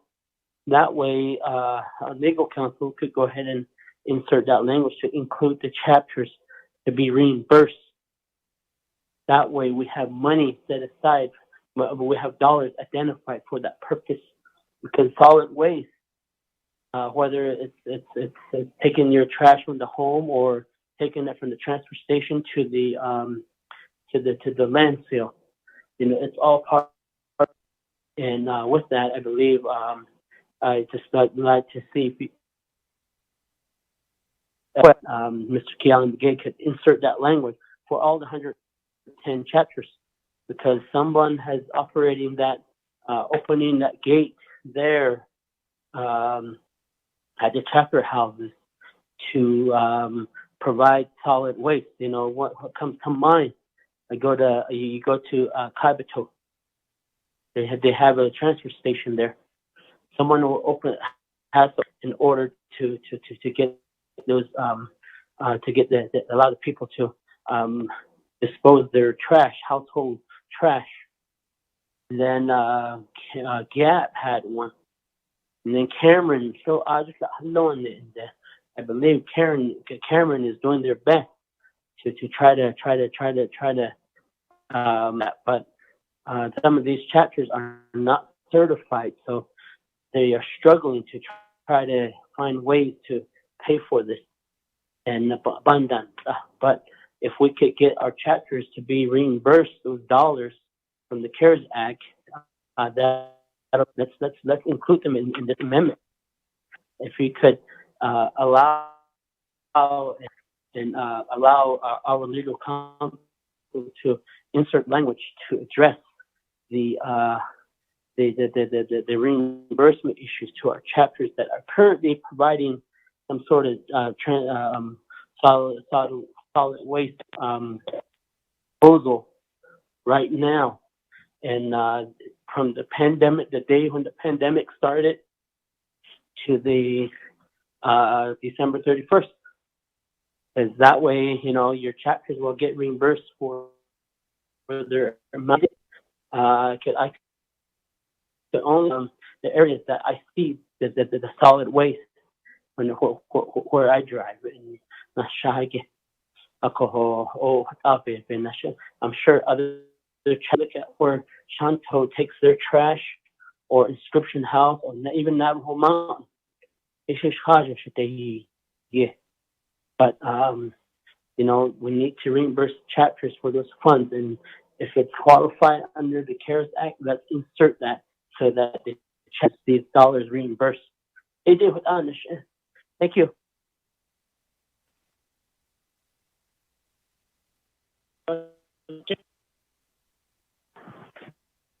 Okay, Shay. So I believe Speaker Damon asked me to take over here to take care of this real quickly. So, okay, delegate the order.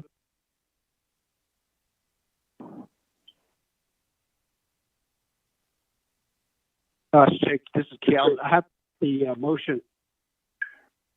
Oh, you have it's still on your yes. Okay, Shayna. Okay. With this, modify. Requesting to modify your motion, Shay. Okay. With Professor Shay Delgado, so yeah, Ziggy.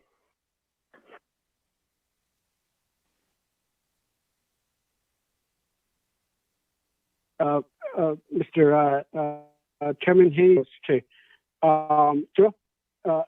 Ms. Barbara, what part the proposed amendment number 4 could the word reimbursement to chapters could be included? Could I get guidance from your office on this particular request? Maybe I ask legislative council's language could be inserted. Thank you.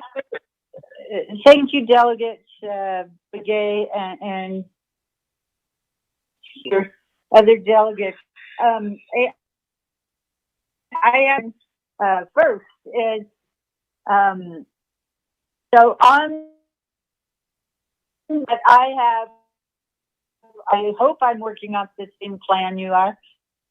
On the first section of the plan, it says essential services chapter level. And so I'm curious as to think that would already include reimbursement for those expenses that have incurred since March 1st. So I don't think that the amendment may be necessary. I think it's already in there. But I would need more information to what the intent of that is, that first section. So perhaps that could be answered. The solid waste program itself. Also, I have a small other issue in that I do not believe that I have an electronic copy of the plan. So it's difficult for me to actually figure out if language is needed, where to put it. So if somebody could forward me the electronic copy of the plan, that would be helpful. Thank you, Delegate Kialan Begay, and thank you, Pro Tem Chair. Gashina, thank you, Dana, for your response. Gashina, back to Delegate Odoso on your request again. Do you have a response to that? Thank you very much, Pro Temp. Yes, I guess I received the proposal, and okay, let me get my dog in here so he can give me some legal advice here. Try to see where we could insert this language here in the amendment. I guess let's see. Let's look at Mr. Key Allen's amendment here. Exhibit 7, insert swap. I guess a comma at the end of the second year, and insert the language of chapters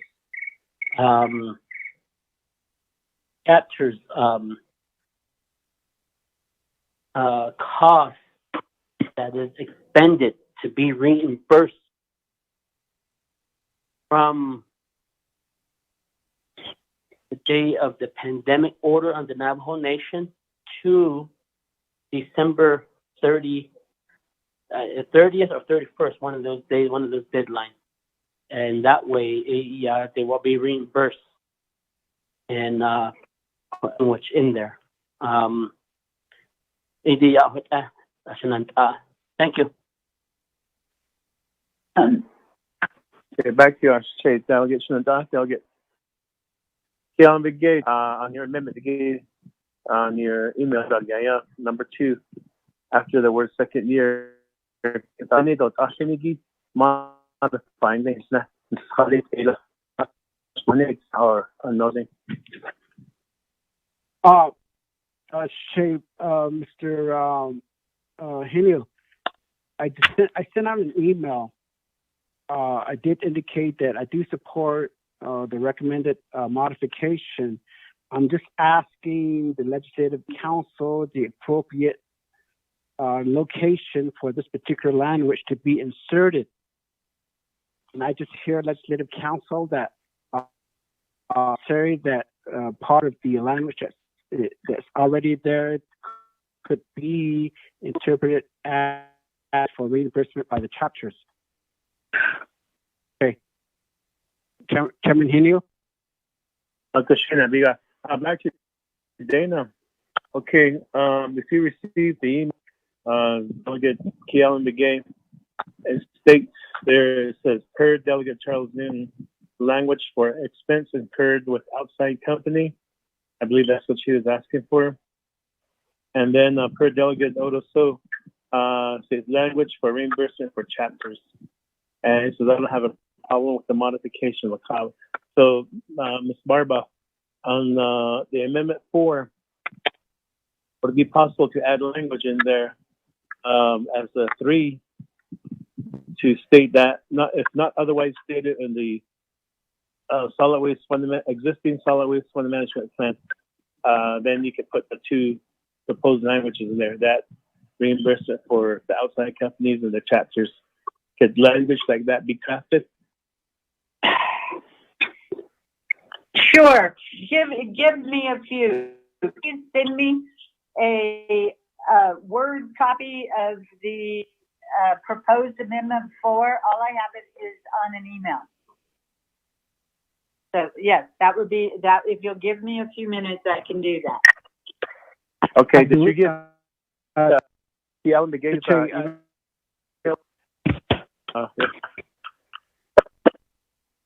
Okay. I believe the staff has forwarded the documents that Ms. Barbara is asking for, which are forward India. Mr. Chairman Yazi? Mr. Rico, are you there? Yes, sir. I am currently putting into a Word form. I'll send it to Ms. Barbara. Okay, good. See you on that. Delegate Kealan, what Ms. Barbara is asking for is a Word. That way she can easily type it in that we should get this Okay. attached into the amendments on the Word document. So give her a few minutes. Just give her a few, maybe a couple minutes to get that going, and then we'll come back on.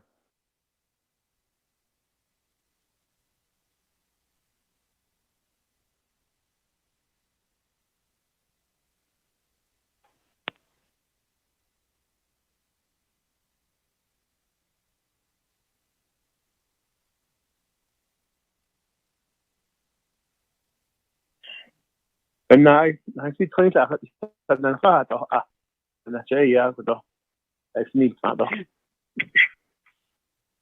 Chair Pro Tem. Okay, they'll just Thomas. This is Thomas Walker. okay. So now, Oh yeah, that's it. I have a question. Put me in the queue.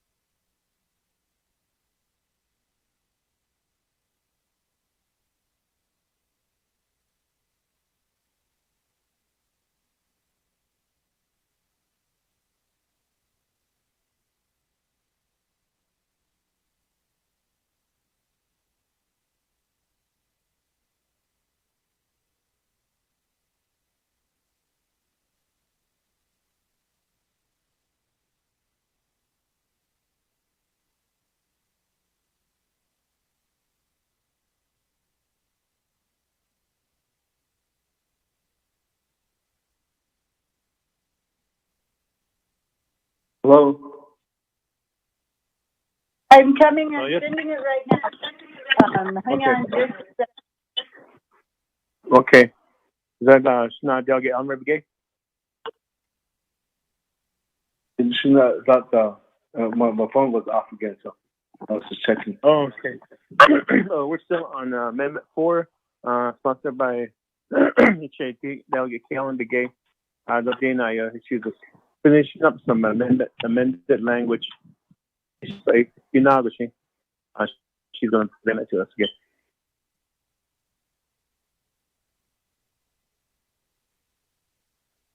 Adam just pro tem for a little bit while Damon chase a rabbit.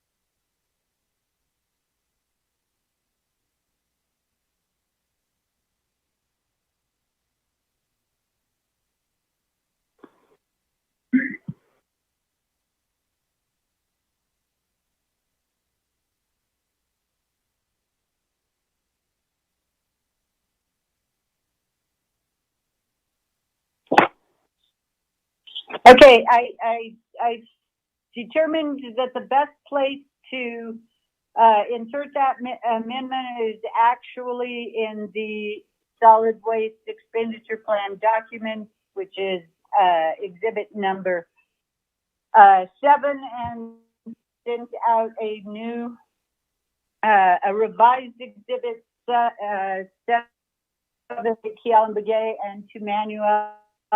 For some reason, where I'm having lots of technology issues over here, and so I couldn't quite get it attached to the amendment email. So it's just gone to Kialan Begay and to Manuel. Thank you. Okay, thank you. I received it here.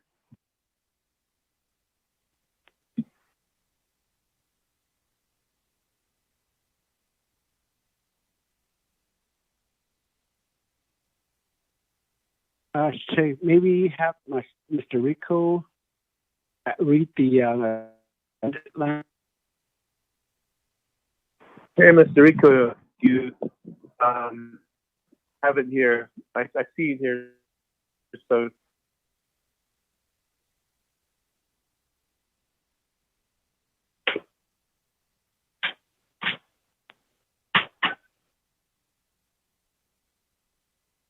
Mr. Chairman Pro Tem, members of the committee, the modification was made under Section 1 purpose, the second paragraph.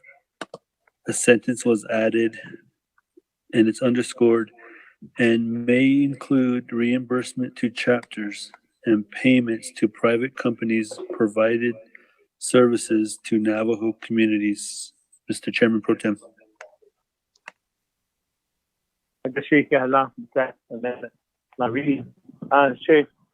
Ashbiga. Yes, the amended language, Chairman, can you? So back to Dana. So this amendment to the solid waste expenditure plan falls in line with amendment number 4? Yes, Chair Pro Tem, it does. Okay. It does, as long as I explained, if you look at Amendment 4 is inserting a new Exhibit 7. As long as the new Exhibit 7 inserted is the one I just sent, then it's all in order. Okay, with that, Kayla, thank you for that. And back to Sheikh Delegate Muroso Abiyahya. Oh, I'm good with it. I'm looking at the document, and I am with it. We included the chapters and the private companies. So thank you. Yeah. Big on stage, Delegate Charles. Okay,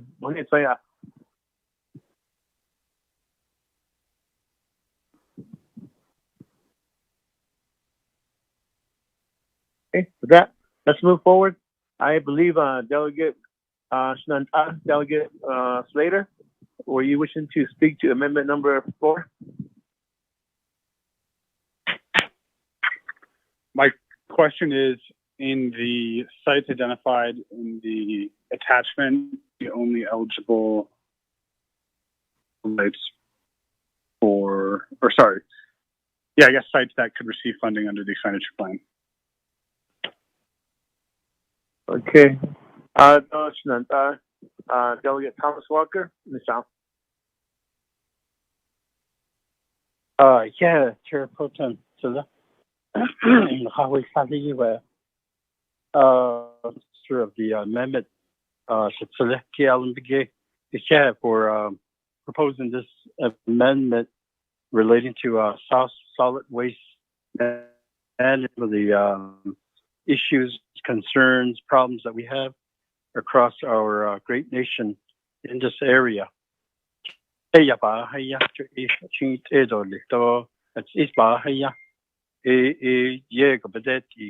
Directly.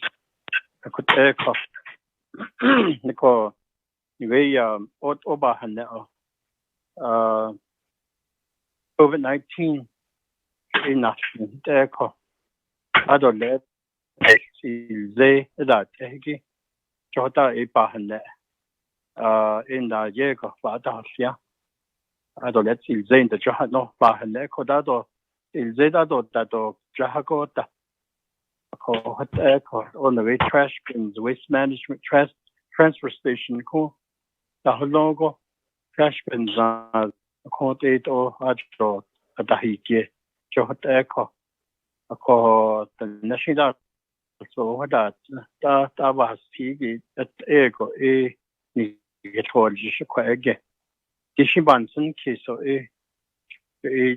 but yan ki do ko amendment na ha Elias Linko ko hata on the way not the kitchen it about Ahazan. So I have a question for sponsor of the amendment. Say through an example, Cameron community. Some time ago, a few years ago, there was a feasibility study for a landfill in that community. As you know, the community is one of those growth areas or growth centers. And the next 10 years, 20 years, it will be pretty much the size of Tuba City. The national so the feasibility study, that's where everything starts. At least some of these large community improvement projects, capital improvement projects. We do have such a study, and it's over at Navajo EPA. Amendment in KD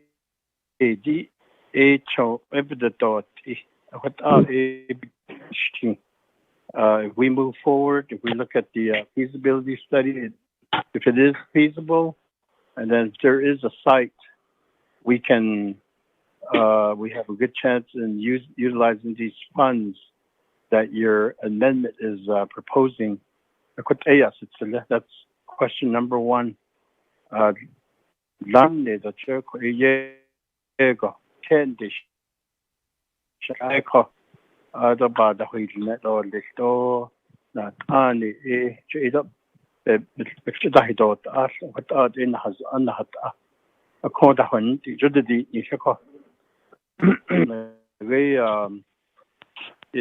the region that I'm from, we are close to the reservation boundaries in our neighboring communities, Flagstaff and then Winslow, Ado. So some of our waste management services come in from those communities, those cities that we pour feed, and they export our waste, our trash.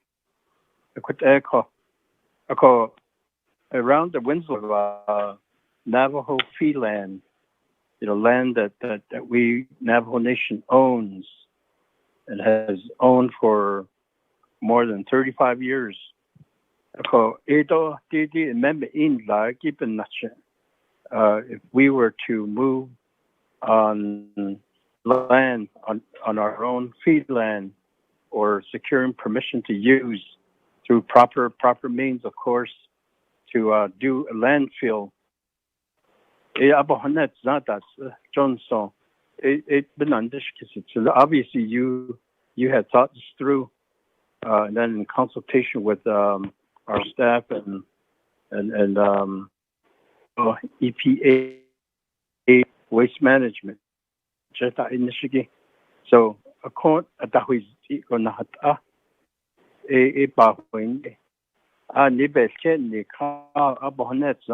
Johnson. So question to Alan Begay, then you can give it back to me and I comment or make a request actually. Thank you.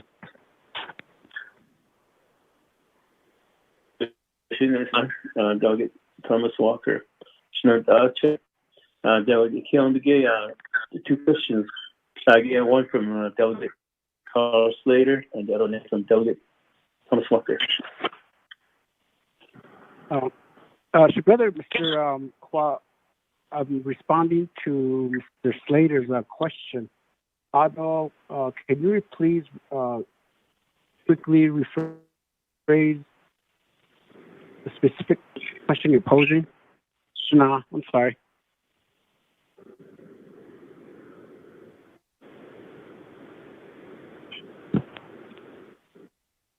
They'll get Walker.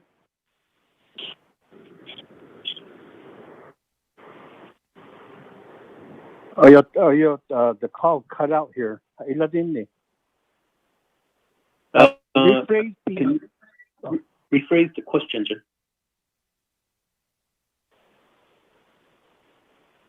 Right. Okay. So, Brother T. Allen, just feasibility study something here. Hello, the Schnee Cameron. So, the next step would be site selection, those site development for landfill. About feasibility study, yeah. Ako titi amended by nan niki ede could heki ba badole sto ebe hot iya. That's question one. Second is Navajo fee land, meaning off reservation, but yet lands that belong to us. Namely, the winds nahos kaya tanshi.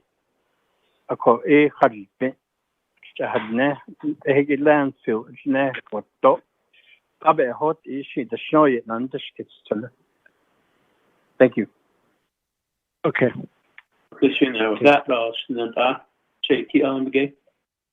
Okay, Mr. Kudod, Mr. Slater, tonight, Kidiki, I believe, halit out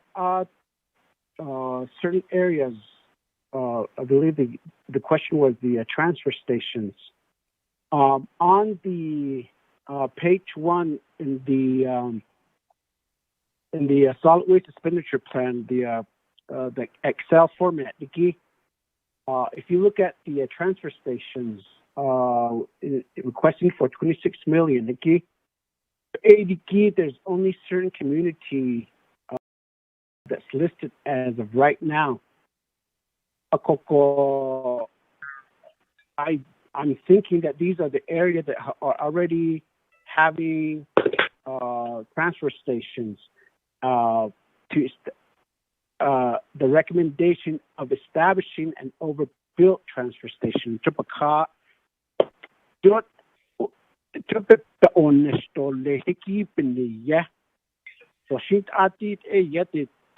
At the end of the day, the plan will be at all 110 chapters, just like anything else. Let's say, for example, chapter 20 panto but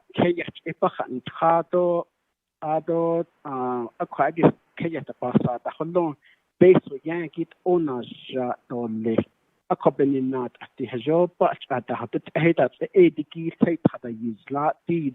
so that's one area I probably will have to ask the EPA office in identifying these particular transfer stations. But again, at the end of the day, we will want to have some sort of transfer station at all 110 chapters, and even further than that. There'll probably be several transfer stations within the community, because our communities are not just within a 2 or 3 mile radius. We're talking about almost 20 to 30 mile radius of each of our communities to some extent. Expansion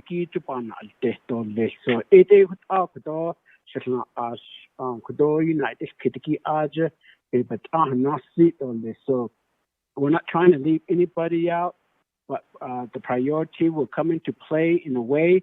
Again, just like Mr. Kadosh Mr. Walker, United Kidit I doubt much I need Edo base of A needs and the hot don't need the shift so I base of banda so that's the reason why if you look at the purpose of the solid waste expenditure plan purpose at the second paragraph, the key yes, the solid waste project list includes, but is not limited to, solid waste disposal fees on solid waste bins, illegal trash cleanup, plan, permitting, design, right-of-way, bid, and construction of transfer station, recycling centers, and landfill, purchase of heavy equipment of the landfill, solid waste management administration cost of a car. The public health based on the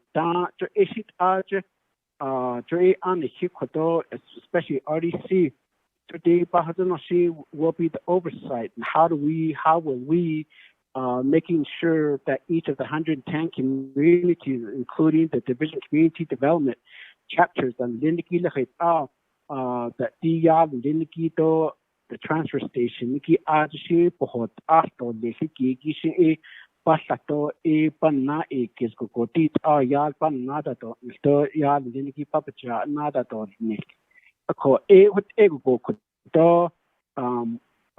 feasibility study to aita just Cameron the Niniki to issue straight up the Toshinge and go peso baby chocoto maybe that is the case she brother Jeff out of the land the Niniki to Elan to issue that's where the administration management comes in, the solid waste management administration bakaki to issue Archer and had adult hot Aston list. One area that I always kept saying, okay, if the Navajo people doesn't want landfill in their backyard or on the Hindi adjacent to the Navajo reservation borderline, but we can even put that in trust land and make it from the beginning that we're purchasing this land for landfill. But don't need a doctor. I don't know. But Jordan, Egoshin, and the Haki, Tato, which are not Fliniki, so I would ego Koto, being which are not state of this Chairman Hilio. Bega, but don't I just kid you others? Chinan, delegate Thomas Walker, you had a follow up request.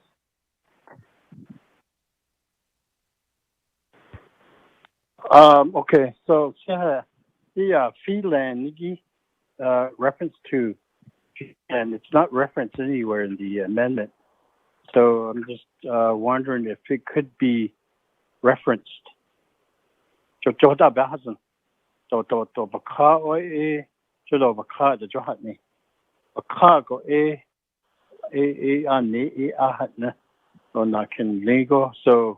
I would need assistance in requesting that be included. So of course we're focused on the Navajo Nation, our land, Hikeya, trust land, fee land,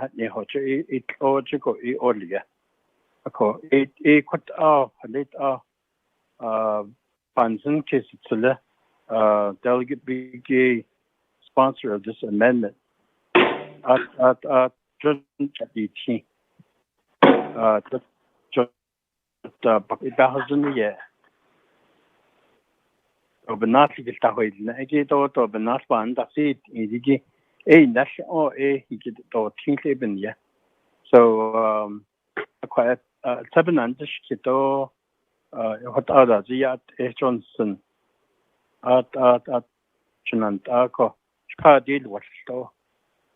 Johnson amendment.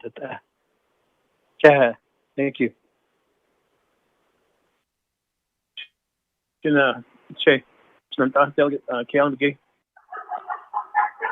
Maybe I turn around back to Ms. Barbara. Could I ask a question to Ms. Barbara? Go ahead, Shay. Ms. Barbara, you've heard from Mr. Walker. Is there needs to be a language to expand out if there would be, I believe that expanding of having the some of these fundings be utilized, expanding out. There needs to be land to be Yeah. Is that the some of the language that could be included, Ms. Barbara? Ms. Barbara? Thank you. I apologize, but it got really broken up. If Delegate Walker or Delegate Gates could please restate their amendment request. Ms. Barbara? Go ahead, Chair. No, Chair. Brother, Mr. Walker, maybe provide a specific recommendation. That way we can go off of making the modification on this amendment. Brother, could you do that? Okay. Pro Tem Chair, Mr. Henyu. Go ahead, Shana. Delegate Walker, and also Ms. Barbara. This is for question directed at you. Okay, thank you for this time again. I'd like to recommend to the sponsor of the amendment to include Navajo fee simple land to be included as possible development for landfills and waste transfer stations. Amendment. Solid waste funding amendment. I'd like to include some of the development to take place on fee simple land that's owned by Navajo Nation. Okay, thank you, Delegate Walker. Give me a few minutes.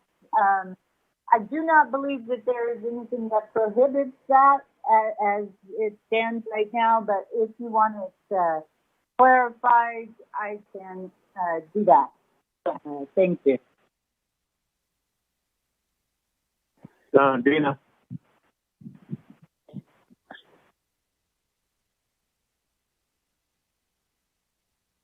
Okay, I'm going back to the computer to put that amendment in place. Give me just a second.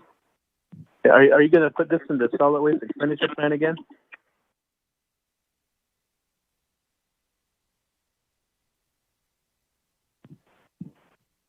Excuse me, I have my mute on. Yes, Chair, I am. Okay, there you go. We'll wait for you then. Administration and Naa'bik'iyati Committee. Ono aja. Ono dabni tedo. Dobna jaya kudoy dikha. Sa khane ditle. Dobna jaya khana son. Nane khatulbe. After delegate. Well, we're waiting. Well, we're waiting. Can I question you?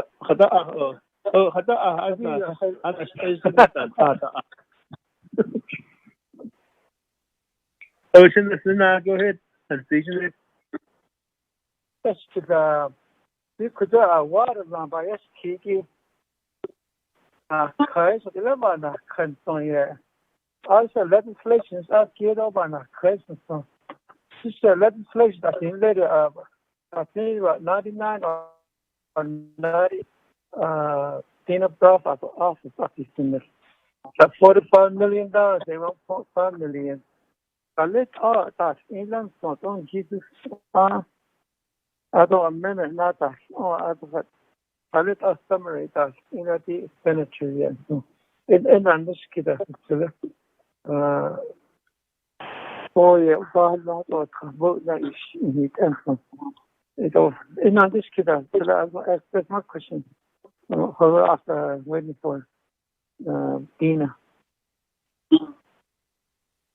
Kushina, jadi amendment 6 na lagi so ya kudo either no documentation had not exhibit C so I can individually the case nila at amendment at the She minute Ishaya Dai, school board, though, can see they have every national show. A short case of Shano, he's been never the Yilla. Even I was able to make that amendment. Other delegates saw that they work with their agents. They changed that the shooting. So Spike came in, so even they're proposing these amendments to Naa'bik'iyati. And the change the agents. So, Chair President, I'm still waiting to meet with NTUA and IHS to get this water line, mini mill water line project. Because over here, legislation is also going through too. Trying to get organized with the folks going on with the IHS mini mill water line.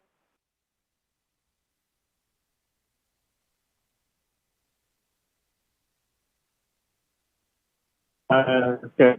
Are you still there? Yeah. Okay, so you see, those years, the way they sleep on it, and I understand. Yeah. Of course. Took a later NTA, they told me to call IHS to discuss a mini mill water line project. So, should I do the job on it? Is it just today and tomorrow? Oh, today, though, tomorrow, it's about even the agenda, that would be, yeah. So, should we continue to make no later, problem, the check the standard, connect to things later, because I'm ready to call my chapter of president for slate.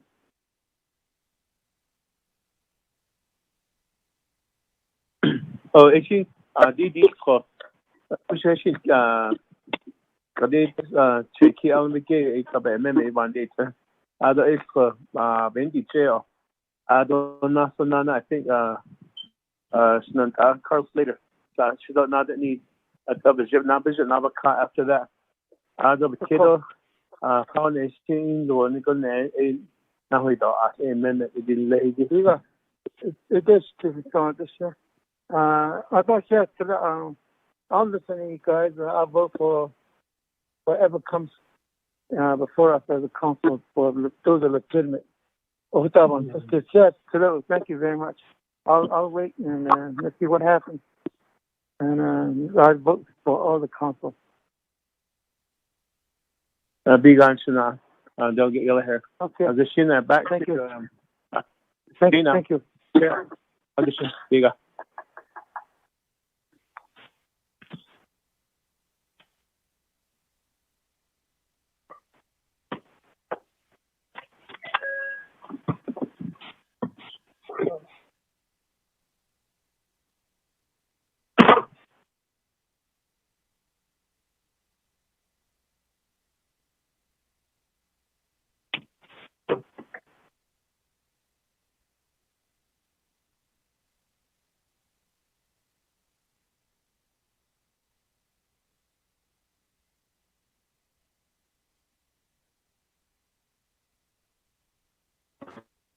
Fair time, I sent a request for modification to Dana and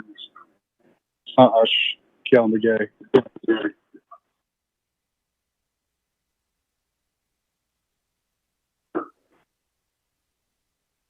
Okay, turn down, they'll get later.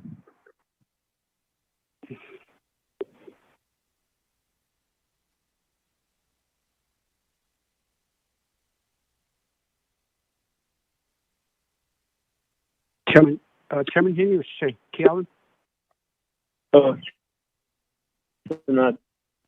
I guess I don't have a problem with the modification, that latest one that Ms. Bobroff had sent out. Purpose Bakati, the expenditure set forth in the standard plan are necessary to ensure the Navajo communities, whether located on trust lands or Navajo-owned fee simple lands, that's underlined, which is from Delegate Mr. Walker. Although from Brother Deutschman. And the second paragraph, and may include reimbursement to chapters and payment to private companies provided service to Navajo communities. So that I'm okay with those for now, and I believe Mr. Slater has requested for another modification. Chairman Henio? Oh, College Sunday, Delegate Slater. Yes, I just updated the dump site section and sent that Excel over to Dana and the amending party.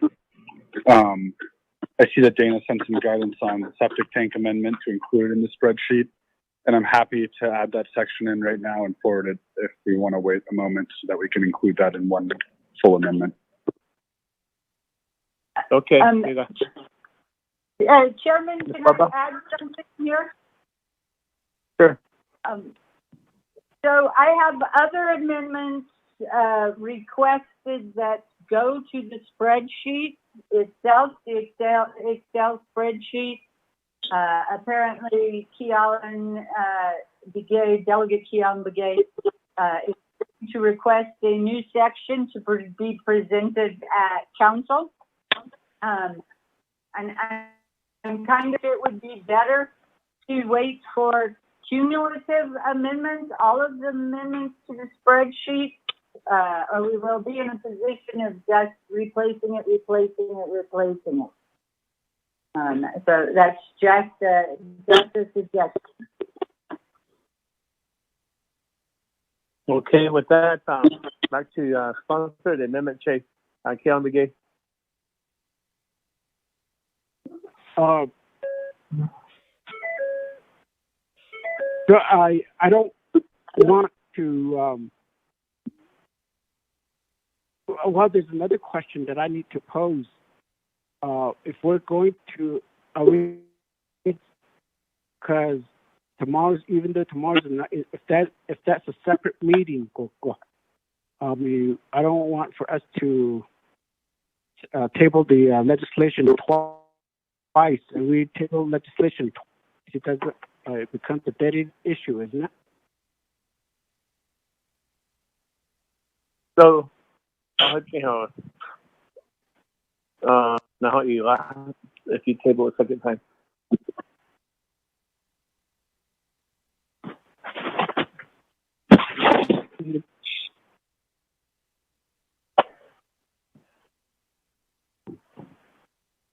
So, Dana is asking on the spreadsheet, instead of just going, is somebody mute? So if the spreadsheet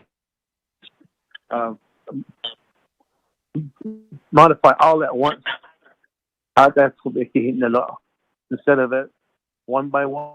No, at council there. Except the Yashwani in it. That's what I'm thinking of. Is that what you're saying, Dana? Is to hold off on the spreadsheet until we get all the amendments? That way you can put everything on the one spreadsheet instead of doing piece by piece. Yes, it is more challenging for me to update the spreadsheet step by step. It would be good if we had all the amendments that are to be done to the spreadsheet, all of those in at once, and then we can just get a final spreadsheet. It is the program who put the spreadsheet together. So that's just my suggestion. If you want to do it one at a time, we can pursue that way. But it is more challenging. So it is a call. I am working on amendments right now for that Delegate Slater requested. While I have the opportunity, I do want you to know that I have numerous other amendments pending on other subject areas, but they are all requiring the development of expenditure plans. So they will be coming out a little slower, but I do agree you do not want to table this again. What you want to do if time is needed is just take a recess. Thank you, Chair. Okay, thank you, Ms. Barbara. So back to State Delegate Keonge. I was thinking about it. When we recess it, we won't be tabling it again. We'll just recess. We're not adjourning. Except we had to adjourn that, we would have to take care of this legislation before adjournment. But if we recess, it does not so much legislation. We just pick up where we left off tomorrow. Okay. Hopefully that helps. Okay, Shay. I'm okay with it. Okay, Shina. With that, on the request from Dana, on the spreadsheet, if we could just Go to there. Is there? I'm having. Okay, so on the request for the spreadsheet, if we could just, that's all, on the spreadsheet amendment, response on the ICIJ in the summer session. Other bed like Itleho.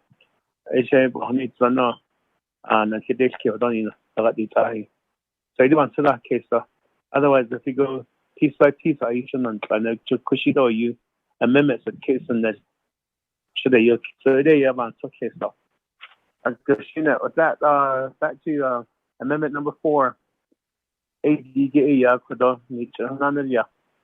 Through Exhibit 7. So with that, Delegate Keonge, any questions for on Amendment 4, Nanda? I really don't have just the latest two. I believe we don't. The only other recommendation, but these amendment has to be the spreadsheet has to reflect these modification requests. So I believe I'm trying to look for Delegate Slater's recommendation.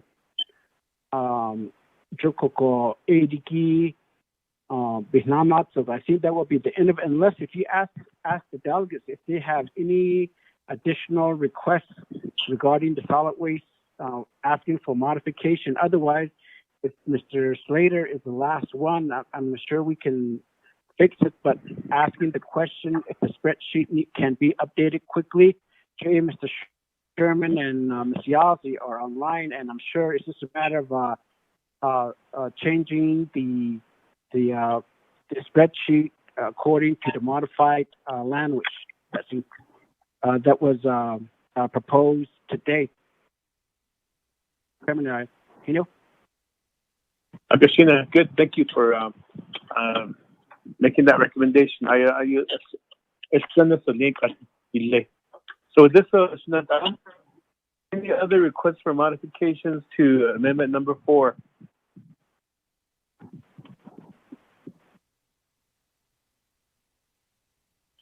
Agashina and Lak Kudoshina Delegate Slater, be other than the So, since I would tell, do I have number 5, brother? Chair, this is the yellow here. Oh, AD separate though. If it's all right, solid waste has nothing to do with solid waste, A would be separate amendment. Thank you. Yeah, thank you very much. Oh.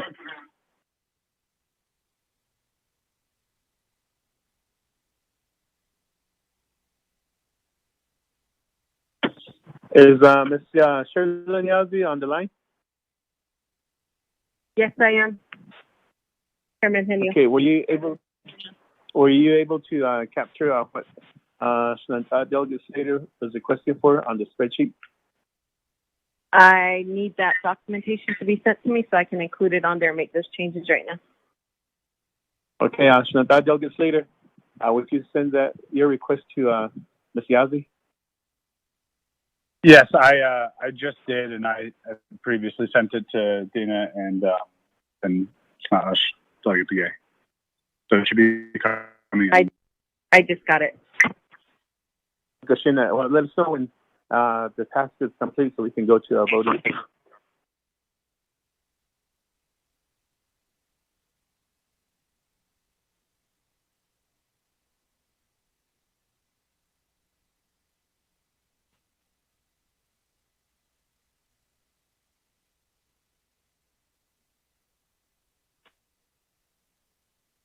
Excuse me, I need information as to how much exactly later's changes increase the total amount?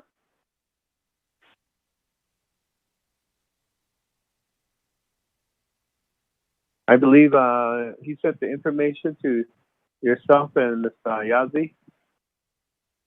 Right, but I don't think, it means I have to go back and do a comparison as to how much it is increased by? It's the grand total, Dana, is that what you're looking for?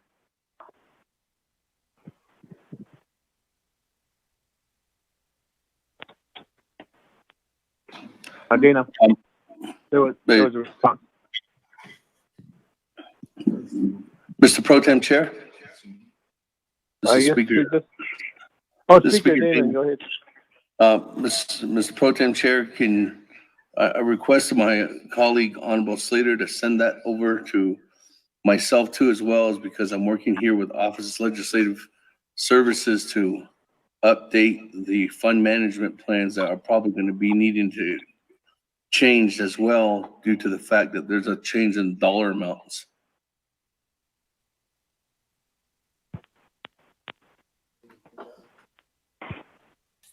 Okay, Dr. Slater, one more request to speak. I should say sending, sorry.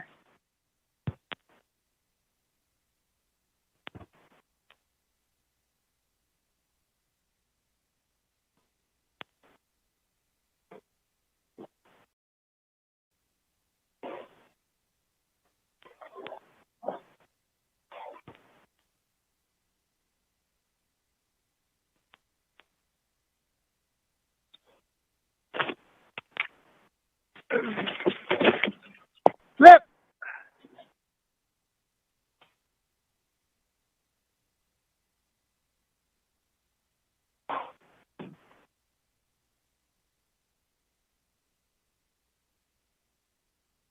Where's Flip?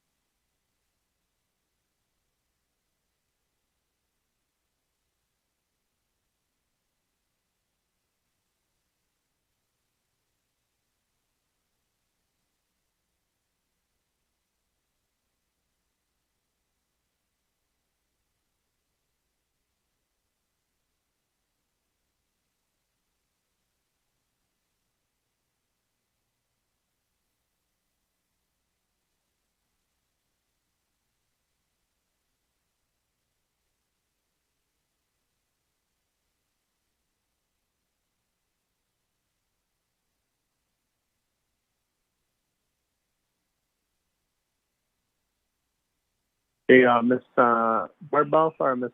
Yazdi, Speaker, is anybody ready for the amendment? Thank you. This is Dana. I still have not gotten clarity on how much Delegate Slater's amendment increases the total amount of the plan. Okay, Delegate Slater. So with the inclusion of adding the amendments per Delegate Slater, it goes from 25 totaling to $2 million.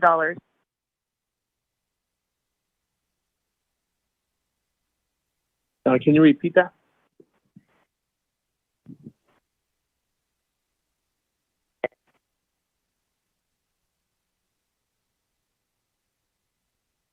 Sherilyn. Yes. So it went from 20 to 25, and it's 400,000. Hold on, let me crunch these numbers again.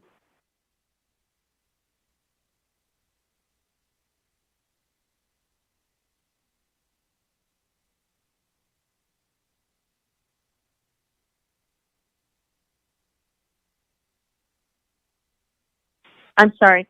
So expenditure recommend cost goes to 25 chapters. Total unit cost equates to 80,000, totaling $2 million total.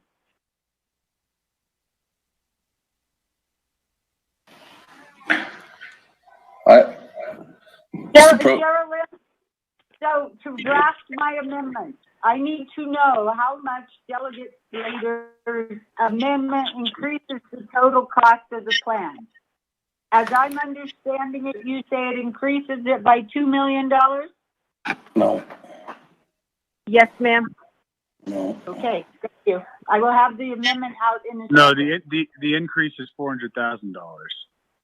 The increase goes from, so if you look under its illegal dump site, it was initially 1.6. It went up by 400,000 to 2 million. Okay, I just needed to know how much it got increased by. Thank you. Yes, ma'am.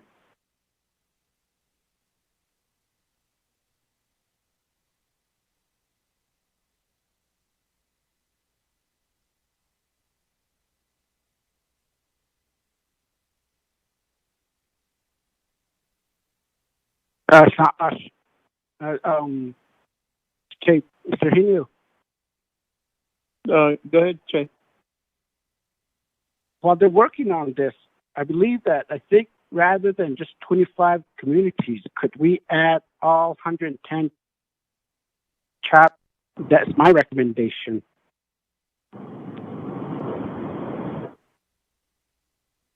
Can we include all 110 chapters that would increase to $8.8 million?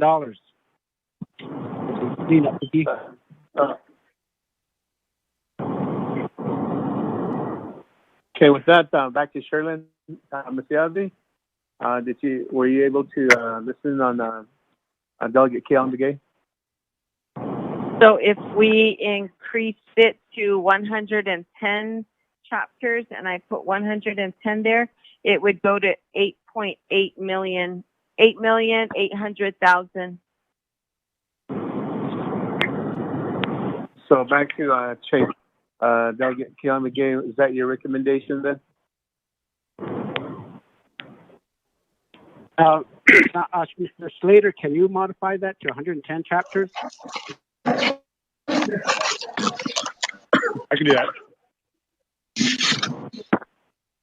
Okay, with that, Ms. Yazdi and Ms. Dana Barba, the request modification is now increased to 110 chapters. So therefore, Ms. Yazdi will give you the figures as far as what we're looking at now. Okay, thank you. I presume Ms. Yazdi is also updating the actual spreadsheet.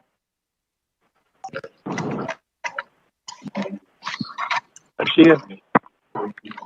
Okay, I would like her to send that to me so I can include it with the exhibit. Thank you.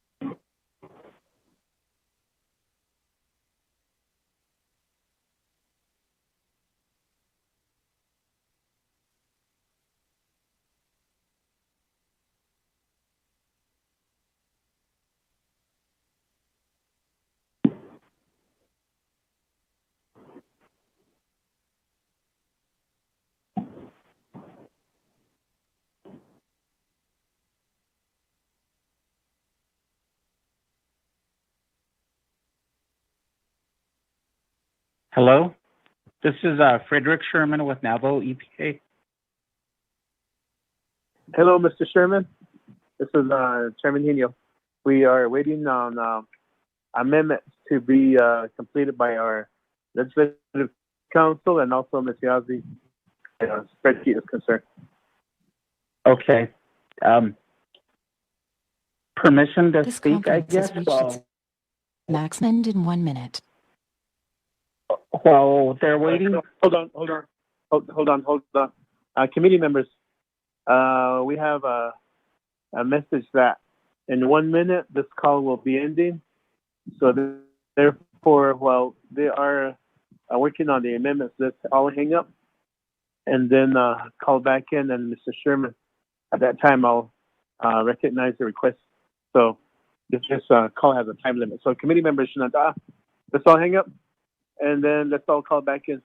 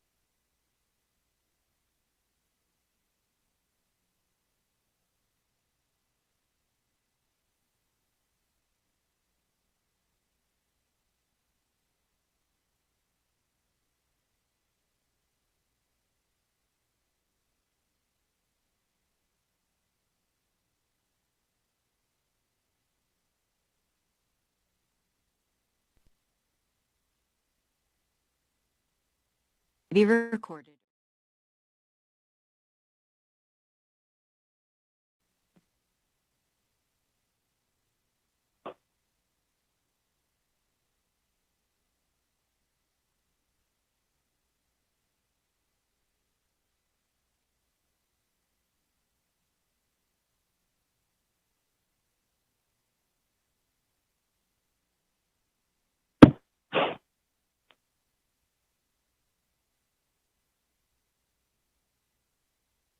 I'm back on. This is Delegate Charles Newton.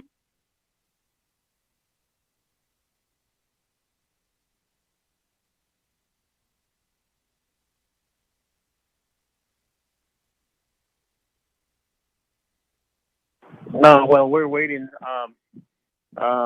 Bobby, would you take roll call to see if everybody's back on?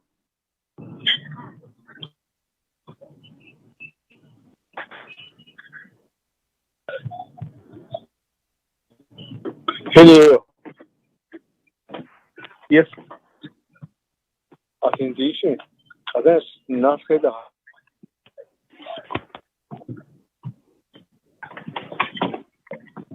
We're still working on Amendment 4 on the Delegation. Is that it? Okay. Bob, are you still there? Yes, I am, Chairman. Okay. Can you do roll call to make sure we have a quorum after everybody logged off? See if Yes. everybody's back on. Okay. Honorable Elmer Begay. I'm here. Honorable Elmer Begay is present. Honorable Keelan Begay Jr. Delegate Keala Begay Jr. is here. Honorable Keelan Begay Jr. is present. Honorable Paul Begay. Honorable Paul Begay. Honorable Nathaniel Brown.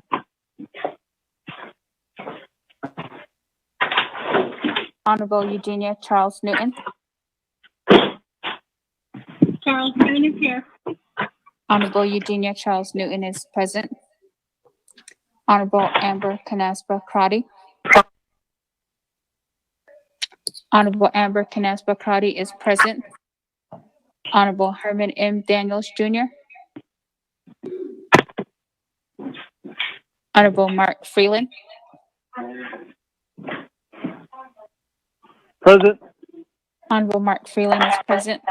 Honorable Pernell Colonna.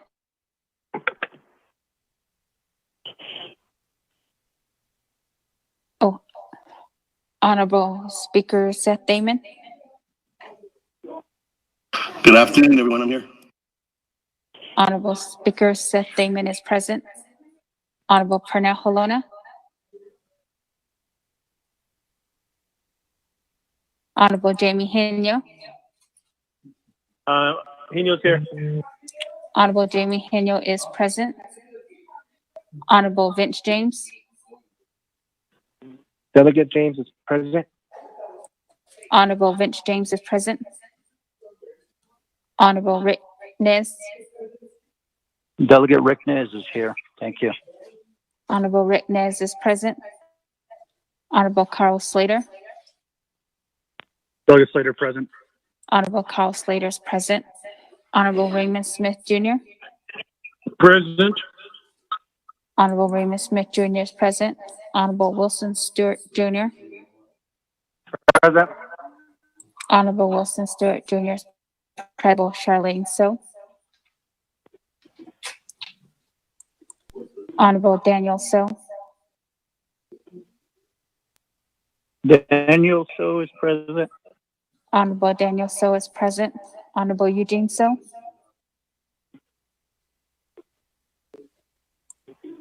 Honorable Otto So.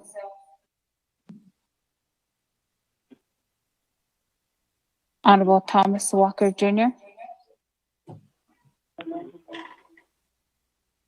Present. Honorable Thomas Walker Jr. is present. Honorable Edison Wanika.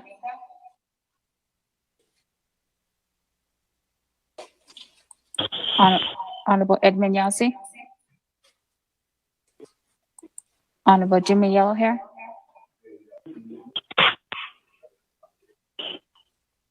Honorable Paul Begay. Honorable Nathaniel Brown. Honorable Herman M. Daniels Jr. Honorable Pernell Colonna. Pernell Colonna is here. Honorable Pernell Colonna is present. Honorable Charlene So. Honorable Eugene So. Honorable Otto So. Honorable Edison Wanika. Honorable Edmund Yazzie. Honorable Jimmy Yellowhair. Chairman Henyo, with 15 members present.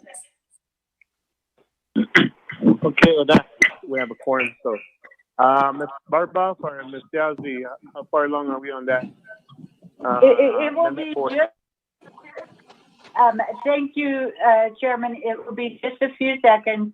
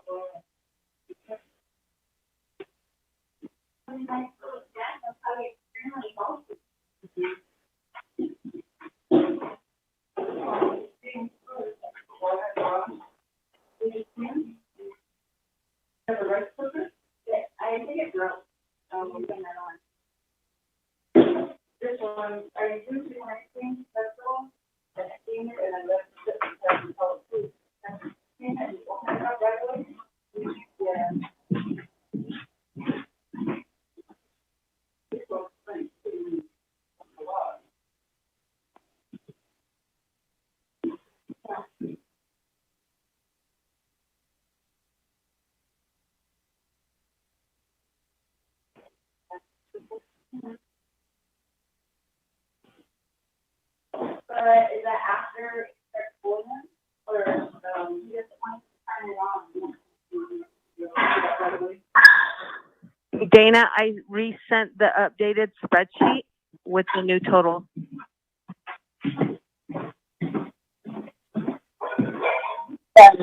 Please check what was sent to amendments and see if I got your last version. Dana, I just looked at your amendment, and I think that the long form version says something like 660, 150,000 or something like that. So the long form version needs to be updated. Give me a second. I'm sorry. My phone's not working. My printer's not working. They're getting insane over here. So hang on just a second. Water comes off of it.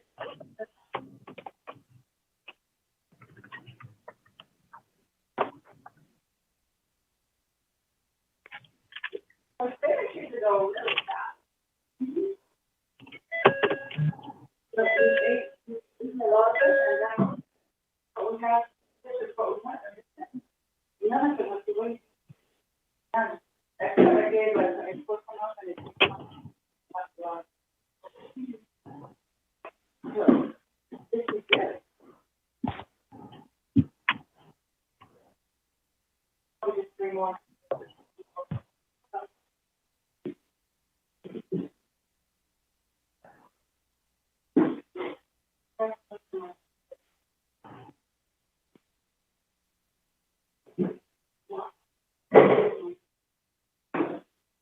You want your right to I wish that. Yeah. I did actually told that. I mean, I guess it's everyone gets to ground. So we love when the plant on the ground, so you're walking every yeah, or we should keep walking it for that quite close.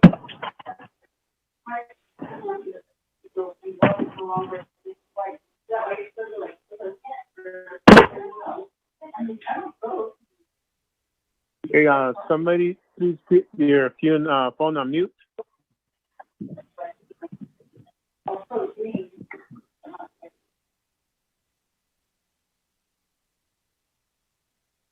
Okay, with that, committee members, we received an email from Mr. Rico. Just received about a few minutes ago here, and that pertains to the amendment for discussion McCaw. And it has an Excel spreadsheet. And then also the amendment request by Delegate Slater for Shinanta. Keelan, have you received the email? I have, I have Delegate Keelan. Okay, but need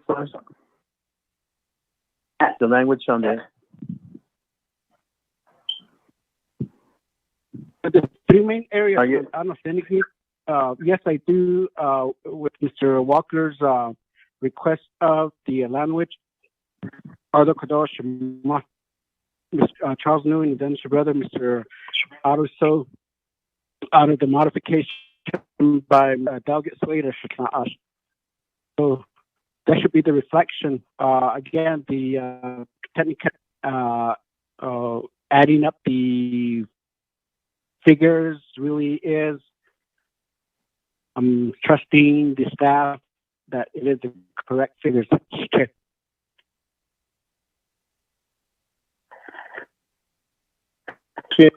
So committee members, so we do have Amendment 4 ready for action by the Naa'bik'iyati Committee. The day being as we move, modify, ask Chief Delegate Keelan to modify his motion. He's been acceptable to all the requests from Shinanta. So even Amendment 4 is up for discussion. Amendment 4 is up for a vote. Anybody else want to make a comment or question to Amendment 4?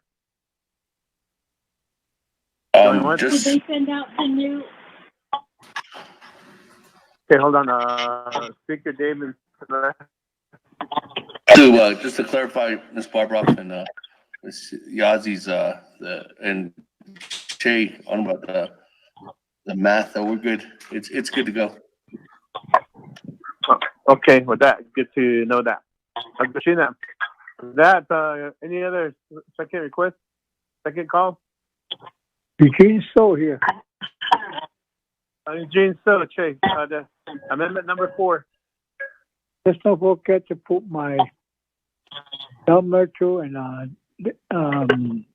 got some waste, a lot of trash out there.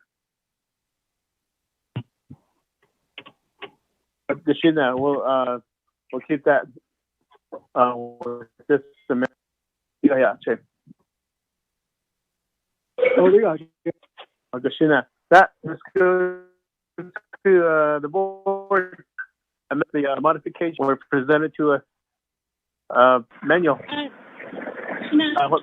This is Delegate Charles Newton. Yes, go ahead, Shadeja. Oh, yeah, is it possible, as I stated earlier, the funding that's needed for the San Juan County Transfer Station?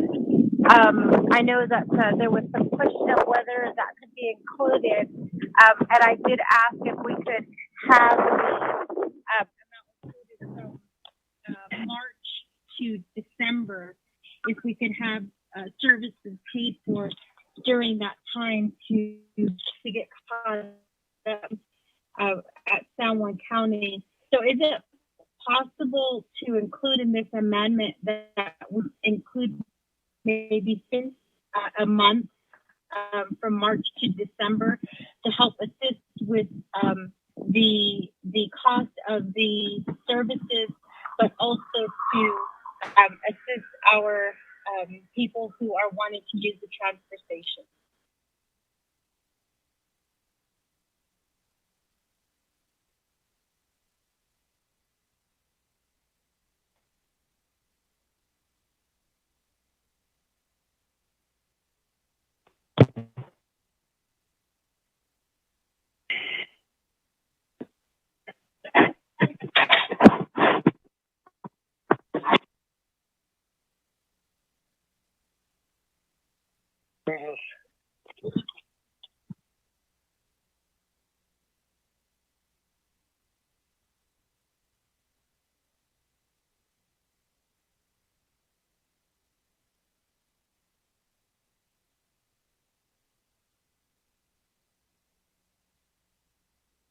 Che, this is Delegate Keelan. I didn't hear part of Kadoshima, Naa'bik'iyati, but her recommended land, which is in the modified document. Mr. Chairman Henio.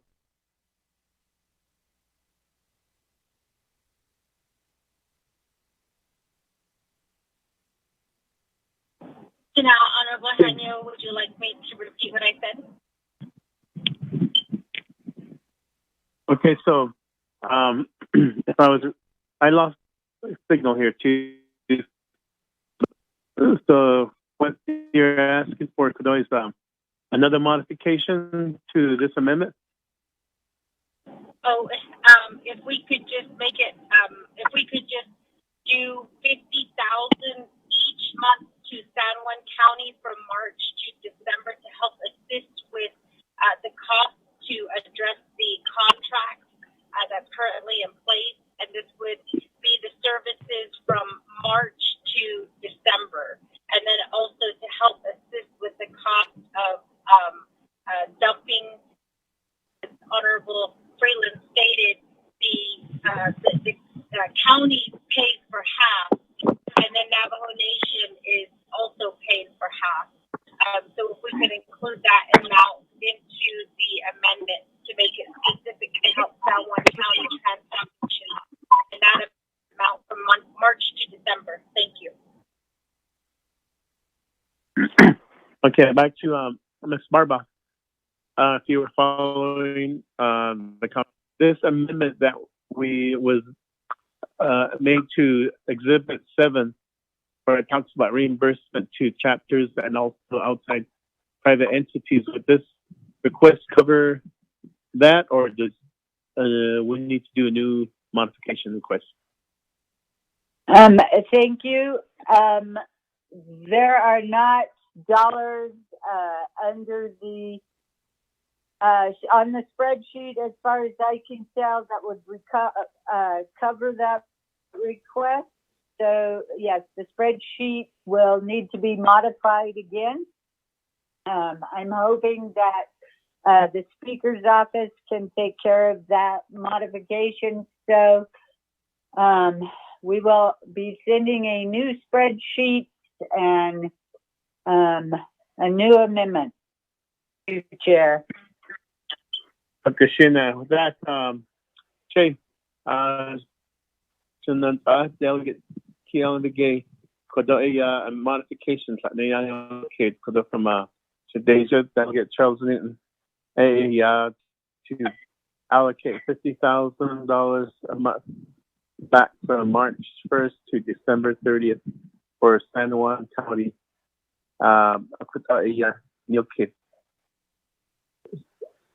I believe staff is already working on it, and Ms. Yazzie would shoot out the modified spreadsheet.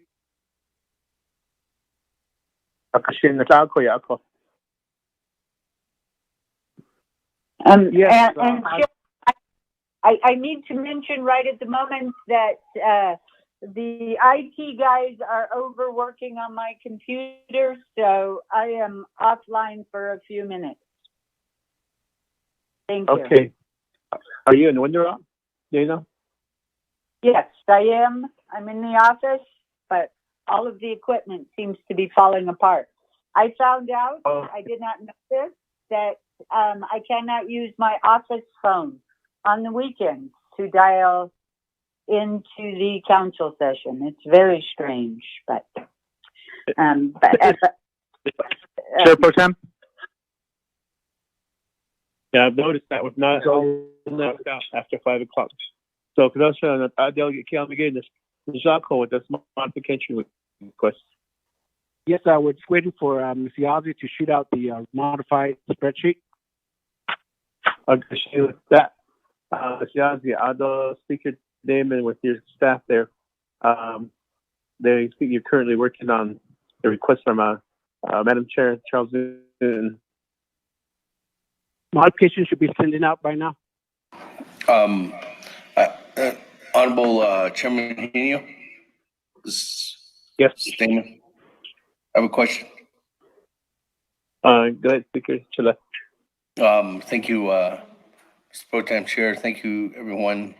Thank you, Madam Chair, for the amendment. The question I have is that just to Office of Legislative Counsel, Ms. Barbara, specifically now in the solid waste management fund management plan or the expenditure plan, are we going to have to modify that too as well? Yes, Speaker. Every amendment requires a modification to the Excel spreadsheet, to the totals in the expenditure plan, and to totals in the legislation itself. That's somewhat what motivated my suggestion to gather all of the proposed amendments so that we could do them at once. Okay. But those are the three things that have to be amended each time. Thank you. Tess?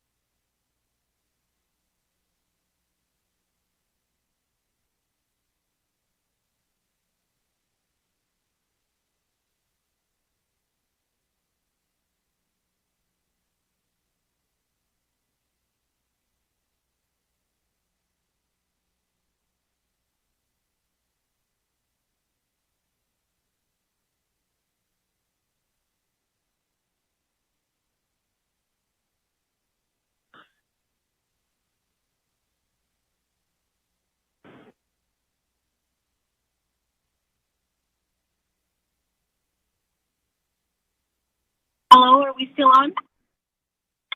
Yes. Well, we're waiting here. Committee members for the amendment sent out by. You said something about This is Delegate Brown, so I'm online as well. Thank you. Delegate Brown, can you mute your phone? I so did. To select Delegate Brown.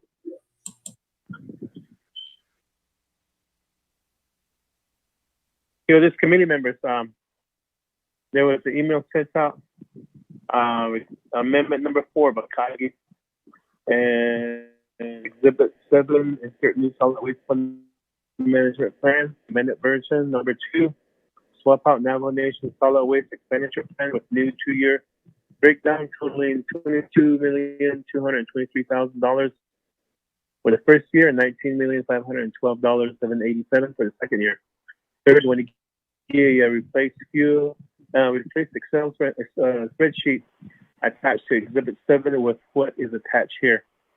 The 4, update cumulative amounts for solid waste expenditure plan by $8,650,000. The number 5, remember or renumber or re-letter succeeding paragraph to cost. So that's what currently we are working with as amendment number 4. But currently it will change a little bit as a request modification for the $50,000 for the San Juan transfer. AD is now so just an update on that. So I believe they are almost done now. Chairman Genio? Go ahead. ahead, Jay. Chairman Henry, also the updated, it should say Navajo Nation solid waste number 5 is the latest updated spreadsheet. So, Okay, with that, Mr. Rico, were you able to get that?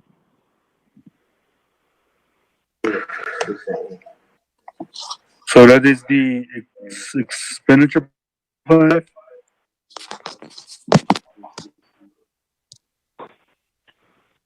Che, if you would explain to Mr. Rico again, so he can put that in there.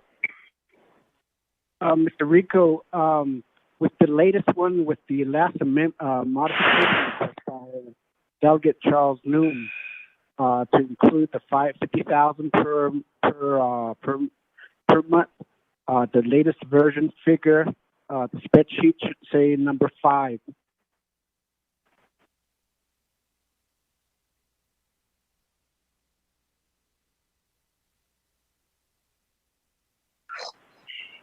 Okay, I'm looking at it right now.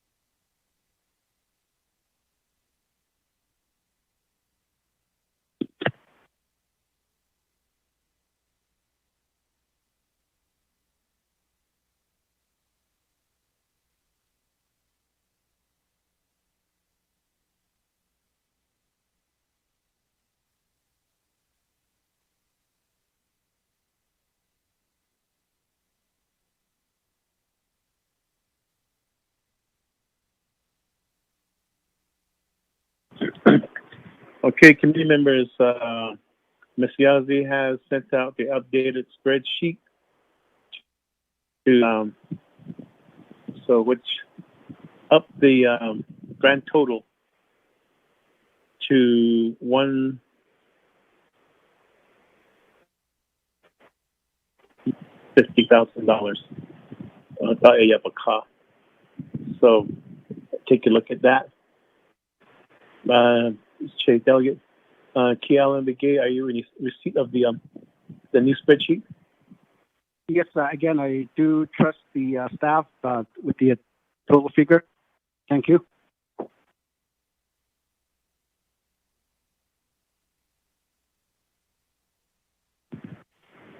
Christina, the language, amended language is already.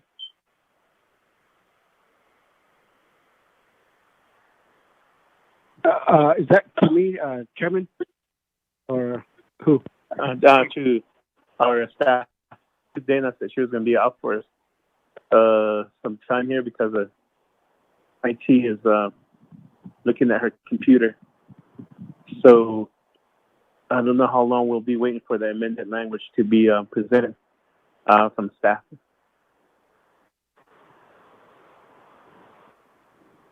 The spreadsheet is complete. It's just the amended language.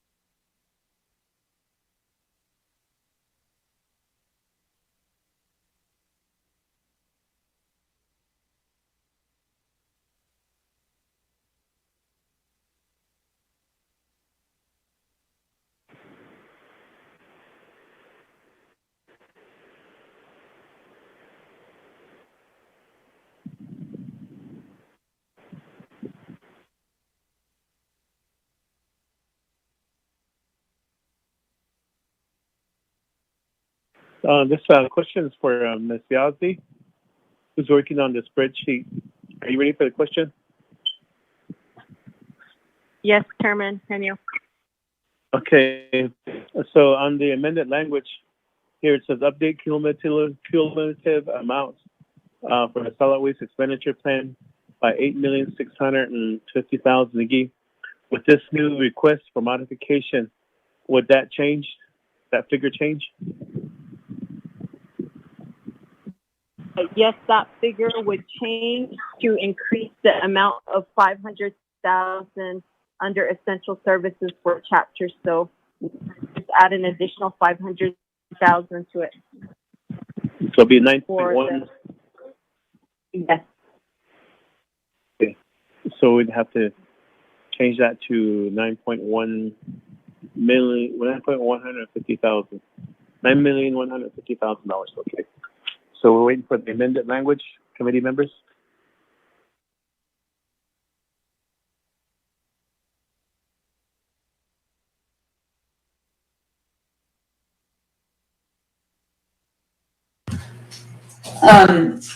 Chair, this is Dana. Can you Go ahead, Dana. Okay, to begin with, thank you, IT section, very helpful. I just sent out the amendment for Chairwoman Charles Newton. I did not combine it with Della's amendment. I did them separately. Most certainly they can be combined.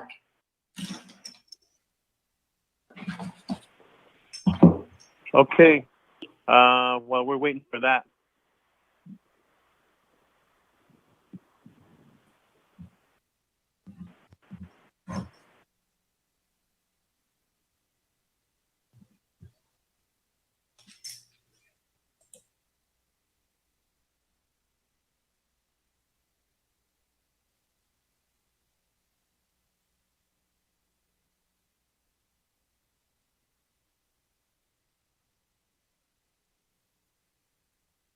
I believe it's just to combine the two, so the updated expenditure amounts would go out. I talked to Ms. Yazzie and she explained that it would go to 9.1 million, adding another 500,000 to the 8.6.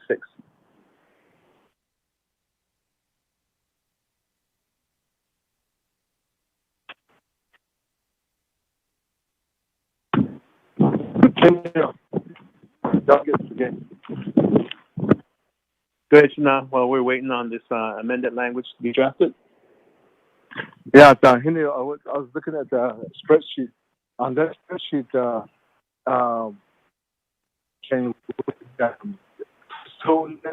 Tisto Dalcon. I saw Dalcon. Tisto has a landfill already. Hot ended based upon hot ended minute area. So relocate is there in the heavy. Okay, it is landfill. So space items on the there's a lot of improvement. So do you think you could add Tisto in there? Just on that spreadsheet that I saw.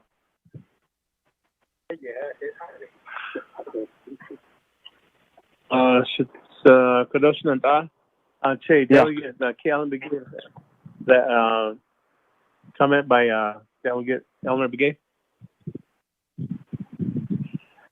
Yes, Elmer. On that spreadsheet that I saw that that Ms. Yazzie presented, on that this is the chapters on it. Dalcon is on the Tisto door. When they're on part of the MPL land. Okay, the MPL is located in other trash that he so it's way towards the end to the Hopi. So they need a lot of improvement on that. They already have the land. They are been based on the they need the area controllers and do you think you can add that in there? Che, Delegate Kealan Begay. There's transfer stations, Wakagi, on page 1 of the spreadsheet. Delegate Elmer Begay is requesting to add Tisto on there. Back to you, Che, Kealan Begay. I guess I need to get back with Mr. Sherman or Ms. Yazzie on that request.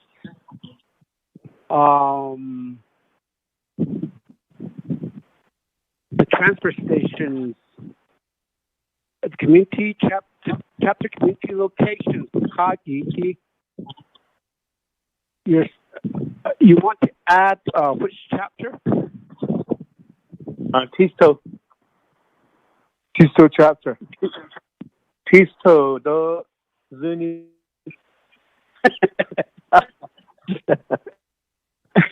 Hope the door. Yelling.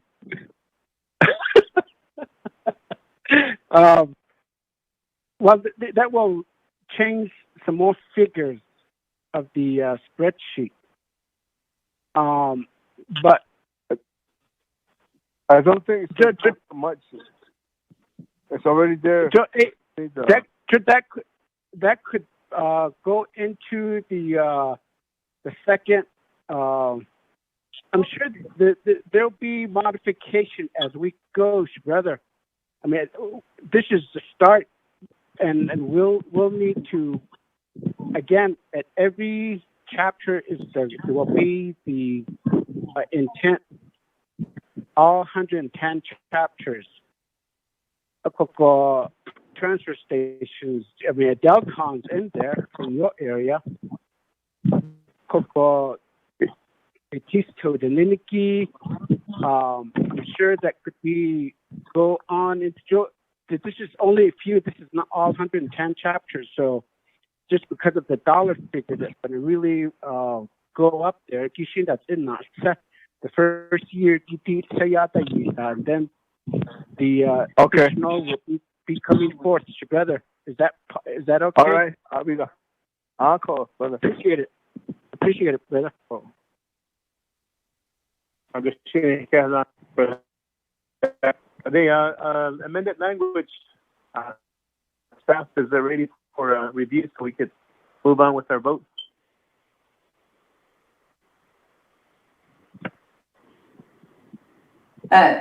Chair, I just got language that the speaker wants, so hang on while I get that put into a different format. Thank you. Okay, thank you for that.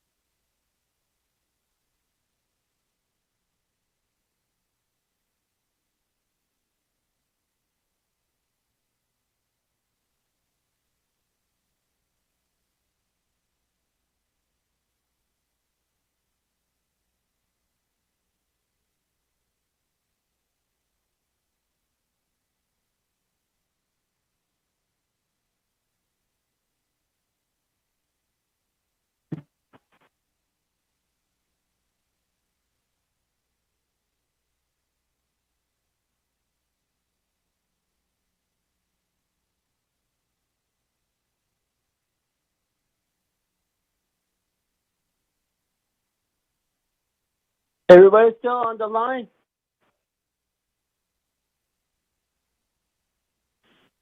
What line? Oh, Close we're line? still here. Yellow We're hair still still here. on the line. Okay, just check We're in. still here. All right, Everybody guys. awake? Oh, let's just hit that, guys. Put another quarter in the horse there. Hi, delegates. We're still here. We're crunching the numbers for this amendment.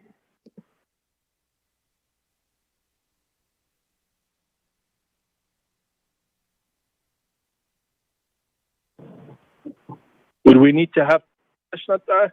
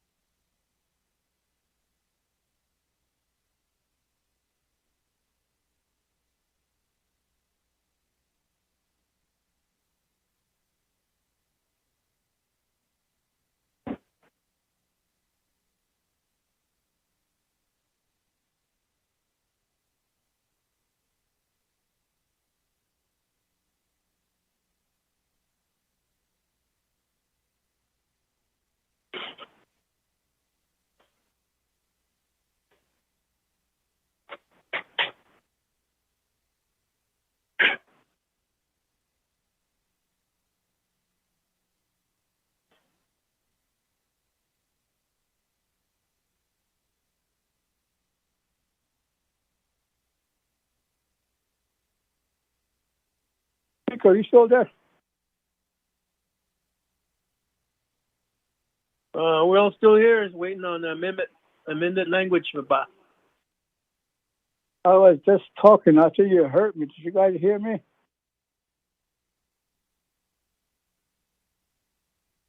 Oh, we can hear you. I was saying that as a council delegate, we're all elected for the Navajo Nation. I don't know why we had to single out a chapter. We should go all the reservation wide and get these things done accordingly as we're elected as a council delegate doing things for the whole Navajo Nation instead of just chapters. I'm sorry to say that, but that's who we are.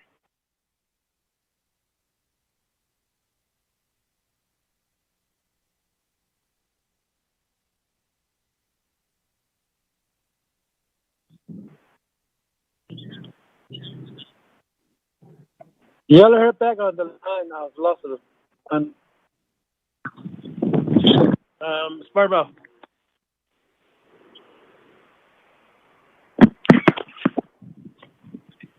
How's the amended language coming along?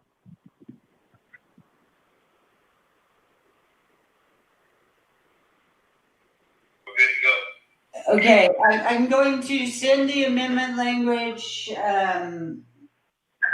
just half a second.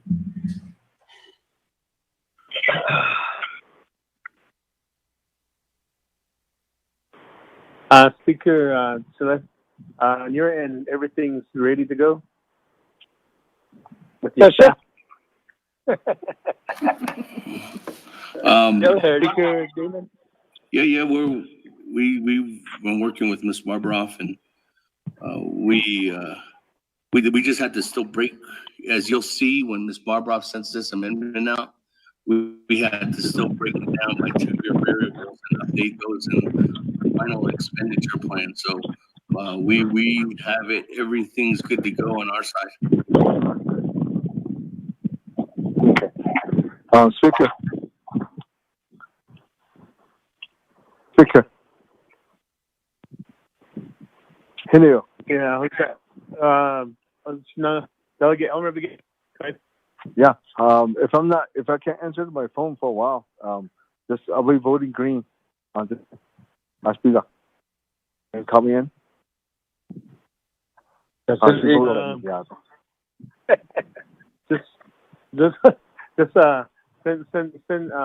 me text, and then we'll count that. Okay. There you go. Okay. Thank you.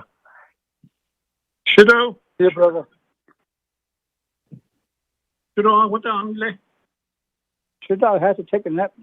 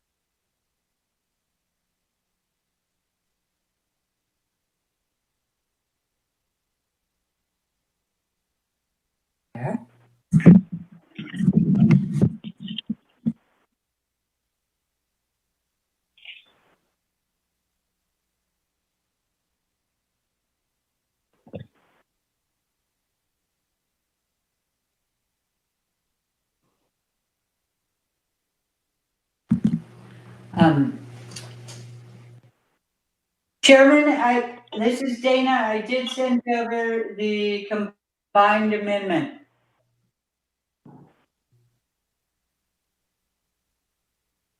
Can you hear me? Yes, I do. I'm looking out for it right here on my email. It's barely coming from Gallup to Raymond right now, so it should pop up any minute.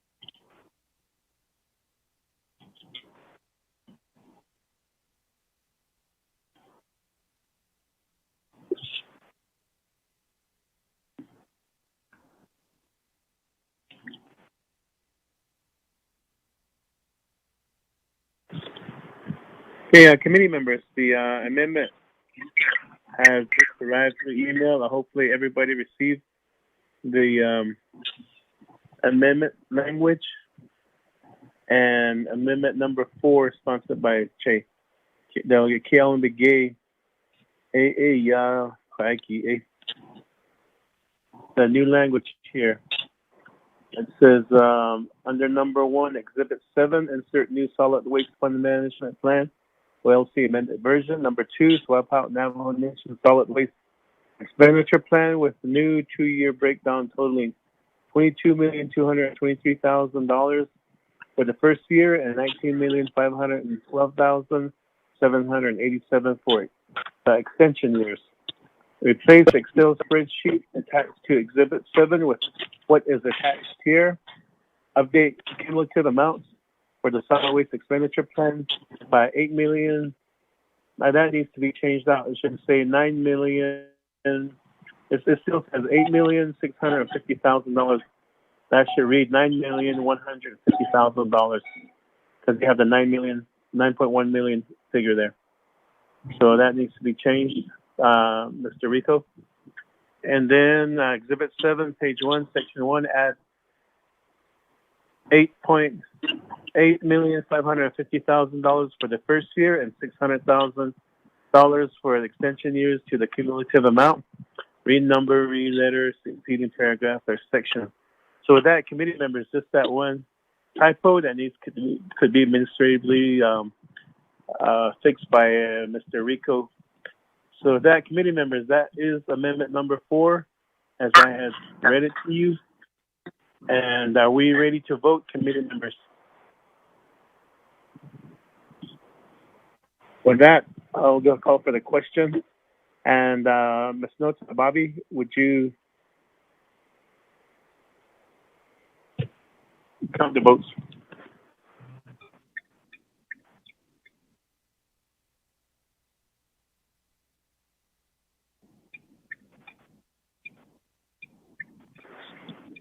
Sorry. Honorable Elmer Begay.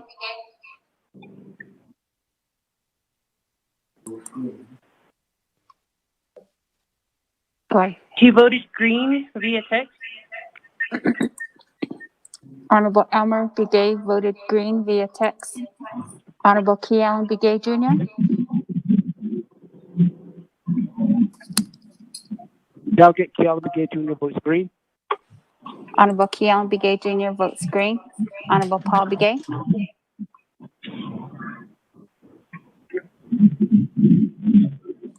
Honorable Nathaniel Brown.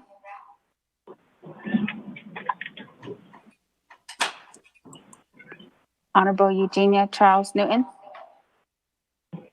Delegate Charles Newton votes green. Honorable Eugenia Charles Newton votes green. Honorable Amber Canaspa Crowley. Delegate Amber Crowley votes green. Thank you. Honorable Amber Canaspa Crowley votes green.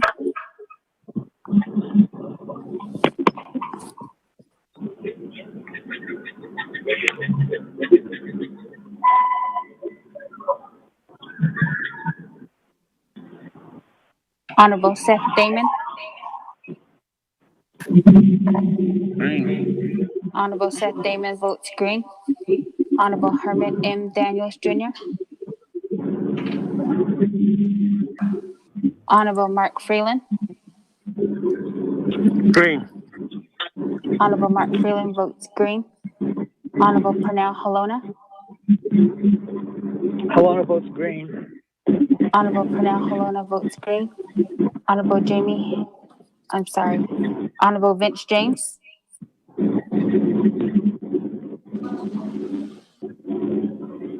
Honorable Rick Nez. Green. Honorable Rick Nez votes green. Honorable Carl Slater. Delegate Slater, green. Honorable Carl Slater votes green. Honorable Raymond Smith Jr. Green. Honorable Raymond Smith Jr. votes green. Honorable Wilson Stewart Jr. Green. Honorable Wilson Stewart Jr. votes green. Honorable Charlene So. Honorable Daniel So. Daniel So votes green.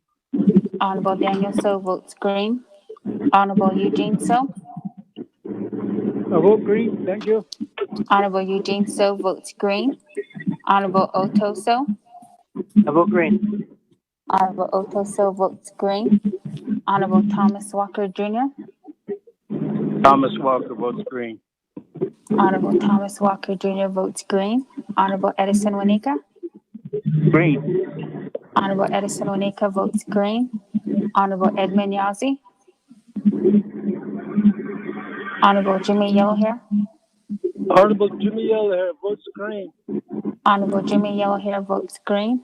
Honorable Paul Begay.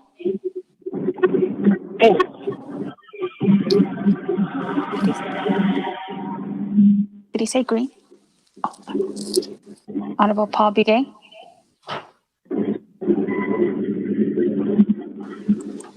Honorable Nathaniel Brown.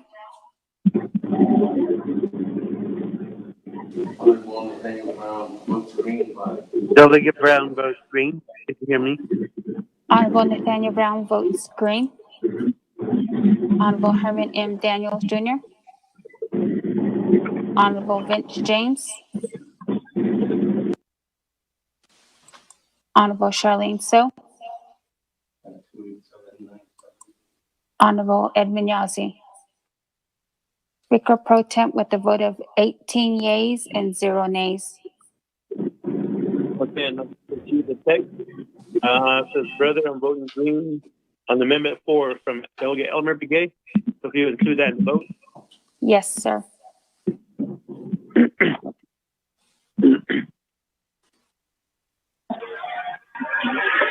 So it is 18 yeas and 0 nays.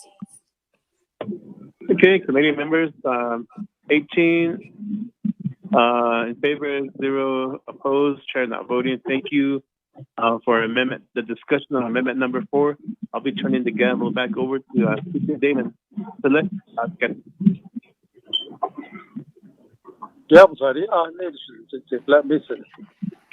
Thank you. With that, colleagues, we move on down. As we know, that was Amendment 4. Back to the main motion. Honorable Otto So, this is who I have in the lineup. Honorable Otto So, Honorable Slater, Honorable Yellowhair. Honorable Otto So. Thank you very much, Speaker. Have an amendment, but I believe I can wait until tomorrow for council. But still waiting on the financial details and AD with that. Just as a question, I know this is the infrastructure package, and then but want to see if housing fit into this package. That's my first question to the speaker, and then and if that is so, we'll move forward.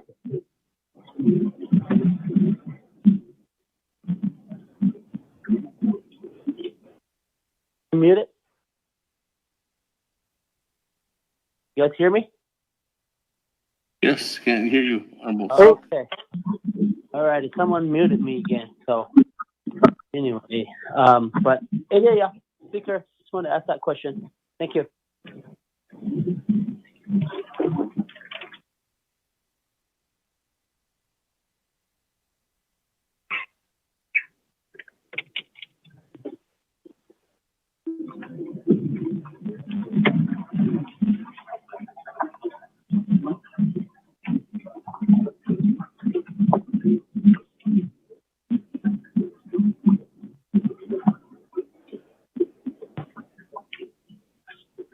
Did I get that answered, Speaker? Sorry, Honorable Otto So, I was talking to myself over here. I was muted myself.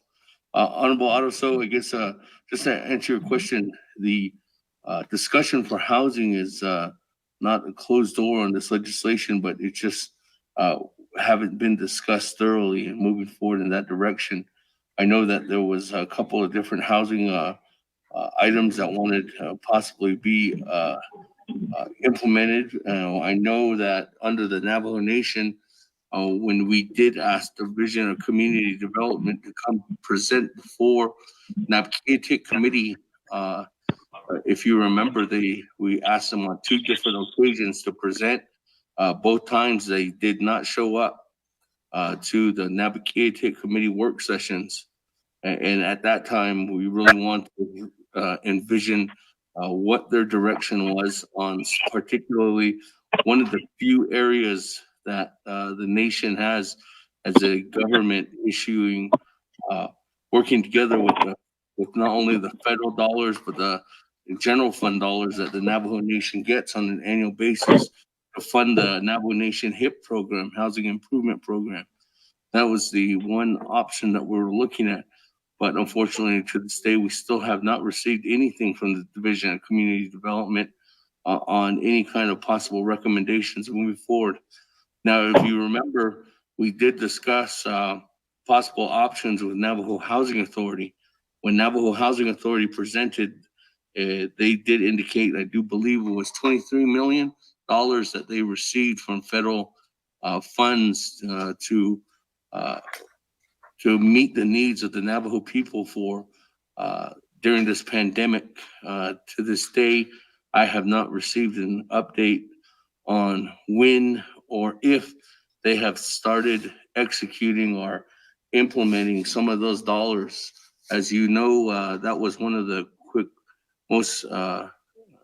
one of the questions that was asked to the CEO, Mr. Daesh at that time. To answer your question, Honorable Otto, going down the road for housing improvement or any kind of housing dollars, we would just have to make sure that it can tie into what Ms. Barbroff has always indicated. Does this have an effect on our Navajo people during this pandemic? If it does, we need to justify it in a fund management plan. Thank you, Honorable Otto. Speaker, this is follow up. Yes, Honorable Otto. Okay, thank you very much. Those requirements related to justification, I am getting those together, and just wanted to see if it's possible. And like I indicated, an amendment will be coming forth soon. But like I indicated, I was just looking forward to see if there's anything being brought up from community development, the program to oversee housing. So other than that, thank you very much, Speaker. Go back on me. For the first year.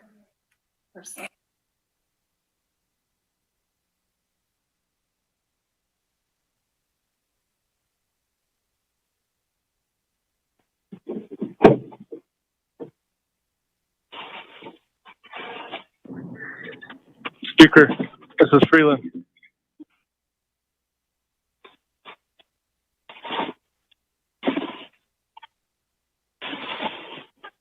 Thank you, Honorable Otto. Honorable Freeland, I can put you in the queue.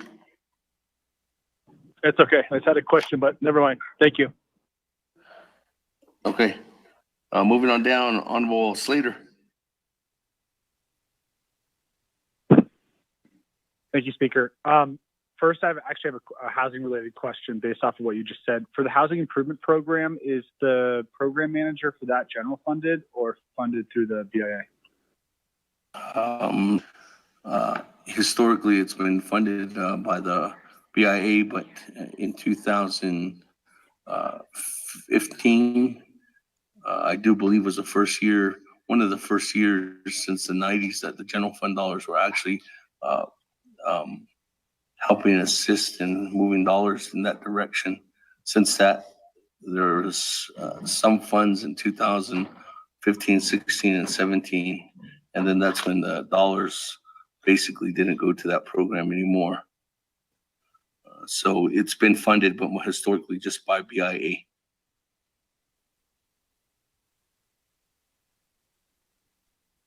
And every the reason I was asking was every year that's smaller. Okay, Speaker. I immediately Freeland, thanks.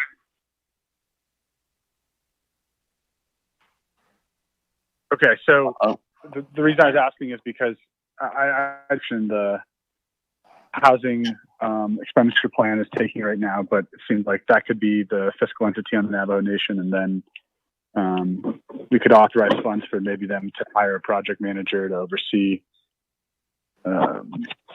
each chapter receiving a certain allocation, attach exhibits for some of the different proposals and what the chapters choose if community development isn't able to assist with this initiative. But the reason I asked to be in the queue is to offer the Jeanette amendment proposal, which Office of Legislative Counsel in the Chamber has put together. But before I do that, I guess, Speaker, are you going to be accepting further amendments this evening, or do you want us to recess?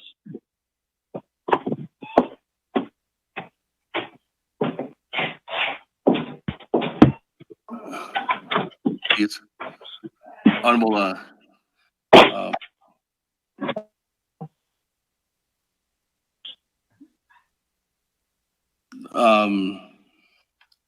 928-797-0102, colleagues.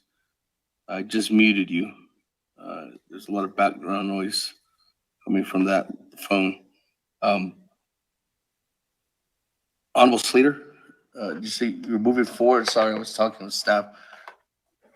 The legislation or amendment to add in the Naa'bik'iyati Chamber of Commerce. Yes, Speaker. Okay, Ms. Barbroff, I don't know if you have that one ready. I think it was already sent out, yes. Yes, Speaker, I sent out the amendment, including a earlier. Okay, thank you. Mr. Rico, mind reading that into the record?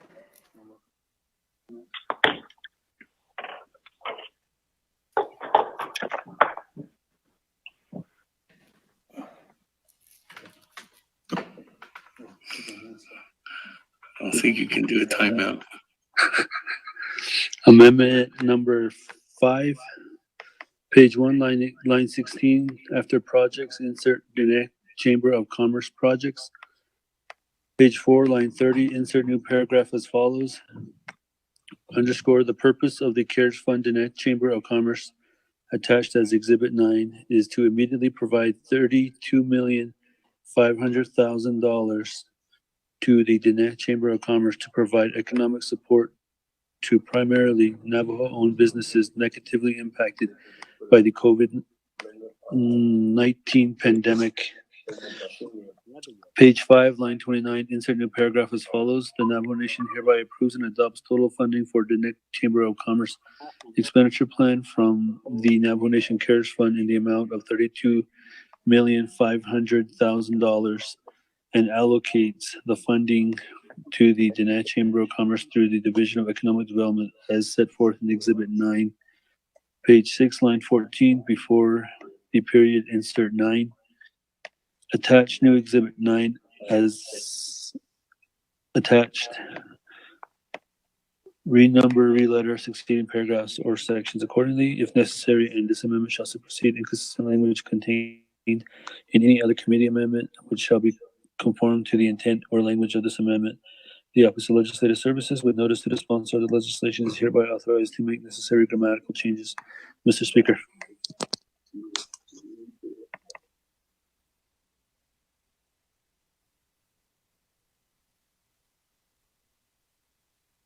Hey, with that, Honorable Slater, there's a motion. Is there a second for Amendment 5? This is Amendment 5, right? Amendment 5. Go ahead and go ahead and motion Yellow Hair. Honorable Yellow Hair. Second. That, comments, questions, colleagues? Once, went twice.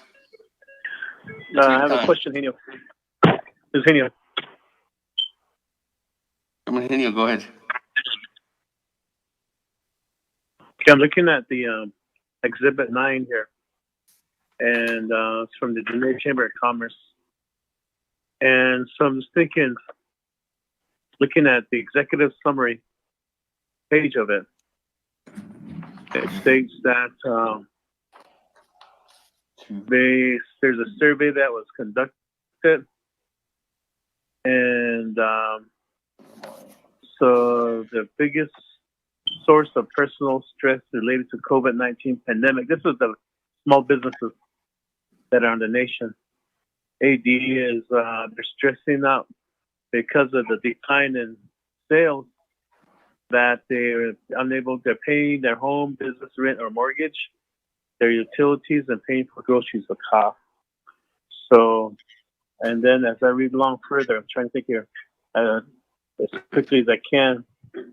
But so some of this money that they are wishing to utilize for the small businesses, I guess this is for Legislative Council, maybe DOJ if they're on the call here. But are these all acceptable through the CARES Act? Is my question. Thank you, Eugenio. That we'll go to Ms. Barbara. Speaker, I'll follow up real quick on that same question.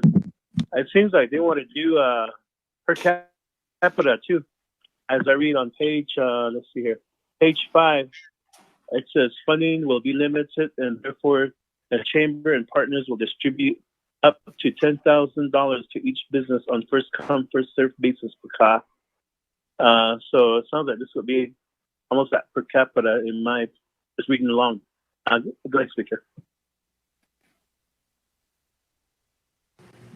Well, India, let me go over to Ms. Barbara. Thank you, Speaker, Chair, for the question. The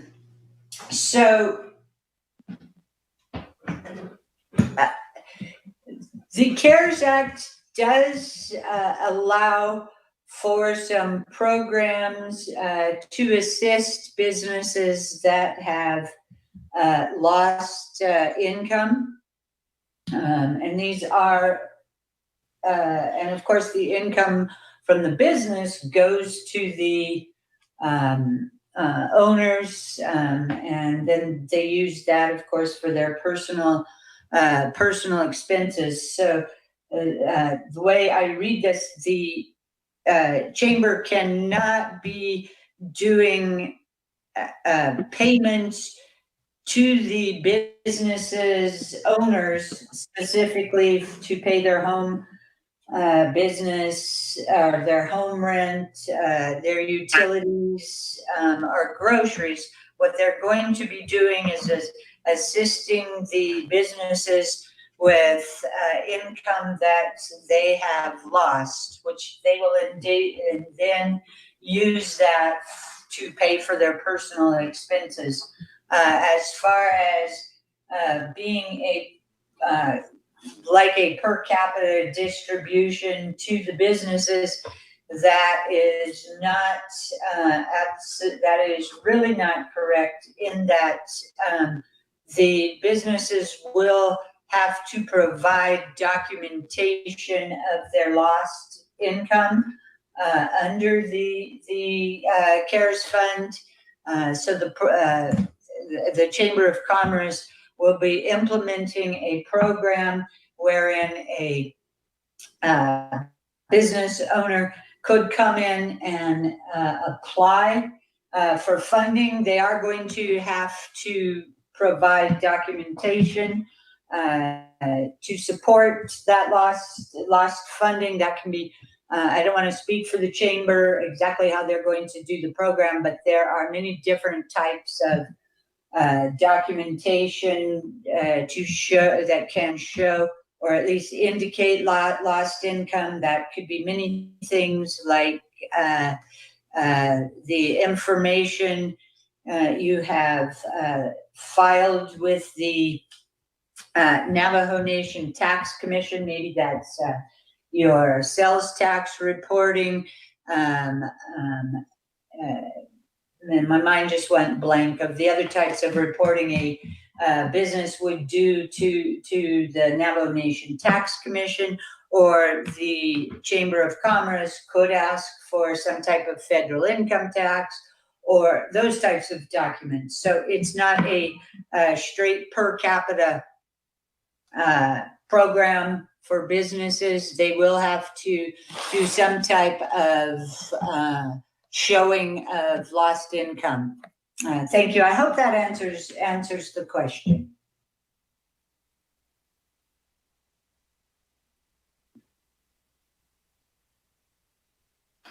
Hey, thank you, Ms. Barbara. Let me go back to Honorable Slater. Thank you, Speaker. I just want to read from page 15 of the Controller's report to us.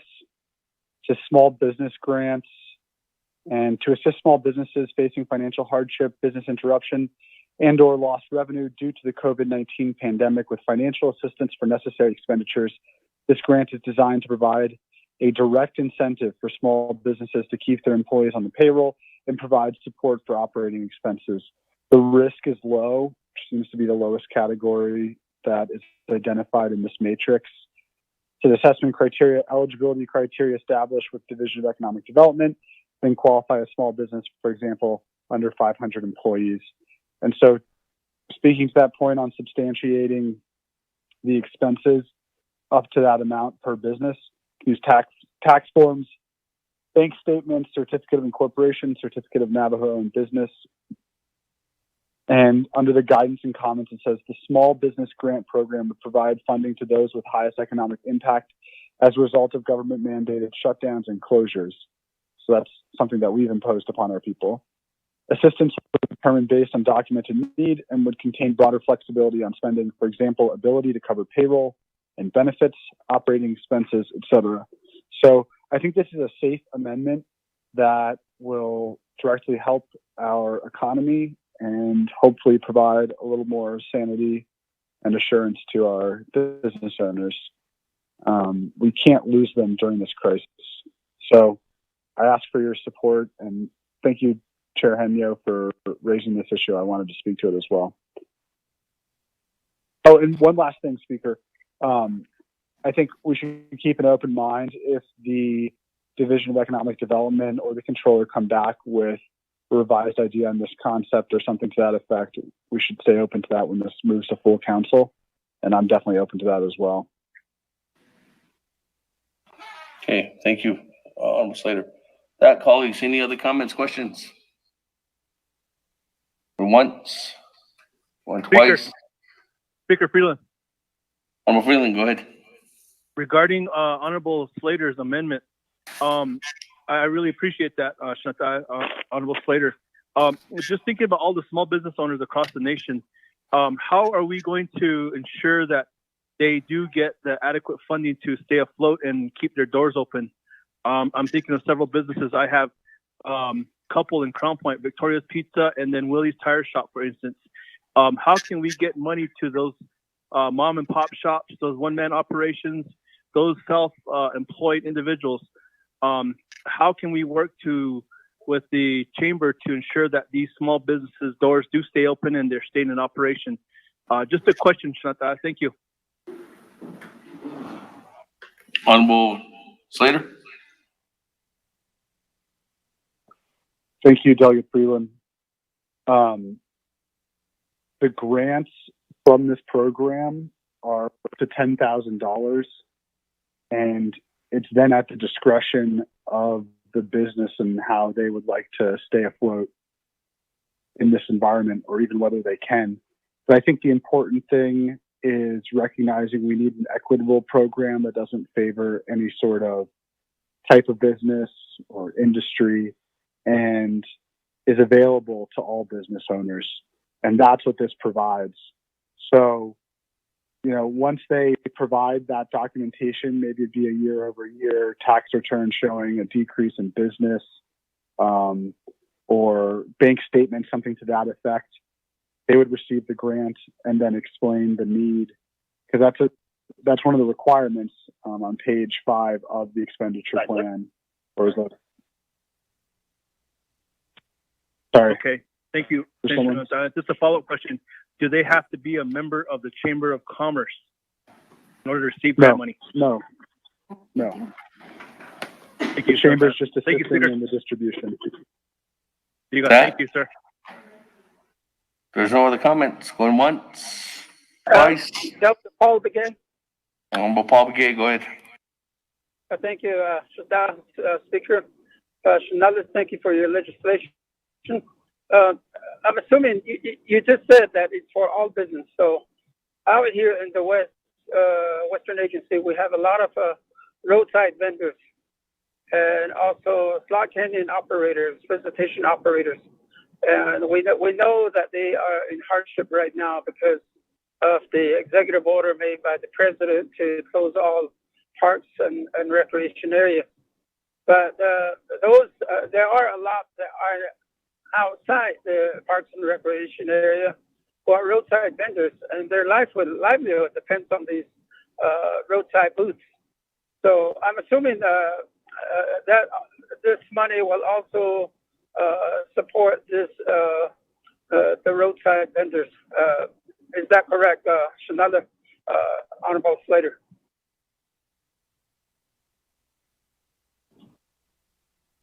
We'll go back to you, Honorable Slater. Thank you, Shanella. This 100% will cover them. They just have to apply for it through the chamber. All of those vendors are able to or are eligible to receive funding under it. I think just to mention one more thing, something that's particularly relevant, say for a roadside vendor or someone who has a very small operation, the chamber's proposal includes money for personal protective equipment. And you'll see that on page 15 and page 16. So $5 million for PPE. And so if you have limited capital, say, you're a silversmith and you've come on hard times, or you had a food stand, the chamber would purchase this in bulk and then help distribute it to those types of businesses that don't have a lot of disposable income to still operate in this business and public health environment.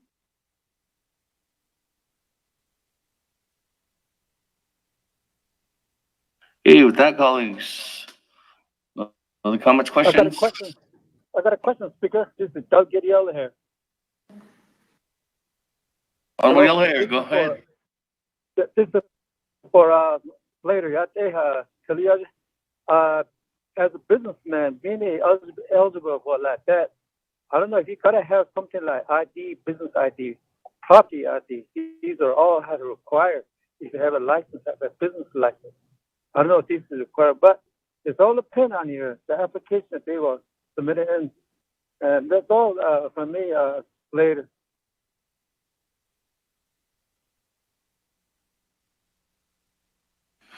Go back on mute.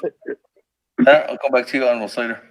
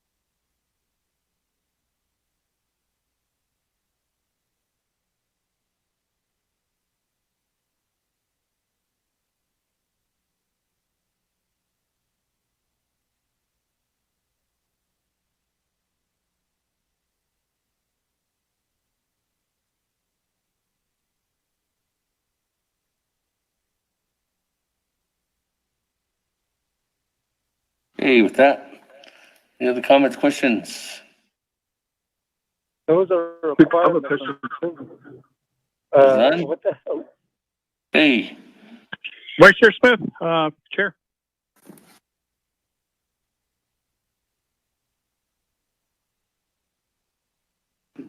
Honorable Smith, go ahead. Thank you.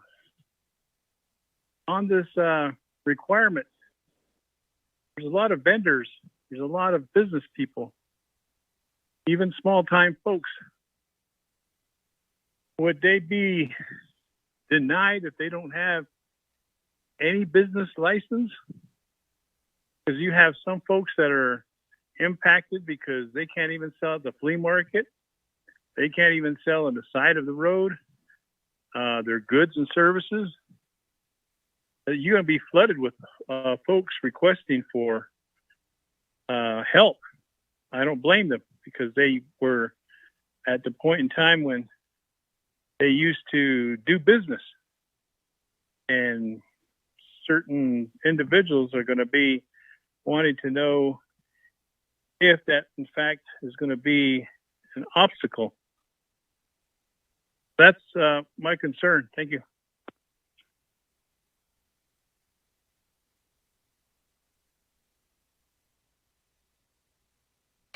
Honorable Slater, come back to you. Thank you, Shania Chair, Speaker. So I think the critical thing is to remember that there needs to be a decent paper trail for any sort of audit that may result from the expenditure of our CARES Act funds. And from that perspective, there does need to be something demonstrating that this was a real business. And that's where it goes back to those sorts of documents that are referenced in the controller's PowerPoint and on pages 4 and 5 of the Diné Chamber proposal.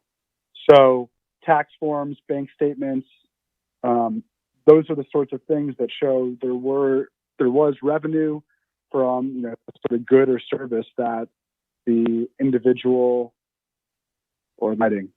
And we need to be able to substantiate the expenditures. It can't just be, oh yeah, I did this. It's like, well, in order to be fair, equitable, and comply with the law, we need some sort of paper trail. And that's where it goes back on the business owner to provide that information, which of course is just good business practice to have this sort of information.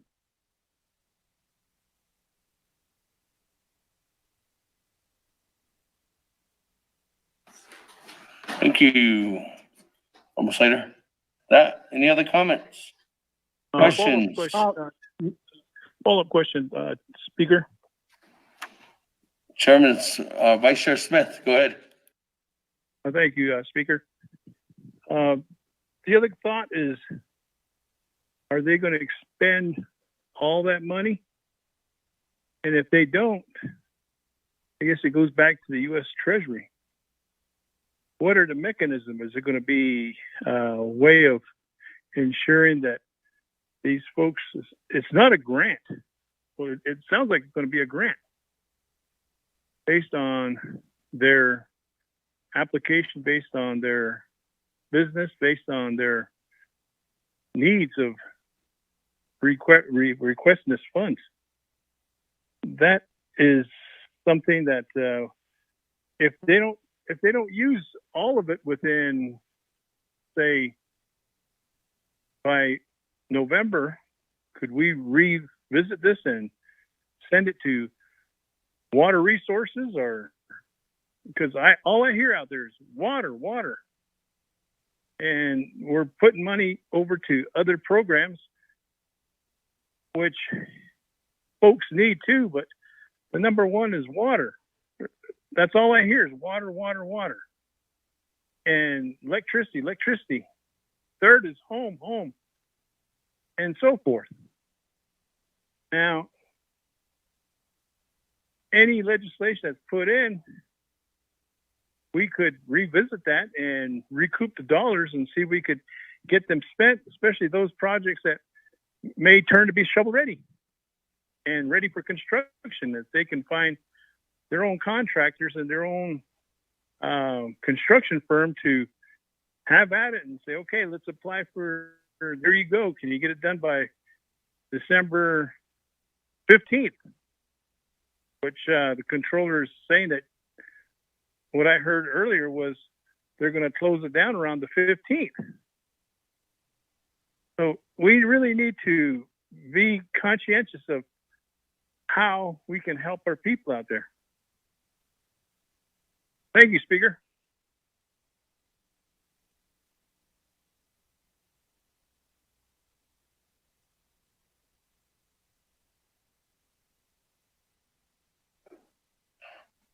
Okay, with that, if there's more of a comment. Is there anybody else with comments, questions before I go back to Honorable Slater? I have a question. Does Doug Honorable Brigade. Okay, thank you for the amendment here. I know that the attorney, the business people, always look forward for the first priority, second priority of the business owners, and I believe there's a lot of them out there.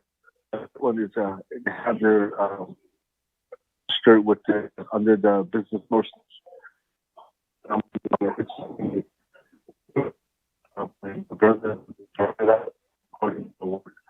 Roadside vendors, and I have people that are majority of them are silversmith.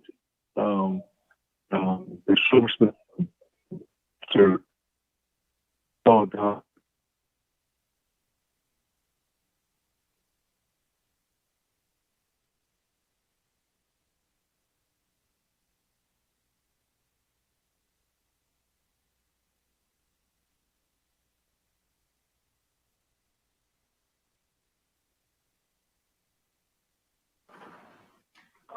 I'm pretty some of them are advanced. Honorable Brigade? Honorable Brigade, you're cutting out.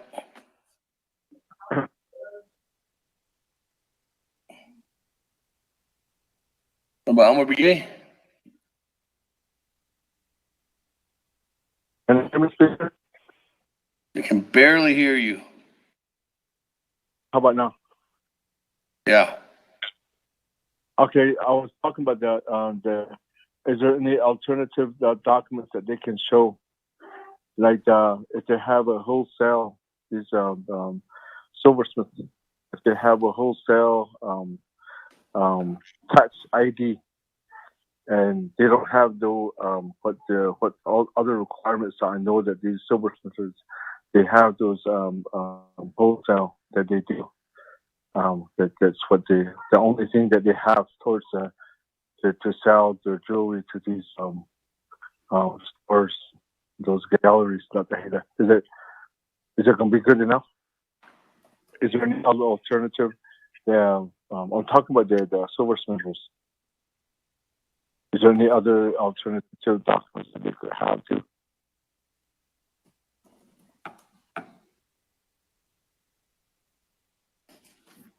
Hey, let me go back to you, Honorable Speaker. Slater. Yeah, for silversmiths, they would have receipts for these transactions. I'm sure a lot of them have tax IDs if they have to work with the wholesalers.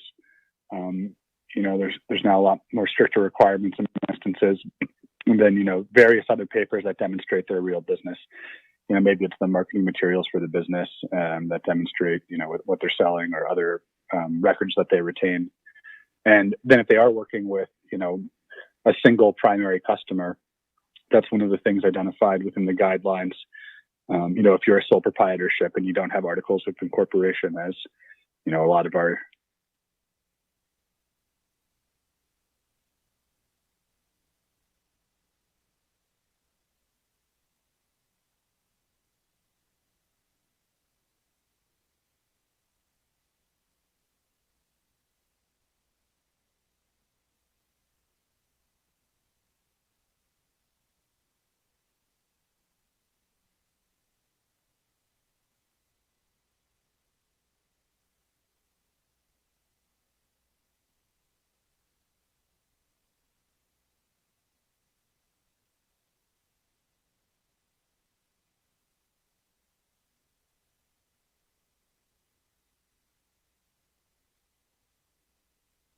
registered.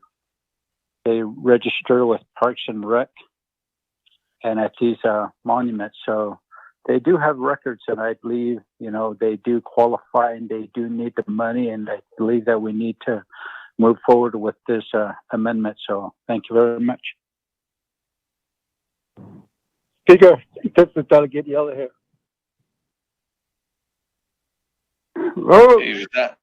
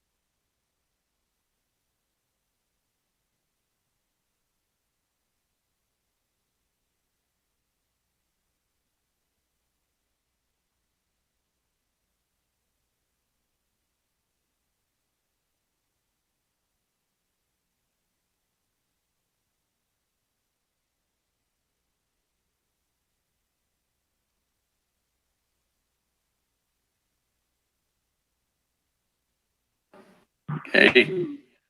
With that, let me go back to Honorable Slater. Thank you very much.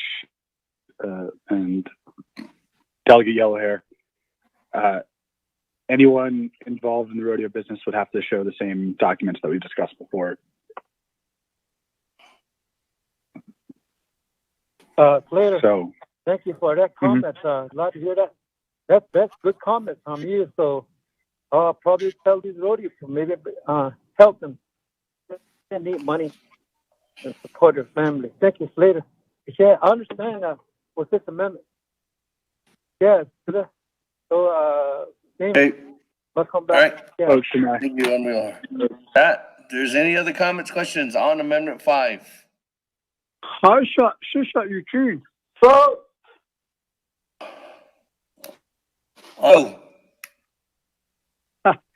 I just have a little question with regards to, I don't know if I had to go to Dana or whatever.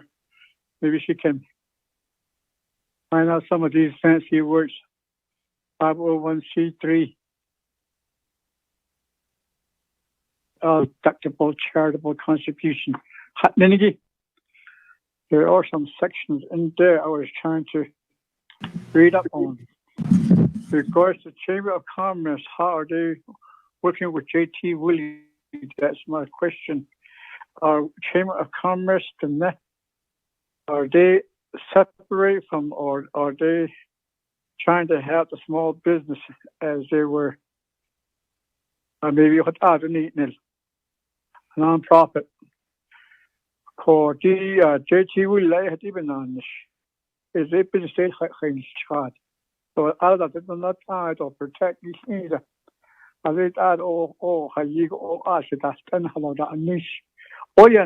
in this case, I might be wrong, but I thought we have all that in our government. But regards to the qualification, if they're going to have an application, all these small businesses, they have to be up to par or to be regulating small business. The regulation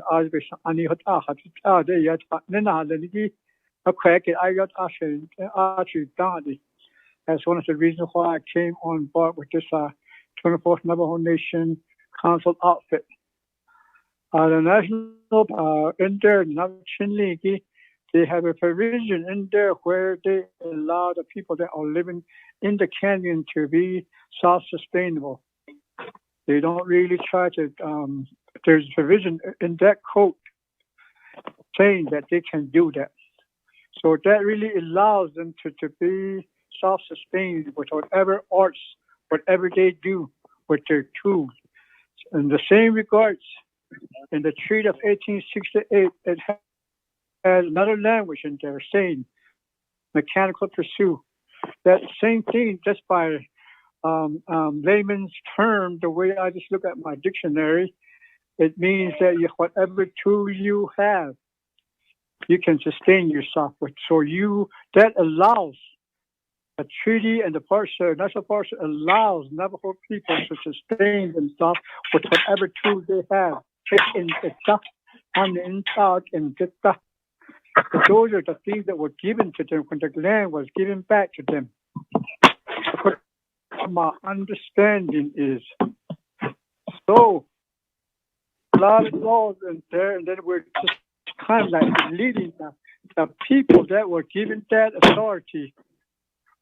1868, the Canada Pursuit and the National Park Service is a provision where they can sustain themselves within that territorial part. So, if we're going to go by the law, outside law, Western law, so that's kind of contradicting with our government and with a government that's already written within the treaty. Any other? So, thank you. Maybe my understanding is not quite that understandable with my thinker. Thank you. Speaker, this is Delegate Charles Newton. Okay, moving on down, Madam Chair, go ahead. Thank you, Shatilla Otto. Carl, thank you for the legislation. I have one quick question. I'm trying to work with 4-H right now because 4-H does sell their lambs and I guess their other animals during the fair, and with the cancellation of the fairs, I know that they're going to be affected. Is that something that will be covered under this legislation? Because although they're not really considered to be a business, they are. Most of these kids actually invest in these animals. They raise them, and then I know that the kids I've spoken to thus far, they have talked about the money that or how they use their money. Some of them buy their school supplies. Some of them have even bought computers, and some of them are using that money like to save up for college. So I've been in a 4-H club here in Shiprock, and then also the Shiprock Junior Livestock Organization. They will also be affected, obviously, by the legislation that sponsored to cancel the fairs. But these are kids, and so I don't know if that would qualify as businesses under this legislation. So can you provide me some clarification on that? Thank you. I'm going back on you.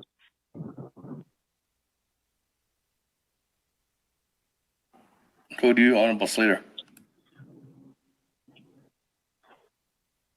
Thank you.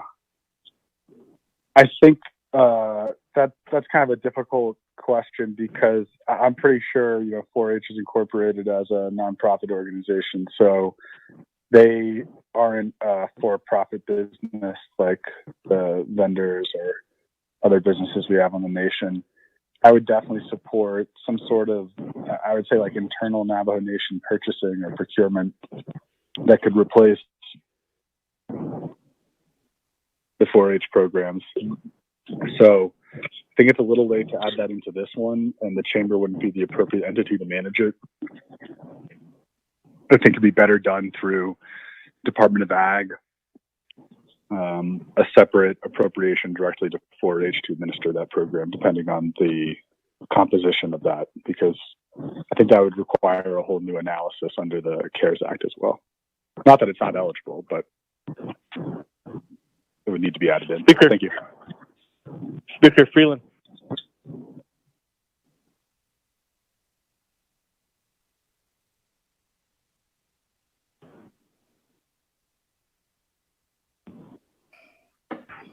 Thank you. With that, colleagues, is there any more questions? Freeland. Honorable Freeland, go ahead. Speaker, this is Thomas Walker.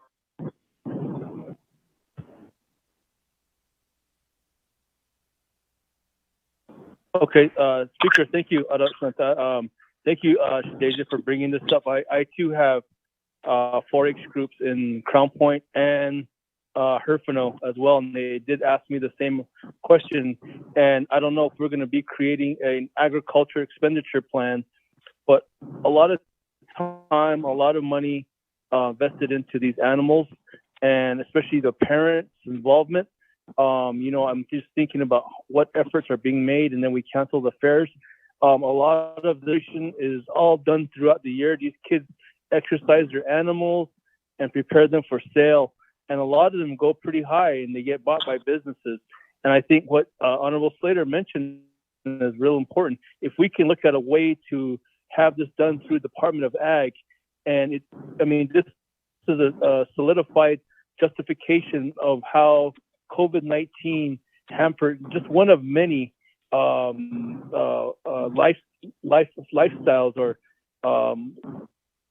how it's affected our Navajo people in this way. I think that really needs to be brought into consideration because, like my sister said, a lot of these kids do look forward to, getting these funds and using them for school or other means. So I support that, and I really want to make sure that we do take a look at this idea.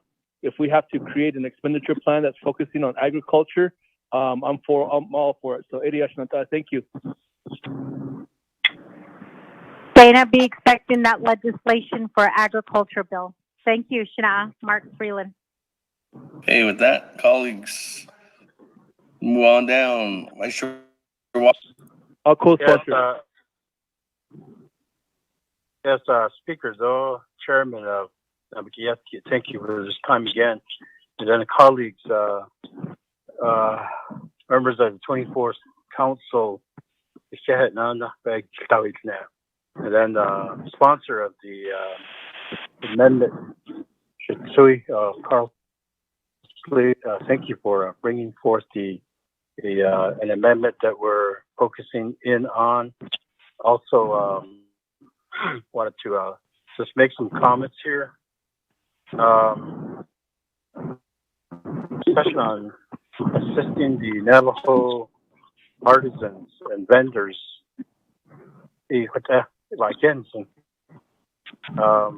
Some communities, maybe all communities, have such individuals that make a living from home cottage businesses, sometimes just going door to door, sometimes in parking lots of cities where they sell, and then sometimes along the sides of roads. People doing what they can to make a living, take care of their homes and their families, their abilities. It may not appear to be much to the outside world, but on Navajo, that is a very important economy. It may be the only stores that are experience short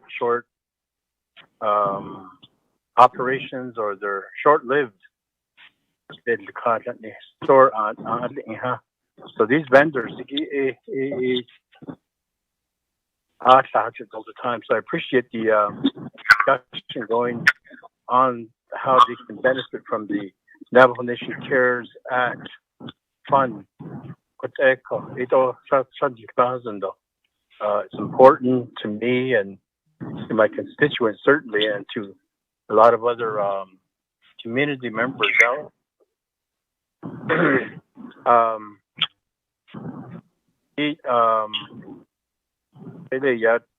Navajo Nation Parks and Recreation also wants to provide assistance to the Navajo roadside vendors as well as the artisans. Navajo Nation Parks and Recreation did submit documents to Office of Controller to see if they can tap into their own funding. This was a couple months ago. The answer back to them was no, you have to use for the CARES Act funds. When that becomes available, then tap into that. So although I know that the Division of Economic Development In one of our meetings, the executive director did bring forth some ideas and what seems to be planned to assist, again, vendors. So there are three groups now. The Net Chamber of Commerce wants to do the same. Chamber of Commerce, a non-government.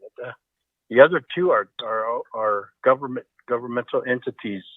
So I just want to, I guess, put that forth. So all of a sudden, there's a good amount of interest in assisting our vendors. I appreciate that. Now, who gets that opportunity to do that? I guess how that's going to happen is remains to be seen. But the other thing that we certainly don't want is competition, for getting assistance.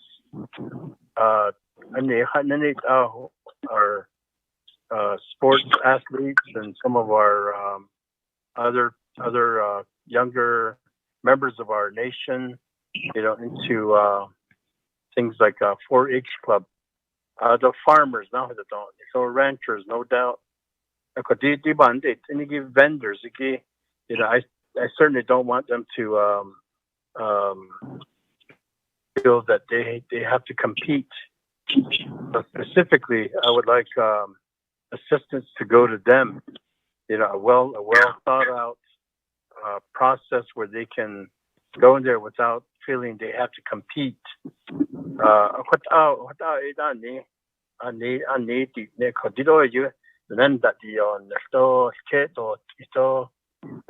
Money's going to run out at some point.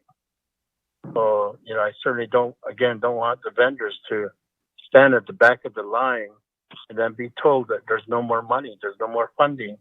You were last, or you should have came in earlier. So what the heck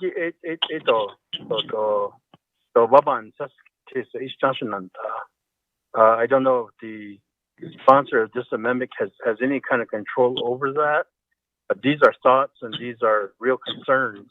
And this is what happens when, all of a sudden we have a fair amount of money to distribute, to address needs out there. And why we have to sort of come up with a defined list of needs. And we're certainly going through this exercise, and nothing wrong with it.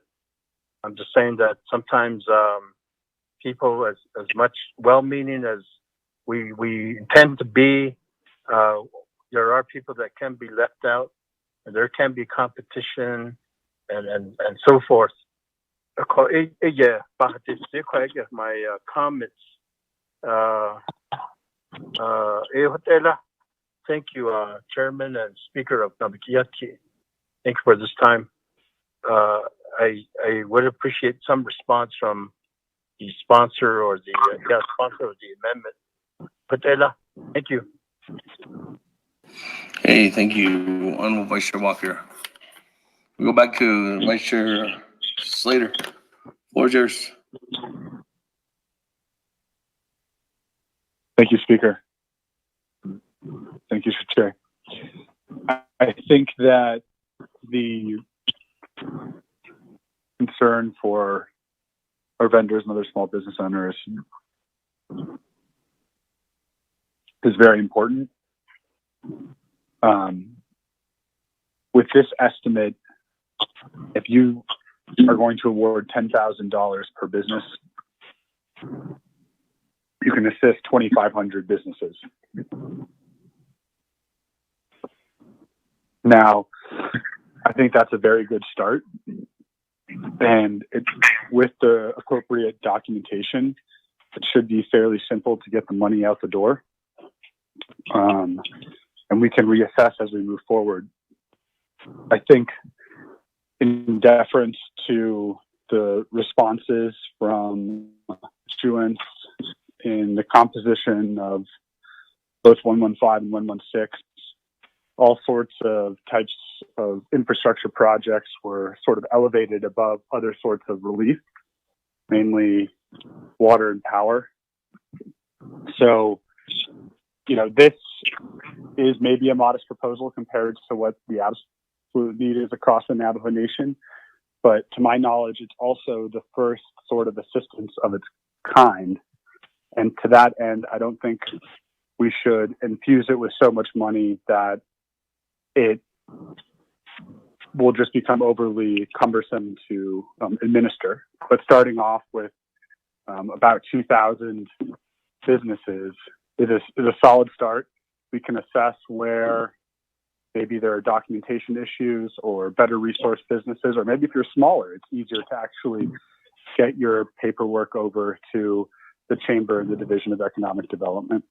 And then I guess speaking to the first point, you know, this also ties back into what Eugene So was saying. You know, chambers of commerce exist all across the United States and the world. They advocate for business interests, business owners, and that's precisely what this organization is. It's a nonprofit that's organized among Navajo businesses to advocate for Navajo businesses.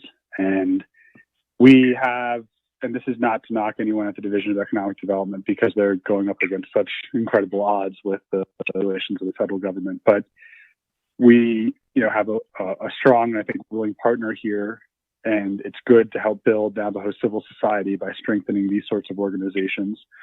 And through this exercise, we're going to be doing that. And I hope helping to expand the capacity for our businesses to advocate and articulate their interests before the government and, you know, seek appropriate relief. So thank you for your consideration.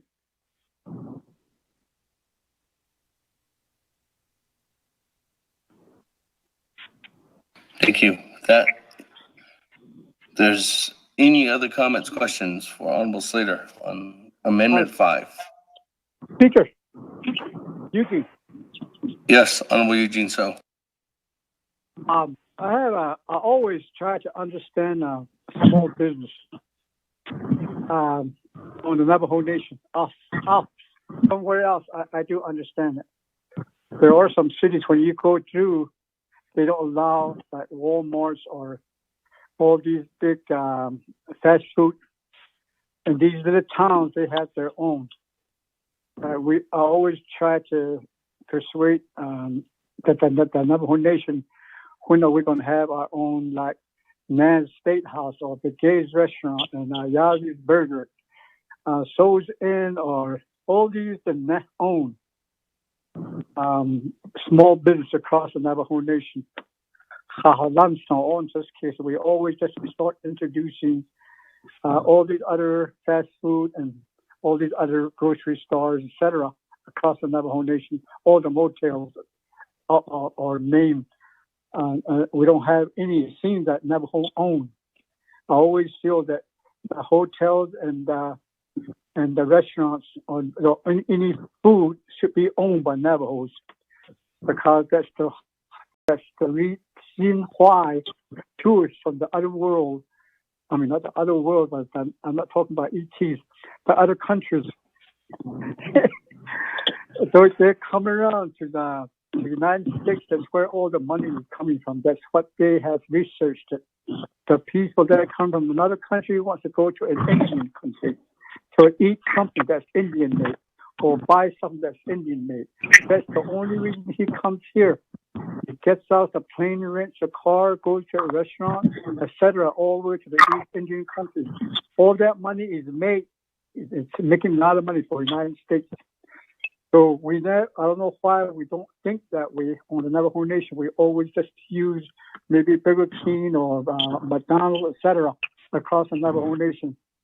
So to me, I always wanted to know what really means by small business, and because all our business went out when we put classes in the most of the restaurants that all Navajo own, they're gone now, and even the stores gone.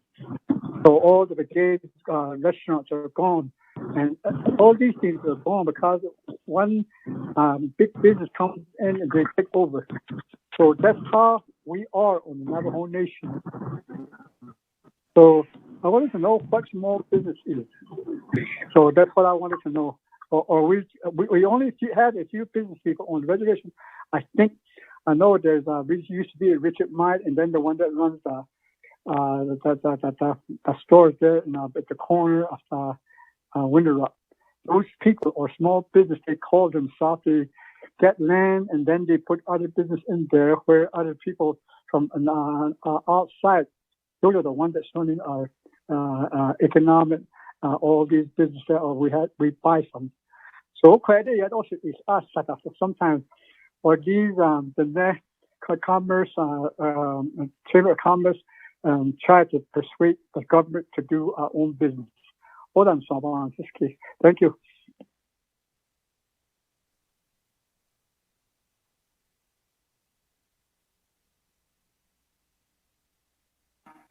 Did you guys hear me or did I mute myself? No, I heard you, Honorable Eugene, so thank you. With that, let me go back to Honorable Slater.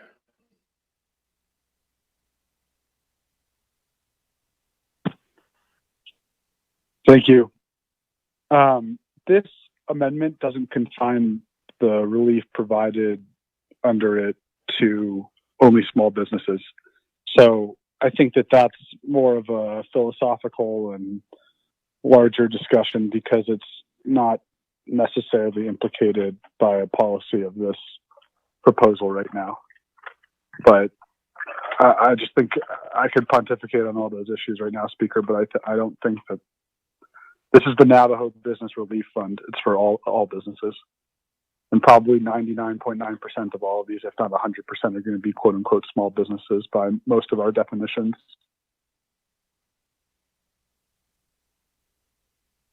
Honorable Slater. Any other comments on Amendment 5? Once. Chair. Twice. Honorable Daniels, go ahead. Yeah, thank you, Chair. Appreciate the time here to speak here to the amendment. I think Mr. Slater, Delegate Slater, thank you for the amendment. I certainly support the amendment for small businesses on the Navajo Nation. The question I had was what Delegate Eugene asked just a while ago. What kind of business, small business, are we talking about? Because the reason why I say that is because throughout the Navajo Nation we have vendors. What Delegate Walker alluded to, we have vendors on the Navajo Nation on these major highways, like Highway 163, Highway 160, into Shanto, 98 into Page, and 89. And we have small businesses, vendors along the highway. And at these tribal parks, we have tour operators, business owners. And these tour operators have drivers, tour guides.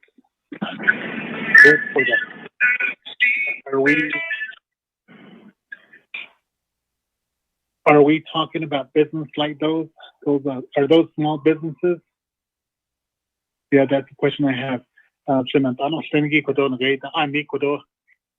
the Navajo Nation, I see that these small businesses are struggling. What I alluded to, tour operators and vendors. These tour operators, they have an EIN numbers, and also some of the vendors, they have those numbers. But if tax yeah, just like I said, that these vendors, they're struggling ever since the park closure, ever since Navajo Nation shut down to tourists. So a lot of these tour operators and vendors, they don't have any money. They're struggling. I see the peso that and they're out of food as well. But they have livestock. They don't have money to buy hay, so to buy feed for their livestock. So I see the whole I see the Navajo Nation Council you can't get that. Yeah, just recently, with RDC, Parks and Recreation, they requested for a drawdown, $10 million from the Navajo Nation Parks and Recreation Proprietary Fund, but that was denied by the controller. So the controller in the CARES Act plan but this case we had even though maybe 2 months down the road, maybe 3 months down the road, so these our people out here are suffering. Four Corners, Monument Valley, Antelope Canyon, Cameron. I see they're struggling. So I feel for them. When you're out here at the local level, looking at them, hearing from them, it's very heartbreaking. I see people I think they would say they need kin, but could have seen the amendment could have that is posed by could have Delegate Slater, could have Speaker. Thank you. Pat, I'll go back to you, Honorable Slater. Thank you. All the businesses that Honorable Daniels identified are eligible under the Business Relief Program, and the documentation or the EIN that those identifying pieces of information are the relevant ones that will be used to demonstrate that they're businesses for the purposes of the program, in addition to the other documents required or requested. So yes, they absolutely will be included, and I think his expression of the pain a lot of our people, and particularly our business owners and employers, are feeling right now is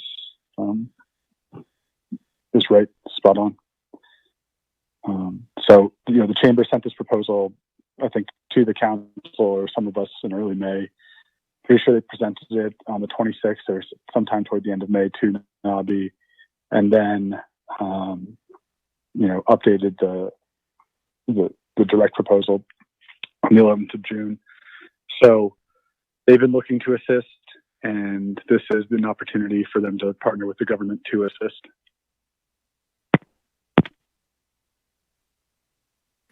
Thank you, Honorable Slater.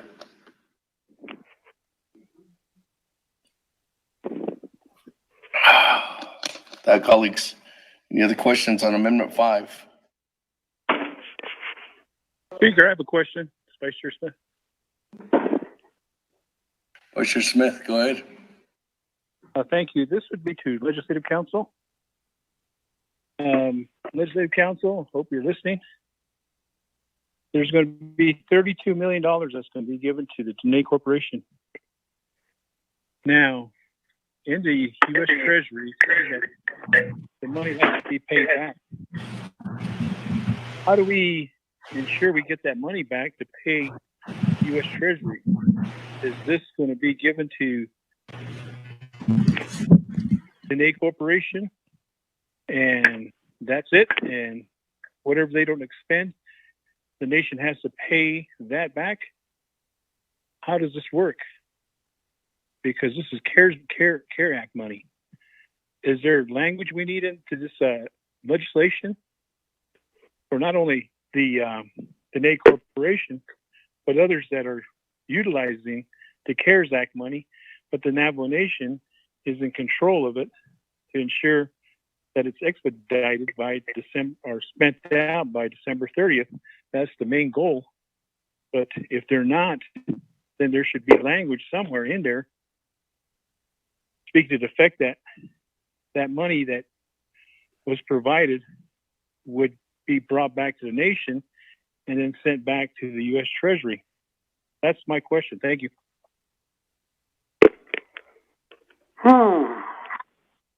Speaker, can I speak to that? So let me go to sponsor and then to Ms. Barbara.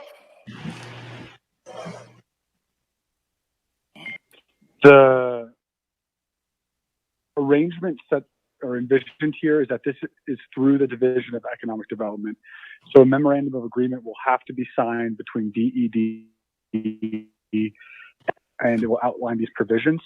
I think that we should offer another amendment tomorrow that is more of a catch-all for all of the programs that we'll be funding potentially externally, that says, you know, we can reevaluate funding if it hasn't been drawn down, et cetera, say, you know, November 1st or whatever date that Vice Chair Smith thinks is a good starting point for that discussion. So I don't think that we should do it on a case-by-case basis. Instead, there should be something that's consistent across all the programs, because it will be a more useful tool for us as a council if we know, okay, across the board, this amount may be available in, you know, 7 days, and then we can reprogram them either into, you know, a cistern project or something like that. So I don't want it to hamper this particular program, because the contract will have to be there. And if we include an amendment, we can make it for all of the programs we might fund through this sort of relationship.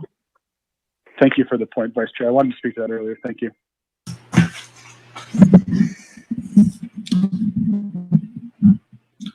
Speaker, would you like me to speak? Yes, go ahead, Ms. Barbara. Thank you. To begin with, Delegate Slater was right on point that when money is going to a non-Navajo Nation entity, that there will be a memorandum of agreement or a grant agreement that will include that type of language. In CMY 4420, there's actually states that if an outside non-governmental entity is receiving funding, they need to have provide a board resolution affirming the fact that they will reimburse the Navajo Nation for any costs disallowed expenditures, and if there's any remaining money that they haven't spent, that will be returned to the nation. And that actually is included in the application process that was approved by the Budget and Finance Committee recently. But also, in addition, there are a number of amendments that I've prepared that haven't been presented to the NABI committee yet. One of those is indeed an amendment that would have NABI doing a progress evaluation. Well, actually, it would be Budget and Finance Committee, and then NABI doing progress evaluations during the month of, right now it says the month of October. And if any entities or programs or entities, whoever you've provided funding to, has not made the required process, then if NABI chooses to do a resolution, those dollars can be pulled back and put into the CARES Fund. So I hope that helps Delegate Smith. Also, Speaker, I want to let you know that perhaps before you wrap up this evening, I could go through and give you a listing of amendments that are still on my desk and being worked on. Thank you. Thank you, Ms. Barbara. Colleagues, back to the floor. Any other discussion on Amendment 5? Speaker, real quick, Vice Chair Smith again. Delegate Halona, I would like to say something, give some information next. Honorable Vice Chair Smith. Speaker. Thank you, Dana, and also Vice Chair Slater. That's exactly what I was thinking. It was food for thought before we adjourn, I mean not adjourn, but recess. That way we're in line to make sure that these external are not just given the money and they don't in turn return it back. So it's insurance that we have. It just popped in my mind. I want to make sure, but I'm not just particularly targeting anyone. I want to do it as an overall comprehensive, like what Honorable Slater had mentioned. So maybe tomorrow I could have that drafted up so it could be in the legislation reflecting CMY 44-20, that these entities are on notice and that the remaining will be returned back to the Navajo Nation and back to the U.S. Treasury. Thank you, Speaker.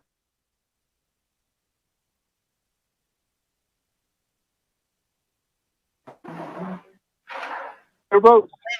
Okay, with that, Honorable. Okay, thank you, Speaker and colleagues. Good evening, everybody.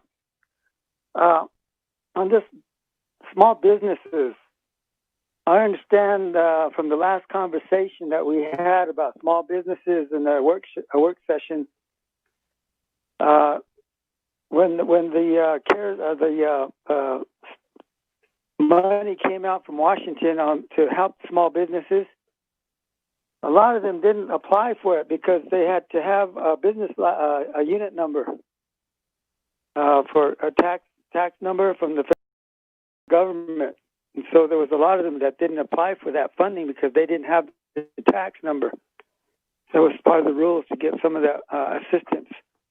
And so the funding that we're talking about now, are we going to put parameters on it for those kind of people too, or is it going to just be open for everybody and anybody that comes to apply? I don't know how we're going to monitor that, but a lot of the people that are out there, especially the roadside vendors, they don't want to apply for the get a tax number.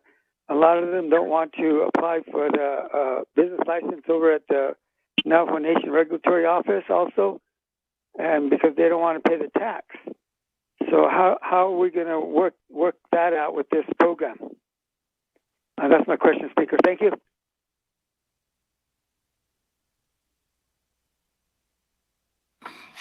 Back to you, Honorable Slater.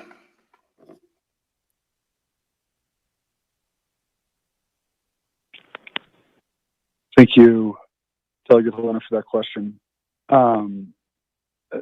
They have to provide one of the documents just earlier.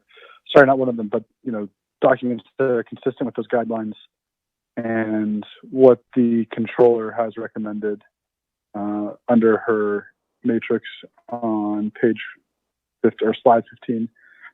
Tax forms or bank statements, certificate of incorporation, certificate of Navajo in business. Those are some of the documentation.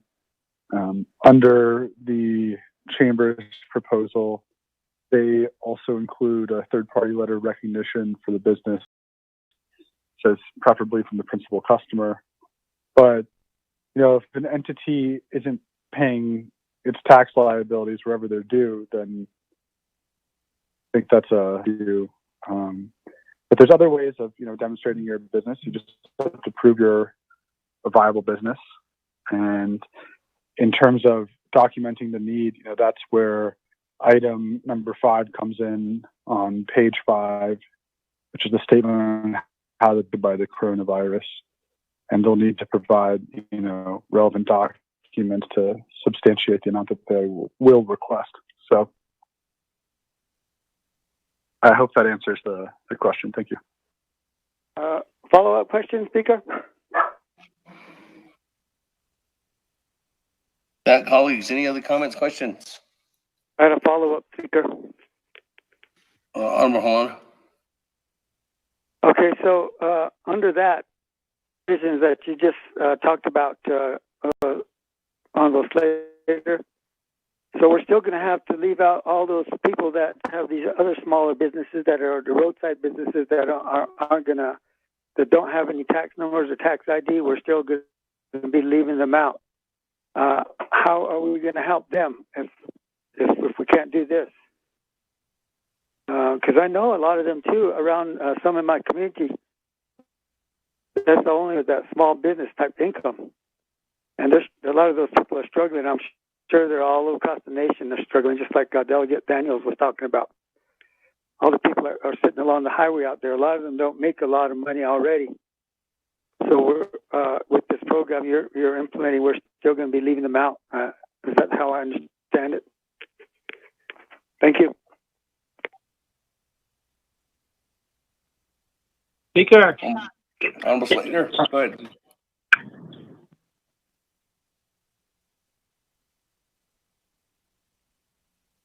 Am I supposed to go now, Speaker, or do you recognize someone else? Floor is yours, Honorable Slater. Thank you. You know, there has to be some sort of proof that there was a business or is a business and what the impacts were from COVID. I think that's the fundamental understanding we need to have. And it's up to the Division of Economic Development with the Chamber. And I think that that's the right balance, right? Where you have an entity advocating on behalf of the business owners and then the other entity that has, you know, the very strict adherence to Navajo Nation law. Not that the Chamber doesn't either.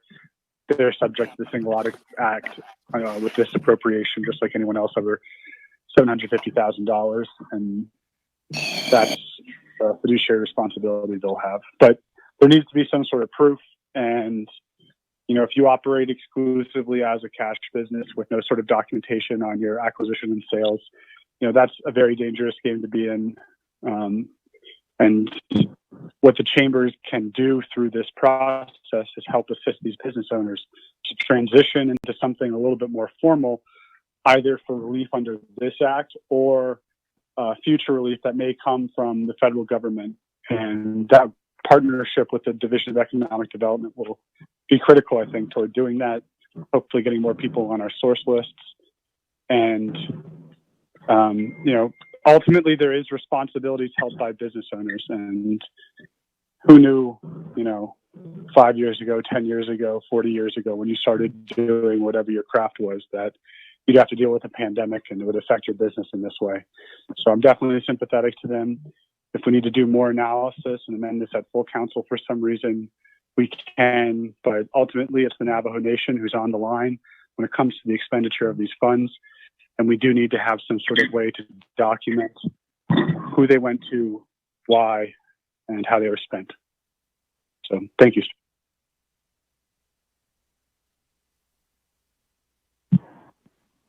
Speaker David, one more question.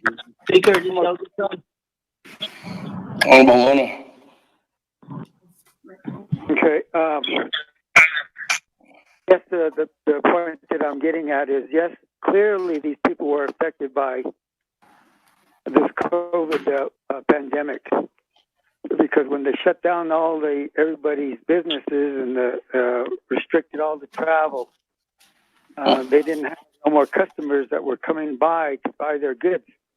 And then they were also had to follow the stay-at-home orders.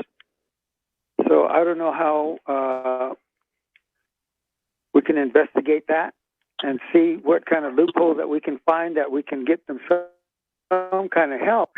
There are a lot of them like that are in that same boat that I was talking about. And when this money was coming, they heard about it and they were trying to figure out ways how they can apply for it. So, you know, I just wanted to make that point, is that, you know, we need to find something that we could get some help to them. There's a lot of them. Quite a few of them all around the reservation that were like that. And like I said, clearly they were impacted by the COVID pandemic. So I just want to make that point there. Thank you, Speaker. Moving on down, Honorable Otto.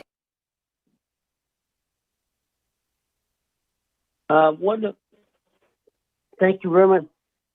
Well, what I'm getting to is the Net Chamber of Commerce, the role that they play within the Navajo Nation government and their in businesses out there.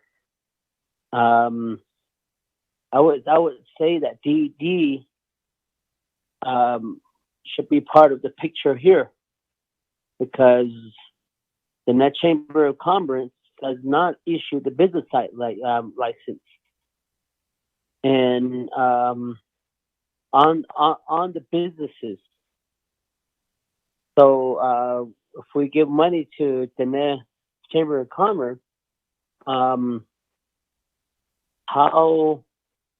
are they a full-fledged recognized Navajo Nation entity that maybe the Navajo Nation Council has, or the Navajo have passed legislation to recognize them, that what their role is? Because since I came into the 23rd Council and now, I really haven't heard how the Net Chamber of Commerce has helped the Navajo business out there. I know that they came before council one time and asking for $1 million. I believe that was going on in the 23rd Council. But I'm trying to get my hands around how do they function?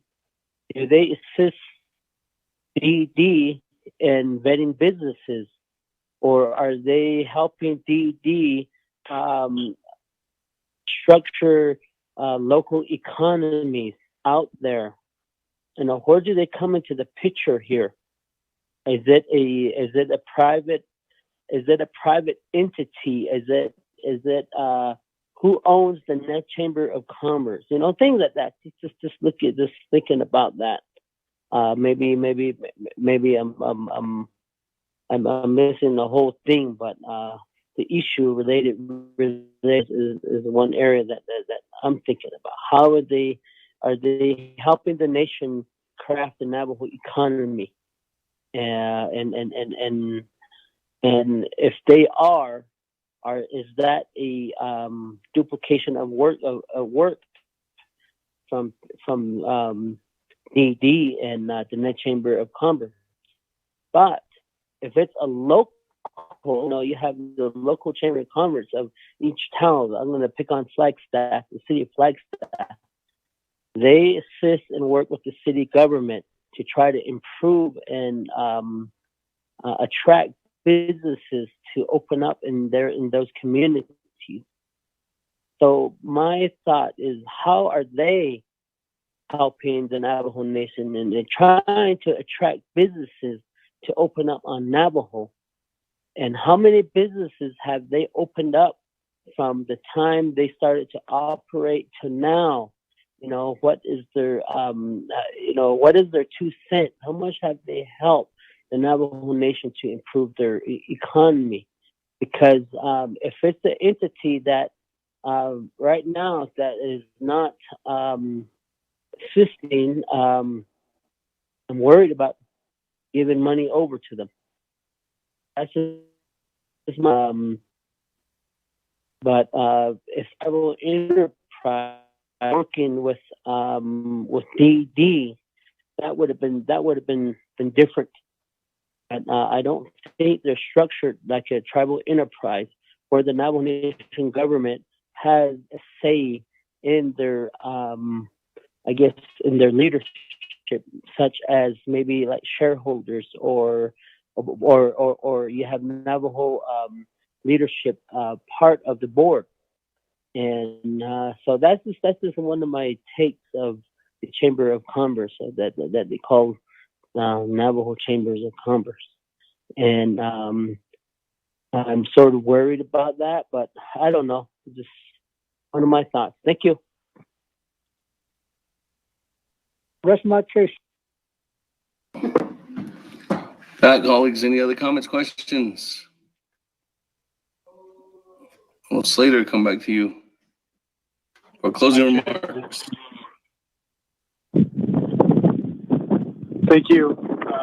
The Chamber's been around since 2013. They've certainly had a lot of interactions with the council from what I've observed and personally participated in, developed really substantive proposals.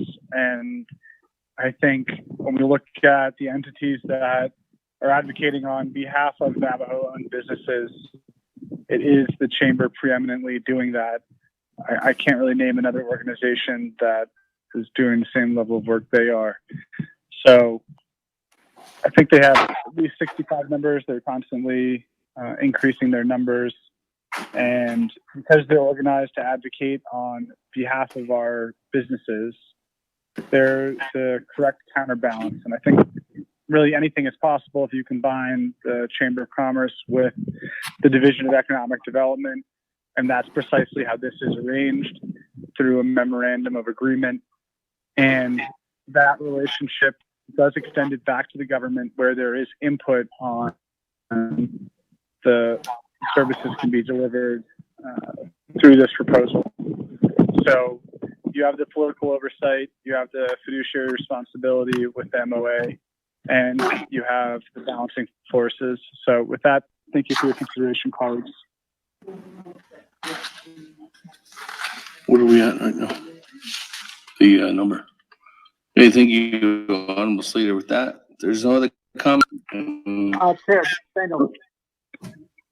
Honorable Daniels. Thank you, Chair. Committee members, I'm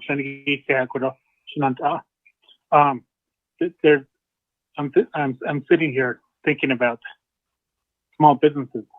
Got $30 million. Oh yeah, that's not enough now. So just a while ago, I talked about tour operators, vendors along the highway. And we also have silversmiths on this side. Rug weavers, pottery makers. They sell to these roadside vendors. What about those people? Delegate key element. I see.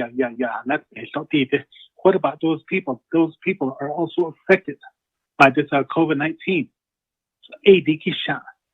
So I think 30 million is not enough. We're talking about small businesses. So, but tomorrow, I'll make an amendment to these vendors and also tour operators, and maybe also the silversmith artisans. So, Chair. Thank you.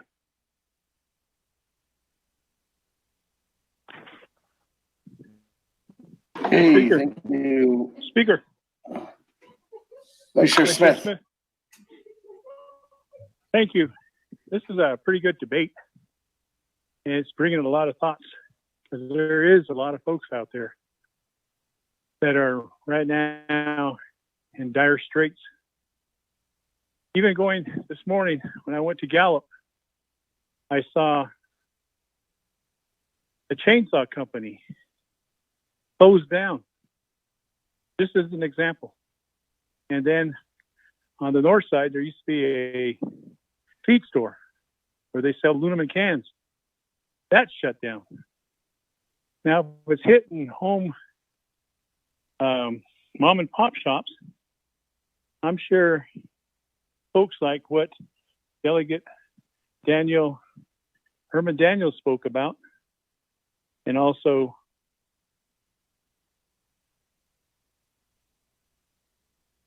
stringent regulations before they can tap into it. Because if we're going to up the ante tomorrow, I think it should be on the basis of, yes, you're justified. Yes, you can get this amount because you were once out there as a silversmith, as a rug weaver, as vending, and as doing these businesses. That's my main concern. I don't think COVID-19 specifies that we should be really standing strong on the laws and regulations. Thank you.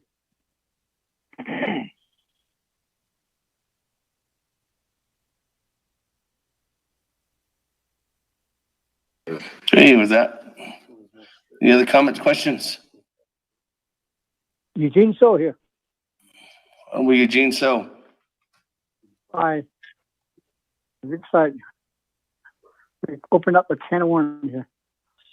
And I feel the same way about what these council delegates are talking about, that we do all forgetting the main source of people's money is from vending, selling sandwich, etc., all the way up to silversmithing or pottery making, rug weavers, all these things. We're we're deleting them. They're the main source of why the tourists come here, besides looking at the canyon or the cliffs or etc. They're the main people that are here that brings people here, and we're forgetting them just because of our laws and regulations. They've been here before even any business started or BDO. Sometimes I start thinking about we're saying we're all in it together in this COVID-19 pandemic. But I'm beginning to think somebody's making money out of it and higher up, because we're saying small business is going to go out of business. Why would it go out of business? Everybody's in it together. That's how I feel. So again, we need to push. So I wonder if Dana is still there to see if he can draft a legislation for me regards to these vendors out there that we need to classify them into. They're the one that's bringing the people here to survive on this Navajo Nation. So we need some dollars to them. There's a lot of them out there. They don't. Some of them don't even have paperwork. They just survive. People, we need to understand that part, and we try to get some dollars to them too, because they're the one that bring to us here. So she had all this. So Dana, if you're still on the line, I would like to talk to you. Thank you.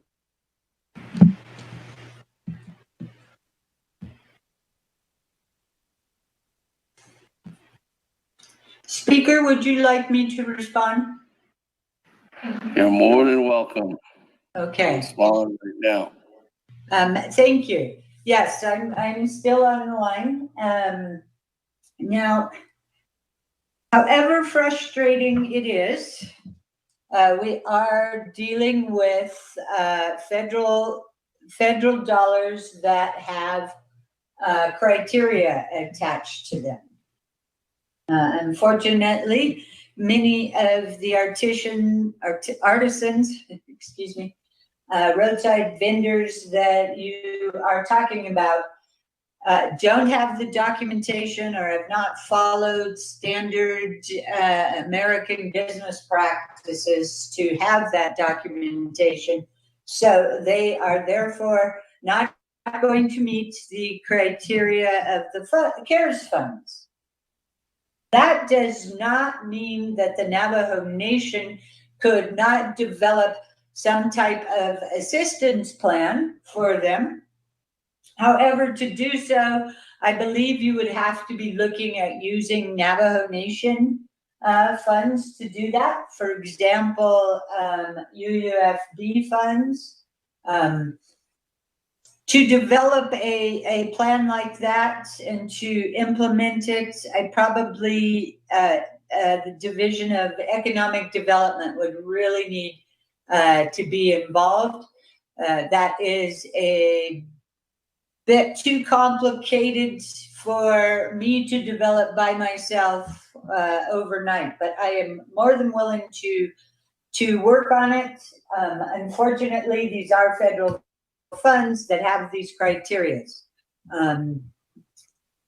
If the nation does not wish to repay these funds, then we would need to look at a different source of funding to develop such assistance. Thank you, Speaker. Speaker, can I make one comment very briefly? Yeah, go back to the sponsor.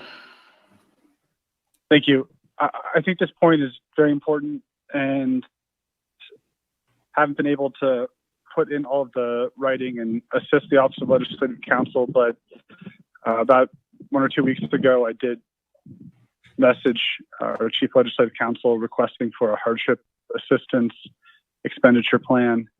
And so I acknowledge, Dana, I'm part of the problem. But, you know, if there are people who can't substantiate, you know, these business transactions that occur and prove that they're a business, you know, ultimately it goes back to their livelihoods, right? And we need to figure out a way to show that loss of income or help provide assistance, whether it's making rental payments or helping to put food on the table, things like that. And that's what that sort of hardship assistance can step in and do. and I think is perfectly eligible. If you go back to the controller's presentation, she shows general assistance programs being a low risk item as well. And I think there is broad support now hearing all of this spoken on this amendment. And let's get a plan together. So maybe offline when we finish NABI today or early in the morning tomorrow, we can meet, develop those principles, and put together that sort of expenditure plan. Go ahead, colleagues. Speaker, can I add something?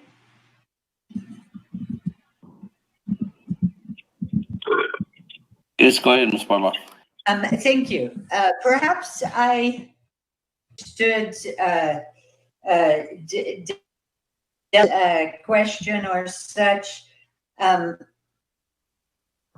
thought the idea was to develop that as a business plan. Certainly, and that's what I was talking about, the documentation, etc. If you are developing that as assistance to businesses, as those artisans being a business, that will be challenging.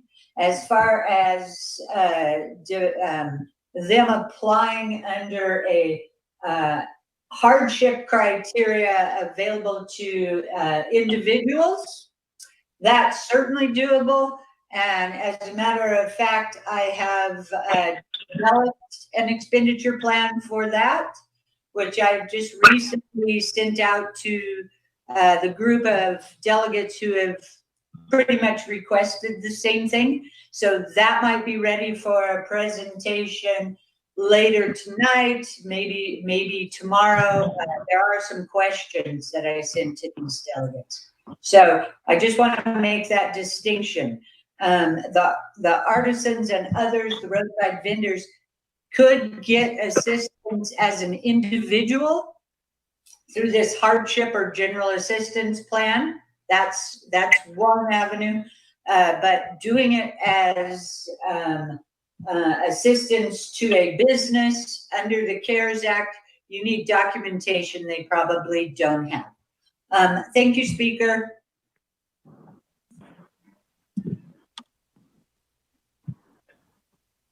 All right, there's no other comments, questions. Speaker, I have a comment. This is Delegate Stewart, Speaker. Honorable Stewart, go ahead. My comment is that with this here, I believe it's all set. It's good to go.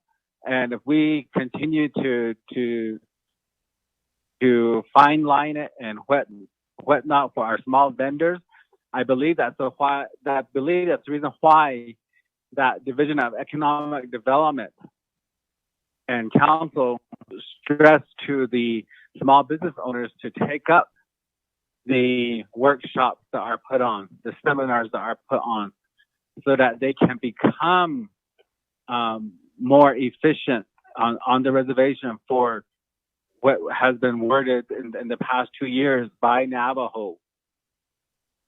And to help our Navajo businessmen and women, because the way I view it is that some of these vendors, they have either a spouse or a companion that works off the reservation, and that this here is just a little bit of extra money for them. So that's the one thing I think that's where that line is, that they don't seek out to get a license or to even be a part of the net commerce. And I believe that that's really stressed even in this presentation. It says that there's over 4,000 plus businesses, small businesses, that are a part of the commerce. And they stress that in their meetings to be a part of their membership, so that they can assist in developing these businesses. And if us as Navajos, even for myself, I was to go into a business, I would like to be one of the good businessmen on the reservation. And even with what was stated earlier by Shana, Jimmy, Yellowhair, with the self-employed rodeo, there are rodeo contestants that are self-employed, self-employment filing, but they have to account for their receipts, their winnings, their membership cards. They have to take their mileages down.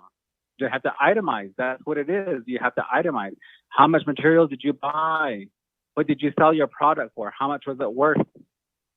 All that has to come back down. And that's the same thing that this one's asking for. It's just that type of documentation. Because as Ms. Barbara stated, it's not Navajo Nation's funds. It was given to us from the government. So we have to account for it too. We're talking about accountability. That's all I want to say, Speaker. Thank you.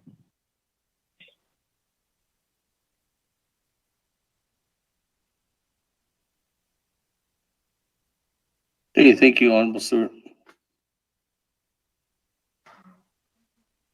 Hello, Speaker. Have anybody else in the queue lined up on Amendment 5? Yellow hair, Speaker. Honorable Yellow Hair, go ahead. So, the challenge as an attorney, Navajo Nation Council, it never had the Navajo Nation government, our own reservation. So the parties are all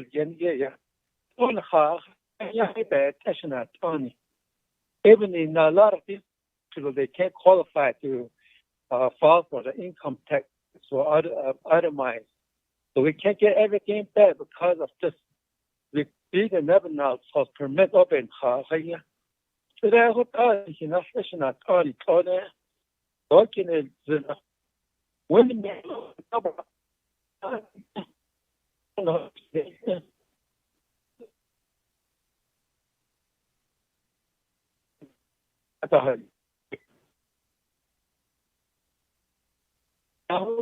This is the thing that we have to even in the manage safety.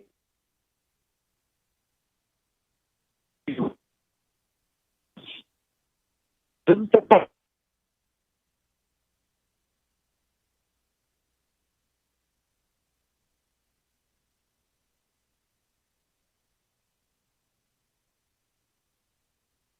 We all here, as soon as we lost you.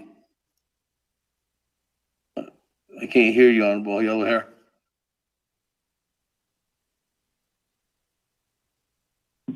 Technology. You get cut off? Mm-hmm. Sometimes it goes off. Oh, shoot.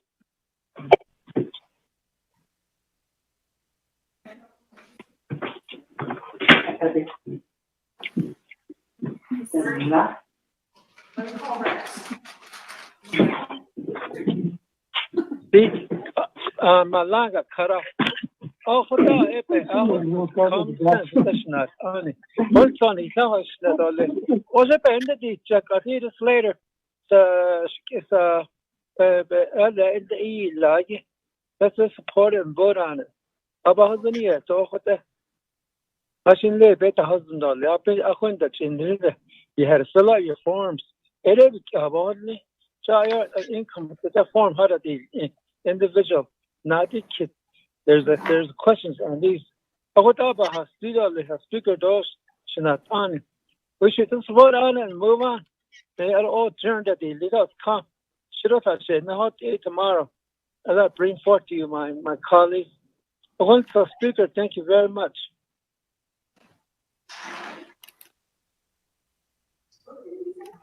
Okay, any last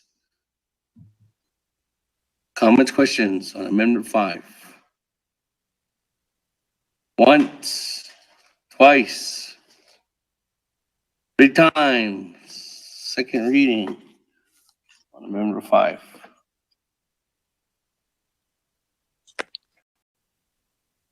Mr. Speaker, members of the committee, Amendment number 5, page 1, line 16, after projects, insert Diné Chamber of Commerce projects. 2, page 4, line 30, insert new paragraph as follows. Underscore the purpose of CARES Fund Diné Chamber of Commerce attached as Exhibit 9 is to immediately provide $2,500,000 to the Diné Chamber of Commerce to provide economic support to primarily Navajo-owned businesses negatively impacted by the COVID-19 pandemic. And underscore Number 3, page 5, line 29, insert new paragraph as follows. Underscore the Navajo Nation hereby approves and adopts total funding for the Net Chamber of Commerce expenditure plan from the Navajo Nation CARES Fund in an amount of $32,500,000 and allocates the funding to the Net Chamber of Commerce through the Division of Economic Development as set forth in Exhibit 9. And underscore 4, page 6, line 14, before the period, insert underscore 9. 5, attach new Exhibit 9 as attached.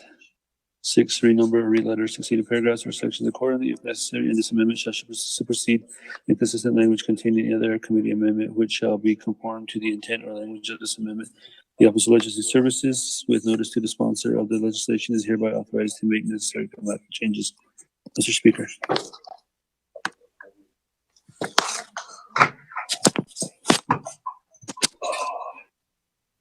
Bobby, go ahead.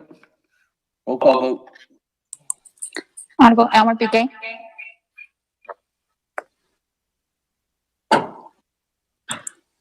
Honorable Key Allen Begay Jr. Delegate Key Allen votes green. Honorable Key Allen Begay Jr. votes green. Honorable Paul Begay. Delegate Paul Begay votes green. Honorable Paul Begay votes green. Honorable Nathaniel Brown.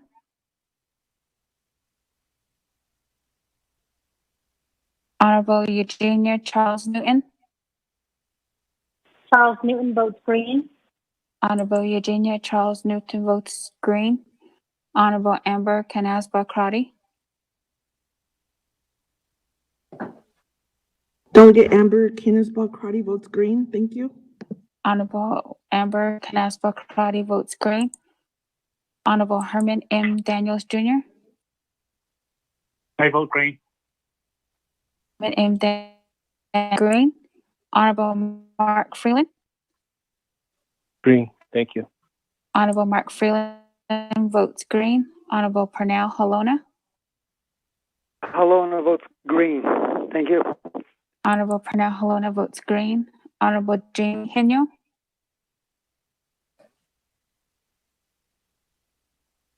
Honorable Vince James.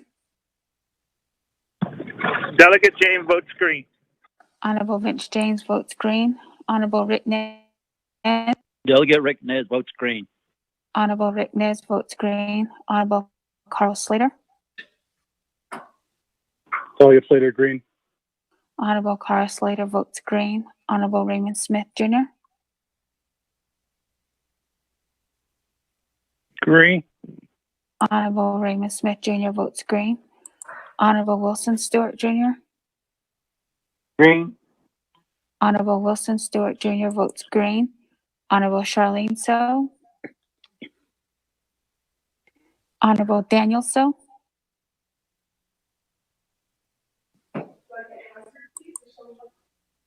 Honorable Eugene So.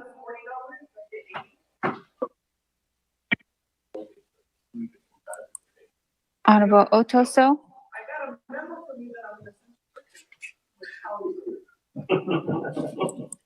Honorable Thomas Walker Jr. Thomas Walker votes green. Honorable Thomas Walker Jr. votes green. Honorable Edison Winika.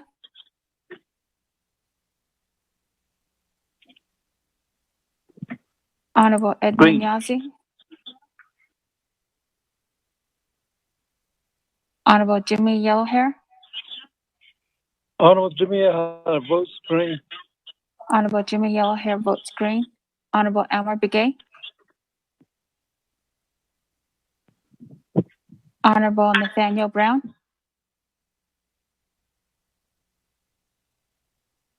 Honorable Jamie Henyo. Green. Honorable Jamie Henyo votes green via text message. Honorable Charlene So. Honorable Daniel So. Daniel So votes green. Honorable Daniel So votes green. Honorable Eugene So.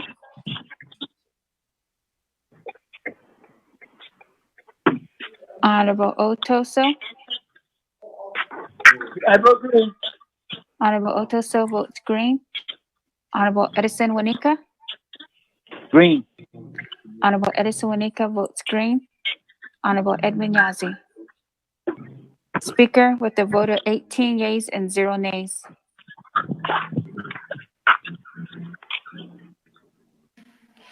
That, colleagues, 18 in favor,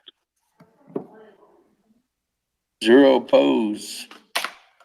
Chair not voting on Amendment 5.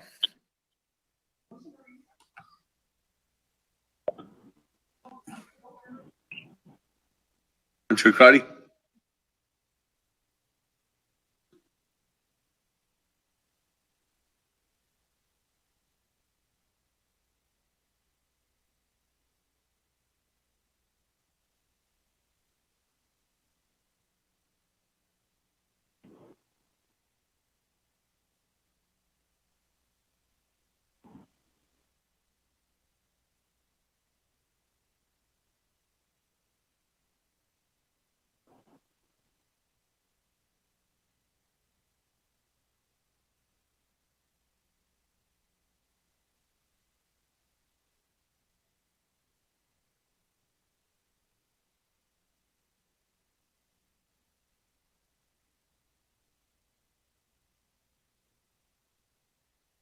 Okay, with that, colleagues, go on down.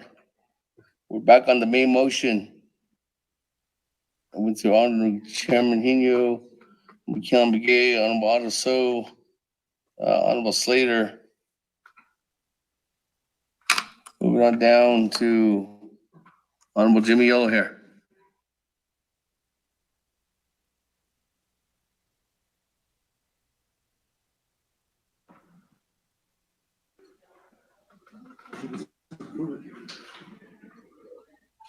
Approve it. We'll work on it. Can you hear me? We can hear you, Speaker.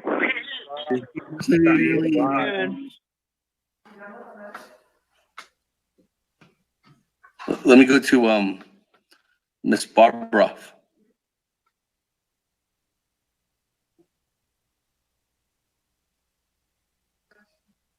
Yes, Speaker. Ms. Barbara, if you want to go ahead and do a rundown. Of what I have remaining? Yes. Okay, let's see if I can do that. So I have remaining a amendment for the solar projects expenditure plan. I believe that amendment is broken down into a 2-year process of 34 million the first year, 112 million. Second year, there seems to be certification or assurances that those first year projects can be done. I also have an amendment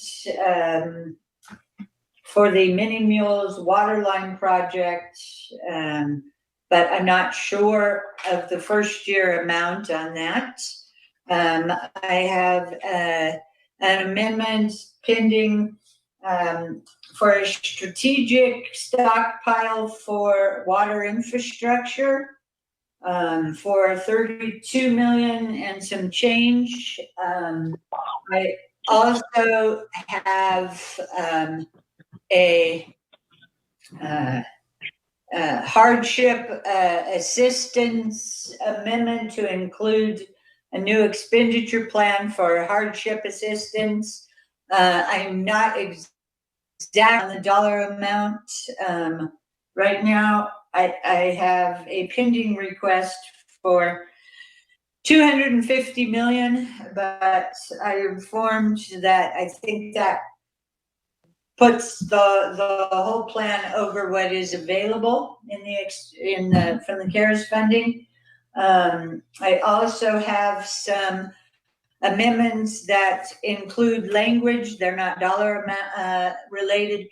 One is that we've previously discussed, or I previously mentioned to Vice Chair Smith, and that talks about doing a determination of doing an analysis of progress during the month of October. So if no progress is being made, those funds would be returned to the CARES Fund and eligible for other projects.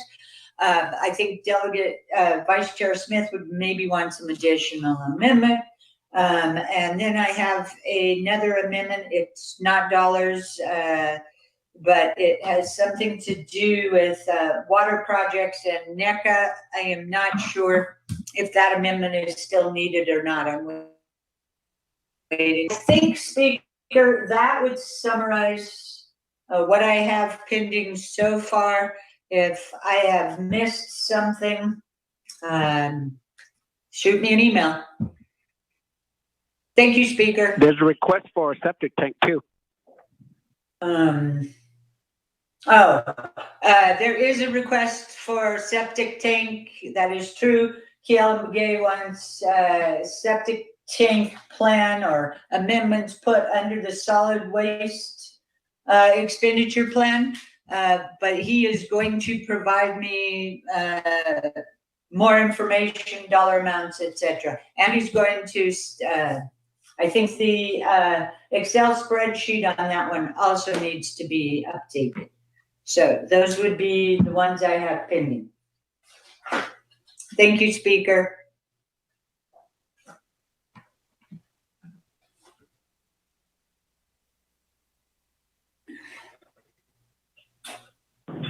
Speaker, this is Delegate Yellowhair.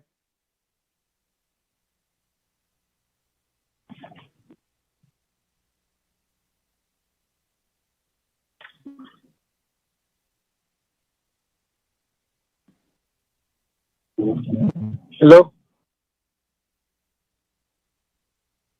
Can you give them a balance of how much you can have left to allocate? Yes. Right now? Yeah. Okay, I'm gonna give a rundown. Colleagues, I'm gonna give a rundown. Let's see to turn that whole thing this way.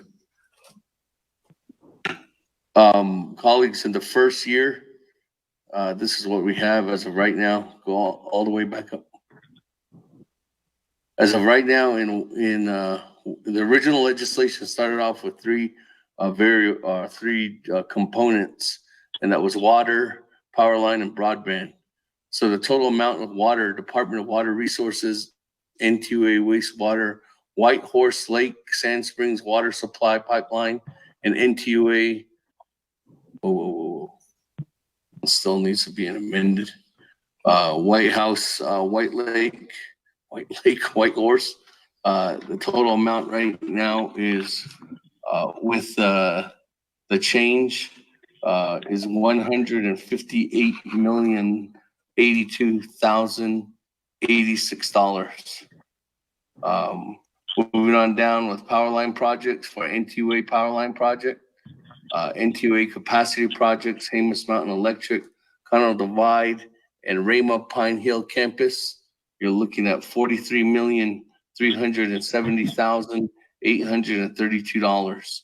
Moving on down with broadband, you have NTUA Wireless, Navajo Department of IT, Information Technology, Navajo Technical University Broadband Team, Navajo Technical University Campus Support, Native Broadcasting Entertainment, Dene College, non-tribally owned telecommunication carriers.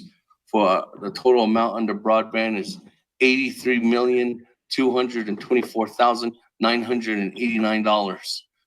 Moving on down to solid waste, Navajo EPA solid waste for the first year, $30,773,000. Moving on down to solar, or NTUA solar.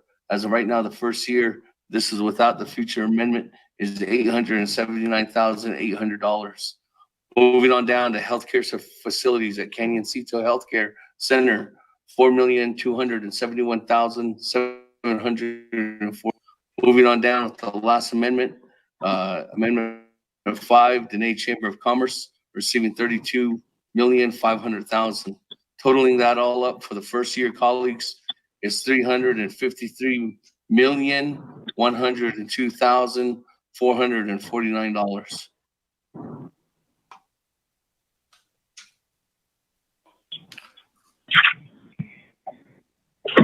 Colleagues, Back to the main motion. That's where we stand right now. Time is almost 9 o'clock. Speaker, Yes. Speaker, please tell the yellow here. Honorable Yellow Hair, floor is yours. Sure. Speaker, are we going to start again tomorrow? Because I know it's getting late now. Because I have two amendment. Maybe I'd like to request this through my colleagues tomorrow. If you can go adjourn this evening. It's almost 9 o'clock now.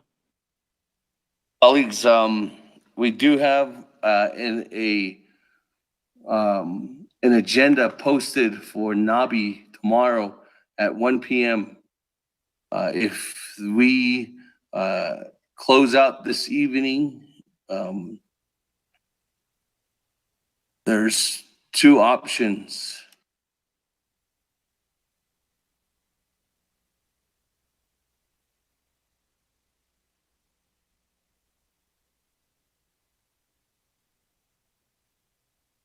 There's three options, colleagues.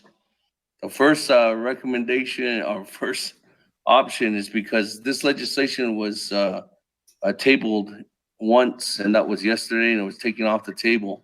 I'm referring to legislation 0114-20. If it's tabled again, as indicated earlier in the discussion, this legislation will die.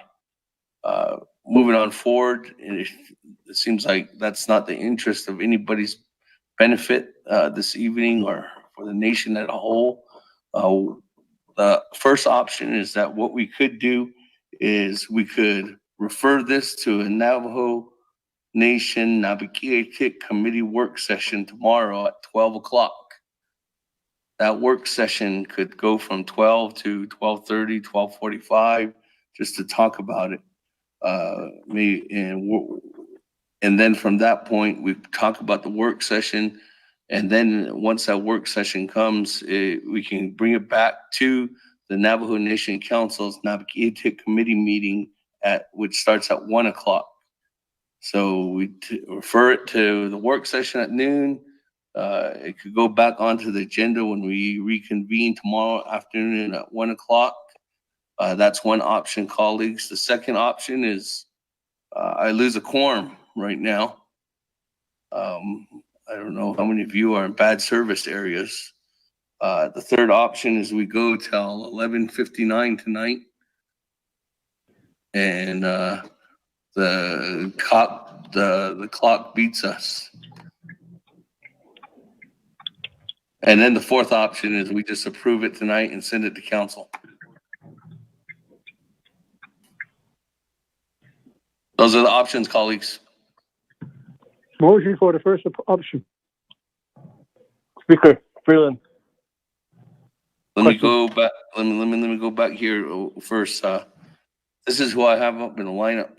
I have Honorable Jimmy Yellow Hair, who just spoke. Now the next one to speak is Honorable Mark Freeland. Honorable Freeland. On the main motion. Thank you, Speaker. Just questions about your options.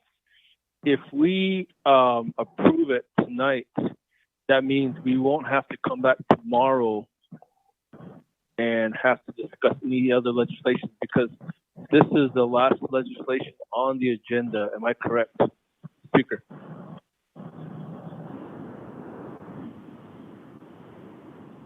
Honorable Freeland, can you please say that again? Like, it was choppy and it was. Okay. The last legislation. I'll try not to break up. That's okay. I was just asking your last option as far as approving this legislation tonight and then moving on to council. Would that mean that we would not have to meet tomorrow? Because this is the last item on the agenda under old business. So this would conclude our Naa'bik'iyati committee meetings. And then we just look forward to council session or summer session beginning Monday morning. Am I correct? Yes. Yes, you are correct. But let me remind you, colleagues, let me mind this scenario. You have to remember, you have to, can you please put your phones on mute? Thank you, colleagues. Just as a follow-up recommend or cautions from concern to, again, Honorable Freeland, when this does go to council, you have to remember that we're limited on the time variables too. So every delegate has 5 minutes on the legislation or the amendment too as well.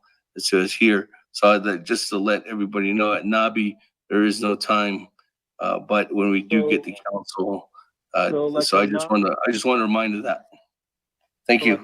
Honorable Yellow Hair, he wants to make 2 amendments, so it'd be probably better if we just came back tomorrow, correct?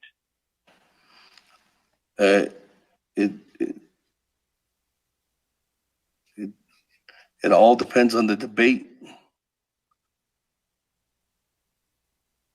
Speaker, motion for the first option. Hold on, Honorable. Well, there's nobody else on the queue. Honorable Freeland, is that it? Yeah, Speaker. Thank you. Thank you for clarification. Hey, that moving on down, Honorable Eugene So. I would like to motion for the first option, Speaker. That sounds better to review it again, then sit back on it again.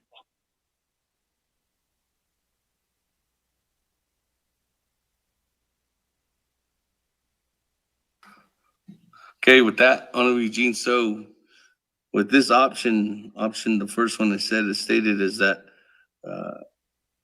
what we'll do is refer legislation 0144-20 to a work session. That work session is going to be on July 19th at 12 noon. And with that work session, when we go to that work session, can discuss some of the updates and seeing where we're all at. And then after that, from that work session, legislation 0144-20 can be referred to the next Naa'bik'iyati Committee meeting, which will be at 1 p.m. tomorrow on July 19th, 2020. Motion by Honorable Eugene So. Is there a second? Second, Halona. Second by Honorable Halona. Speaker, question again. Freeland. What did I say? Freeland. What was it? Work session. Okay, go ahead, Honorable Freeland, on the motion. Is 1 hour enough time for a work session tomorrow? Can we start any sooner, or does it have to be noon? Thank you.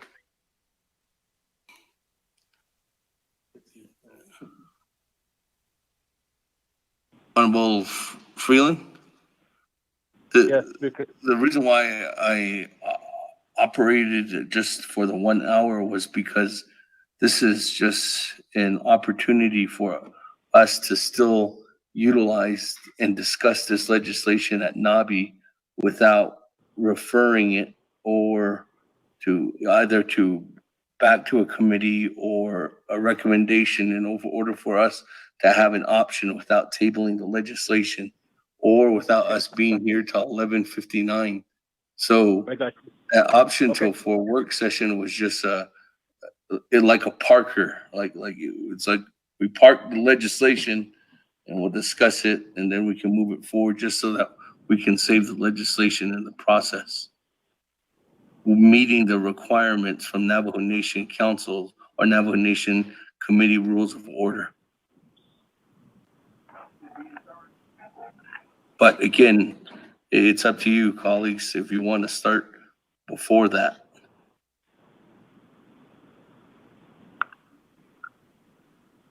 Well, that's anybody else? Opportunity. Negative, Speaker. Thank you. Just keep it. Vote. There's any other comments, questions? Going once? Going twice? Honorable Slater. I just would like to register and hopefully there's some people who are interested in this, but trying to make more progress on this tonight. I think it's been like 112 days or something to that effect, and I think we're making progress, but I definitely respect my colleagues' wishes. Thank you, Speaker. Okay. Any other comments, questions on the motion? Going No, once, sir, that's on it. twice,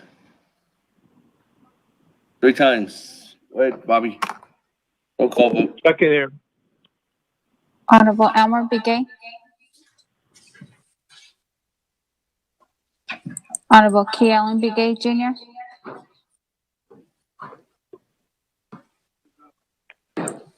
Honorable Paul Begay. Paul Begay votes green. Honorable Paul Begay votes green. Honorable Nathaniel Brown.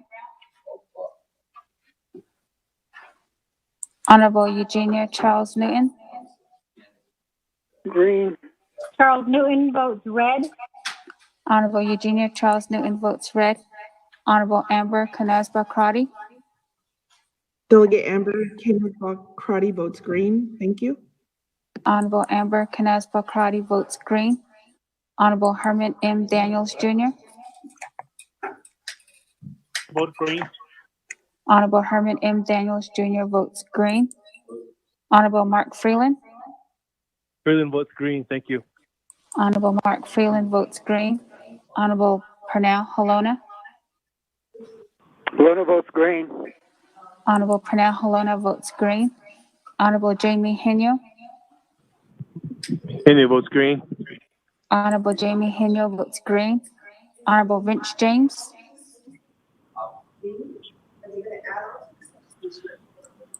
Honorable Rick Nez.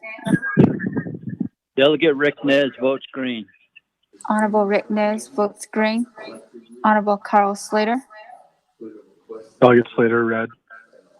Honorable Carl Slater votes red. Honorable Raymond Smith Jr.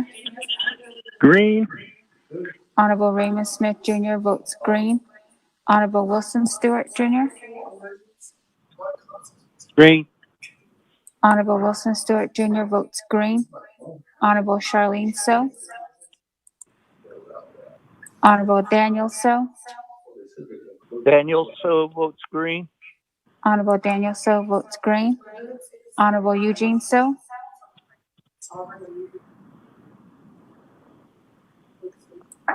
Honorable Votes Otto green. So. Thank Honorable Eugene So. I vote green. Thank you.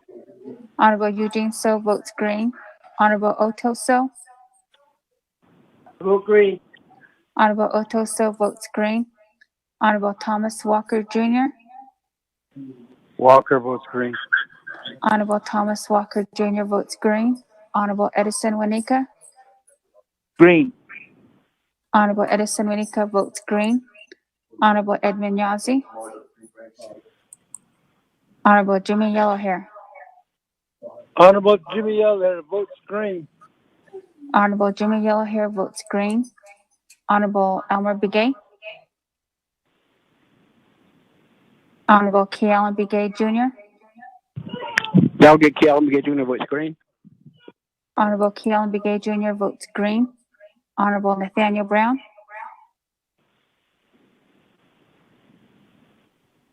Honorable Vince James. Delegate James votes green. I typed Honorable, as well. Honorable Vince James votes green. Honorable Charlene So. Honorable Edmund Yazzie.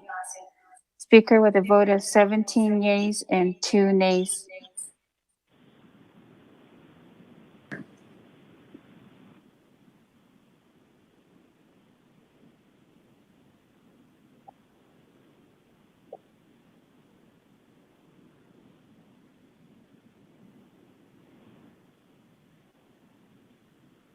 Okay, with that, 17 in favor, 2 opposed.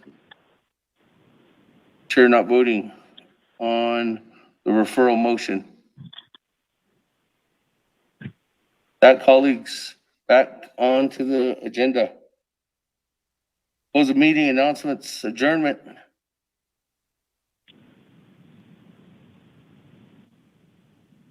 Motion adjourned, Henio. Motion adjourned by Chairman Hino. Is there a second? Yellow hair. Second by Delegate Jim James. Yellow here. Comments, questions?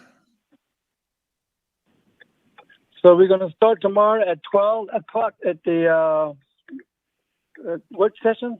Speaker, Oh, I don't want to try. Won't get back in business. oh, Naa'bik'iyati. I want yes. to say thank you to all my colleagues and 24 professor, 20 councilmen. Thank to you, both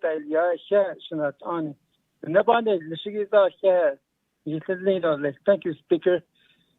Being a good leadership and a good chair as a speaker. Thank you, Speaker. Support 100%.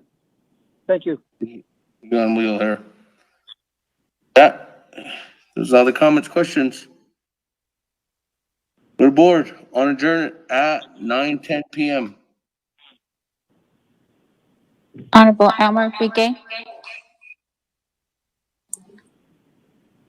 Honorable Key Allen Begay Jr. Green.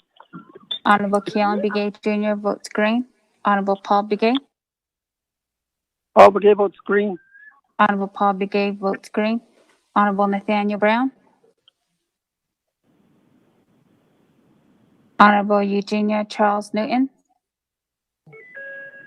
Charles Newton votes green. Honorable Eugenia Charles Newton votes green. Honorable Amber Canesba Crotty. Delegate Amber Kenneth Bakrati votes green. Thank you. Honorable Amber Canesba Crotty votes green. Honorable Herman M. Daniels Jr.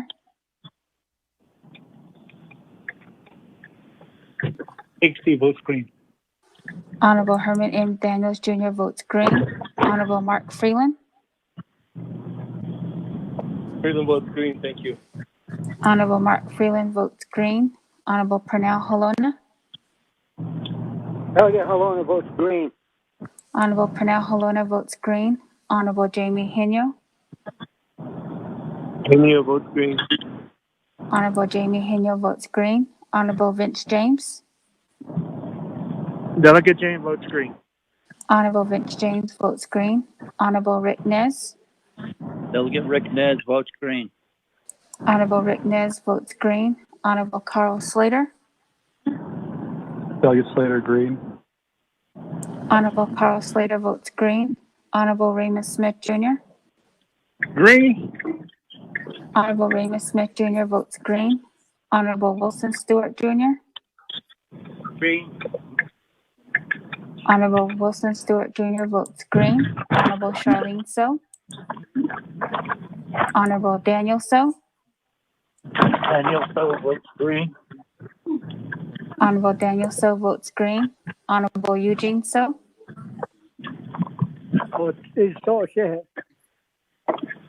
Honorable Eugene So votes green. Honorable Otto So. Green. Honorable Otto So votes green. Honorable Thomas Walker Jr.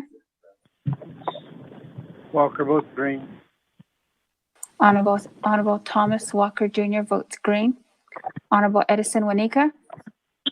Green. Honorable Edison Wanika votes green. Honorable Edmund Yazzie. Honorable Jimmy Yellowhair. Honorable Jimmy Yellowhair votes green. Honorable Jimmy Yellowhair votes green. Honorable Elmer Begay. Honorable Nathaniel Brown. Honorable Charlene So.